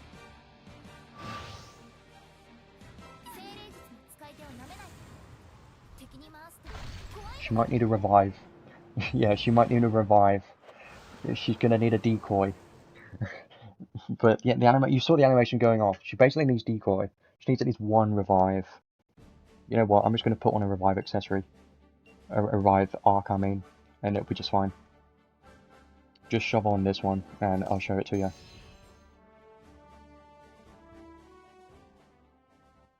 So basically the synergy is those two accessories together, kills this unit at the start of the battle, sets off this animation, does one hit, it's still buggy, the animation's gone. It's still going off, even though it looks like it's frozen. And then it's going to do more hits, there you go. And then that's basically what it does, right? Is the unit dies, and then it does one hit of damage, and then there's a delay, and then it does the extra hits. And that does ice magic damage, by the way, and it can do a decent amount of damage, and it also restores her MP. So you can see how strong that can be. I just wanted to show you that synergy, just so people are aware of it. Maybe I should do a separate video just to showcase on how good she is, because people are probably going to be interested in that, but it's just a synergy with this unit, which is very strong. We'll leave it there for Emilia for the moment. Now let's have a look at the insight for Rem. So Rem insight I personally haven't looked at myself. So let me get up the picture for her insight, just so I know exactly what she got added. So with her abilities, none of these got changed, they're all the same unfortunately, but her special got a extra effect, which the finishing attack damage cap is increased by 200,000. Doesn't matter, it's basically just the final hit's gonna do more damage cap, pretty much. And this Rem has the demonized buff. She was quite unique that she had the demonized buff, it's quite interesting. And when she's not demonized, she gets, take less physical damage and buff to all allies after a set time. Regeneration and physical damage taken buff to all allies after a set time. Every 12 seconds, and it lasts 12 seconds. So yeah, it's interesting. She can basically she can support slightly when she's undemonized, and when she's demonized she can do more damage, have more HP, basically. So what did she get with her insight? Let's have a quick look. So she got attack up max is now new. Fighting spirit max is now new, which is quite nice. More strength is going to help. Resolve up 5, going to be nice I suppose, but it shouldn't matter too much. Heroism up 4, so a lot of stats. Strength, defense, HP. And then brute shield is 20% less damage from brute type enemies. And you've also got hammer mega boost, which I wish that the new Rem had, the Christmas Rem had. I wish hammer mega boost is now on her and not Christmas Rem. How funny, it did that on purpose. And auto critical is now on this unit too with insight. And auto grand brave is right here, so now she's got grand brave instead of brave, which is nice. Shockwave 2 is quite nice. Shouldn't really matter because she's mostly for PvE. She doesn't really work in PvP, I think. Would surprise me. I mean, maybe there's a chance, but probably not. She used to work in there. Two-handed hammer boost 4 is new. That one's right here. More damage cap, 12,000. That's nice. And then giant killing 4 is right here. More damage and damage cap boss is going to be nice. And then giant shield, take less damage from bosses. And then close mega boost. More damage, take less damage, going to be nice. Great one for sure. So that's all of her insight skills that have got added into her base kit. So some good additions there, honestly. more additions than Emilia because she does need it more than Emilia does. Emilia didn't really need anything, honestly, and she got quite a bit. So now look at the insight skills.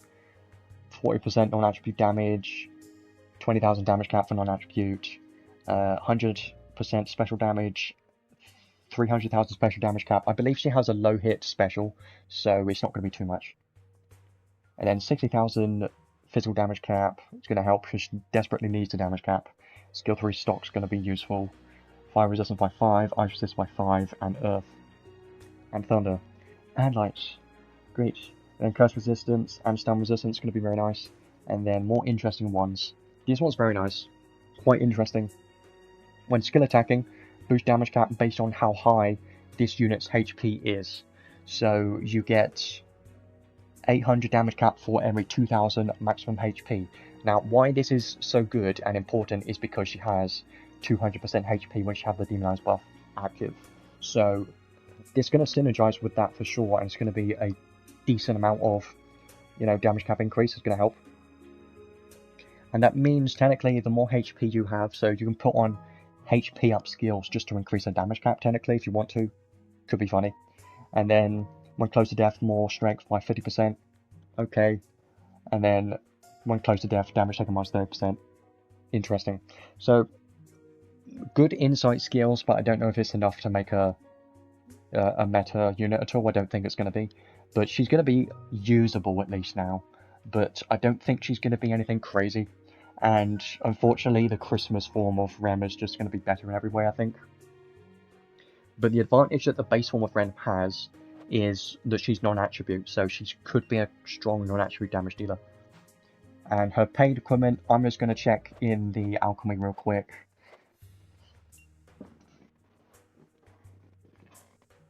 Just show you these real quick. So, Morning Star, physical damage and special damage 30%, damage cap 3000, HP 15%. So more HP, more damage cap, so it's going to be nice. When physically attacking, chance for damage 50%. Anti-type damage increased by 4000. So the chance for 50% damage was in her base, you know, paid weapon before. So it's the same thing. Everything else got changed, or increased or added to, so it's pretty nice. Anti-type damage cap. And the last one is clothes. More HP, strength, defense, mind, pretty good. HP will help for sure.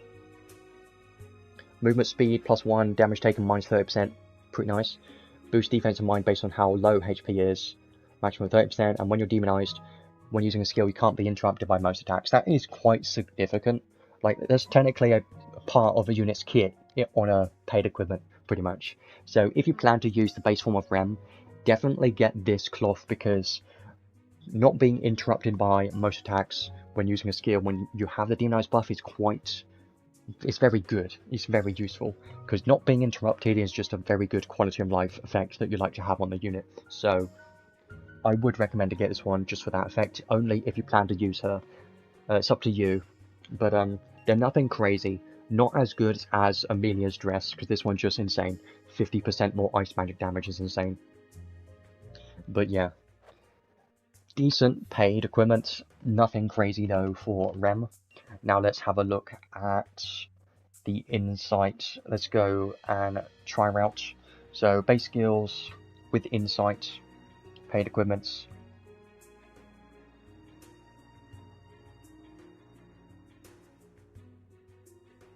I had to think about that for a second, because she's non-attribute, so she can't hit weakness, and they put this accessory on. So I was wondering why. Then I remembered, well, she has Brute Slayer, and the enemy has all Slayers equipped, well, as a debuff on the unit, so I suppose she'll still get 15% damage there, which is fine. Alright, let's do this. I just want to try out her skill, see what they're like, because it's been 5 years or so since I've used her last. So I believe her base skills haven't changed at all. The hit counts are all the same. The damage cap is still kind of a bit underwhelming because she doesn't have the demonized buff right now. Wait for it, she'll get it soon. I think. I don't remember how it works. Yeah, I'm still live. It's been bloody 4.5 hours. I'm still going through all this stuff. Wait, did that just completely miss?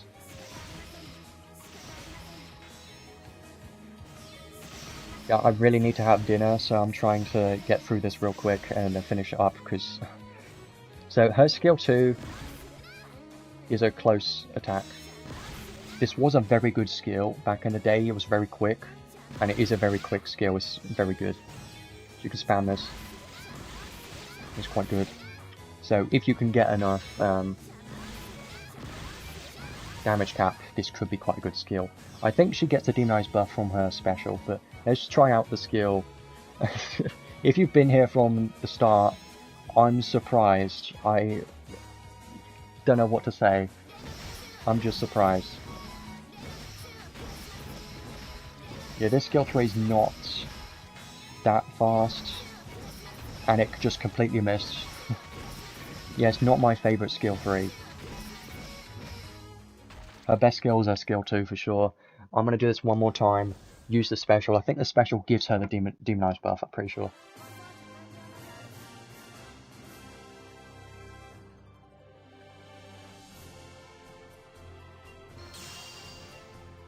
But yeah, I think the best DPS on this unit is going to be spamming skill 2 non-stop instead of skill 3. XRem Rem, best skill 3, but on this base form it's going to be skill 2. Skill 3 is not too bad. So let's try out the special. I think this kind of works like Shaltir, where the special gives you the demonized buff, right?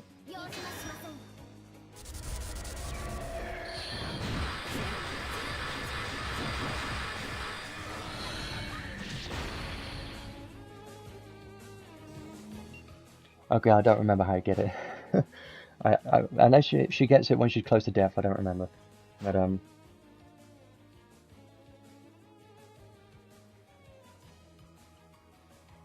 yeah, it's that. I remember now. It's this. There's still not a significant damage cap increase. I was hoping.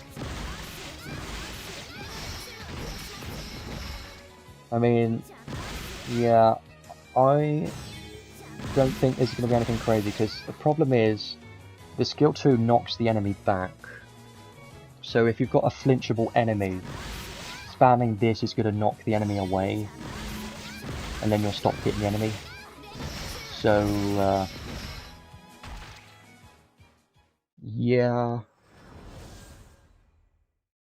I don't think she's going to be that great, honestly, after seeing this, because I was hoping her damage cap would be a bit higher, and I do have vague memories of her skill 3 missing enemies completely. So, yeah, she's not the most reliable, but she's a non-attribute damage dealer, and if you can go up in the enemy's face like a boss that doesn't move, you can just keep spamming skill 2 and it's actually going to be quite solid DPS. For an old unit, that is. So it's not bad. Not too bad, at least. Non-attribute damage dealer DPS is going to be okay for a non-attribute damage dealer. Better than shitty Baland, so that's something. Probably one of the better non-attribute damage dealers right now, because we don't really have any good ones available. So yeah, I'm pretty sure that's everything I wanted to cover today. It's been almost 4.5 hours and I'm tired and hungry and thirsty and bored. Well, not bored. I've had fun. It's been very fun, but I need a break from this. Yeah, Diaz is the best PvP non-attribute damage dealer. Lollyha, PvE for Lollyha isn't too bad, but they're not that great, honestly. Diaz, I'm hoping Diaz gets an insight, because he was one of my favourite units to use when I had him on my other account. He was so good and so fun to use, just very clean, skill 3s, just so satisfying to use that one. But yeah, I think the base form of Rem is going to be a good, you know, non-attribute damage dealer, but not anything crazy. Right, it's 6 PM my time, and making dinner takes about half an hour, or maybe a bit longer, so yeah, I'm gonna finish it off here today. Basically covered everything I wanted to. Quick conclusion, try to cover everything real quick. So, conclusion for today's stream, I think this is a very good event. You can tell because I've been here for 4.5 hours. You can probably tell that it's a very good event. But yeah, I'm glad this collab has came back. It's been 5 years and it's never had a rerun. So this is a super exciting collab. And we've got 3 Christmas units and 3 Christmas arks. It's quite exciting. I doubt this will ever get a rerun in the future, so take advantage of this collab right now because you never know if it's going to come back. Maybe it's going to come back in another 5 years. Gonna wait 5 more years? Sure, no. No, just no, I don't want to wait another 5 years. Please no. I don't want to. But yeah, this collab is very fun. I am definitely going to be enjoying this a hell of a lot because you have a lot of stuff from the Redux. You've got Emilia, who's a top tier meta unit still for 5 years. Crazy. Then you've got the 2 Redux arks. Very strong meta PvP arks for sure. And then you've got, in the new banners, these new banners are quite good. Honestly, Christmas Rem is going to be quite a strong PvE damage dealer. She's quite impressive, honestly. I didn't have any initial impressions of when I saw her kit because I was more excited about the rerun stuff over the new stuff. But after actually trying out Christmas Rem and seeing her kit and everything, she's going to be quite a top tier damage dealer. Part 1 is going to be a very good banner, honestly, because of the unit in this banner is quite strong. And if you get the banner, if you get the ark with the unit, then that's basically going to make Rem ever slightly stronger because of hammer mega boost. So yeah, it would be nice to have both. Honestly, I'm probably going to try and get that ark if I can before the end of this collab. If I can, it's going to be nice. But yeah, Rem's definitely the prize of this banner. And then part 2, also a pretty good banner. Ram needs more testing. We really need to see her PvP potential right now. And she only just came out today, so not many people have really tested her yet. So wait about a week and I'll probably have some, proper, testing done and, thoughts on these units once they've been tested in PvP properly. But right now I can't say, because I haven't tested them out in PvP yet, so I can't say. But PvE is not going to be anything crazy. She's not really going to be that good in PvE, honestly. Mostly just a PvP unit. The ark, pretty solid too, but none of these arks have anything crazy. This one's pretty good for mages because the non-stacking magic damage cap could be good for Lenius, Shift Lenius. So, both solid banners, honestly. I do think part 1 might be slightly better because of Rem being a meta, DPS unit for PvE content might be more important for most players. So part 1 might be better right now until we get more testing with Ram in Arena. That's what I can say.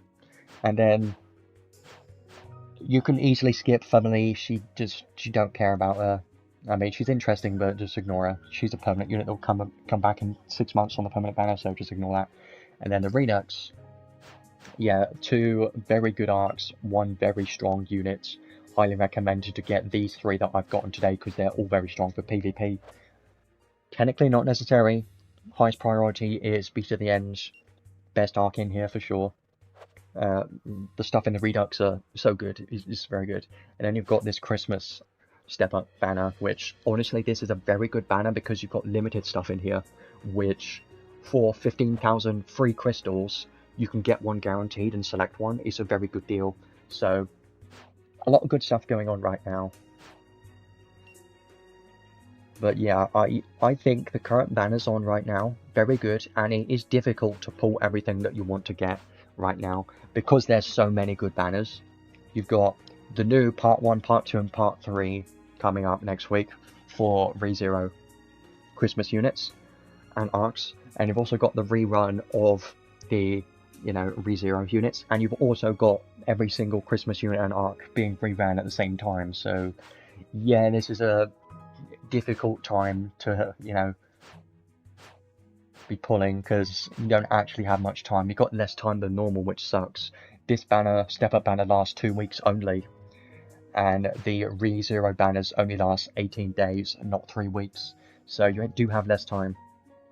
That's what I've been saying to save for today, because yeah, there's a lot of stuff that you should be trying to get. If you get lucky from tickets, then you don't have to worry too much about it, because you get 1 select ticket for Christmas, Redux, and also ReZero. So yeah, pretty good overall. I'm gonna leave that there for today. That's pretty much everything I want to cover. It's been a very long stream.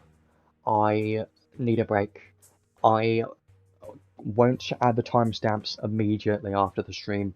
I'm gonna have a break quickly and add the timestamps. I should probably add the timestamps while I'm doing dinner. That's probably what I should do. So I'm probably gonna do that, and then I'll be here next week for part 3, which part 3 isn't gonna be as long as this. It's gonna be about half the time, so don't worry about that. If you've enjoyed this type of stream, then let me know. I never get the chance to do something like this that often because we rarely get events that are this packed. And this is the first time this has happened, that this event, this update has had so much added to it. So also, of course, I could just make these as videos, and people would probably prefer doing that, but I do like the chill kind of live stream way of doing things. And of course, if I want to do videos, editing and all that stuff takes a lot more time. I'm not lazy. I'm just saying I prefer doing it the way that I do it, because then I can interact with people and help out when I can. So I'll continue doing that. And that is everything for today. Next week on the 18th, I will be back.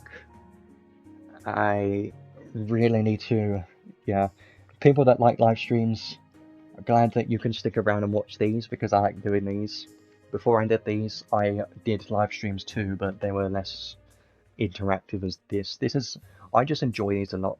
They're very fun. Looking at units, kits, trying them out is very fun for me, especially in this game in particular. Some other games, units, kits, and some other games are a lot more complicated, I have to say. Like Wuthering Waves, units, kits are just super, they have a lot of descriptions. They're a lot more complicated to try them out. Yeah, well, thanks for coming to the stream. It's been very long, but a very fun stream, and a very good Christmas event to this year, I have to say. Aiders have done a good job with this year's Christmas event, and it was a surprise to most players, because there's so much going on right now. So, yeah. Yeah, I do have I used Tweaks last Cloudia Discord. There's a lot of, ways to get information if you need help with stuff and all that stuff. So I'll leave it there for today. I have some stuff to do. It's about 6 o'clock right now, and I'll come back next week for Christmas Emilia, which I'm hoping she's interesting. I don't know if she's going to be as good as her base form, but I'm hoping she has some interesting enough stuff in her kit. But yeah, have a nice Christmas is what I'm going to say next week, because we've still got 2 weeks. 2 weeks until Christmas, by the way. I'm trying to get on top of it, trying to get presents and stuff sorted. It's been busy, but yeah. I'll be here next week. That's enough talking from me. I'll see you in the next one. And I'll add the timestamps very soon.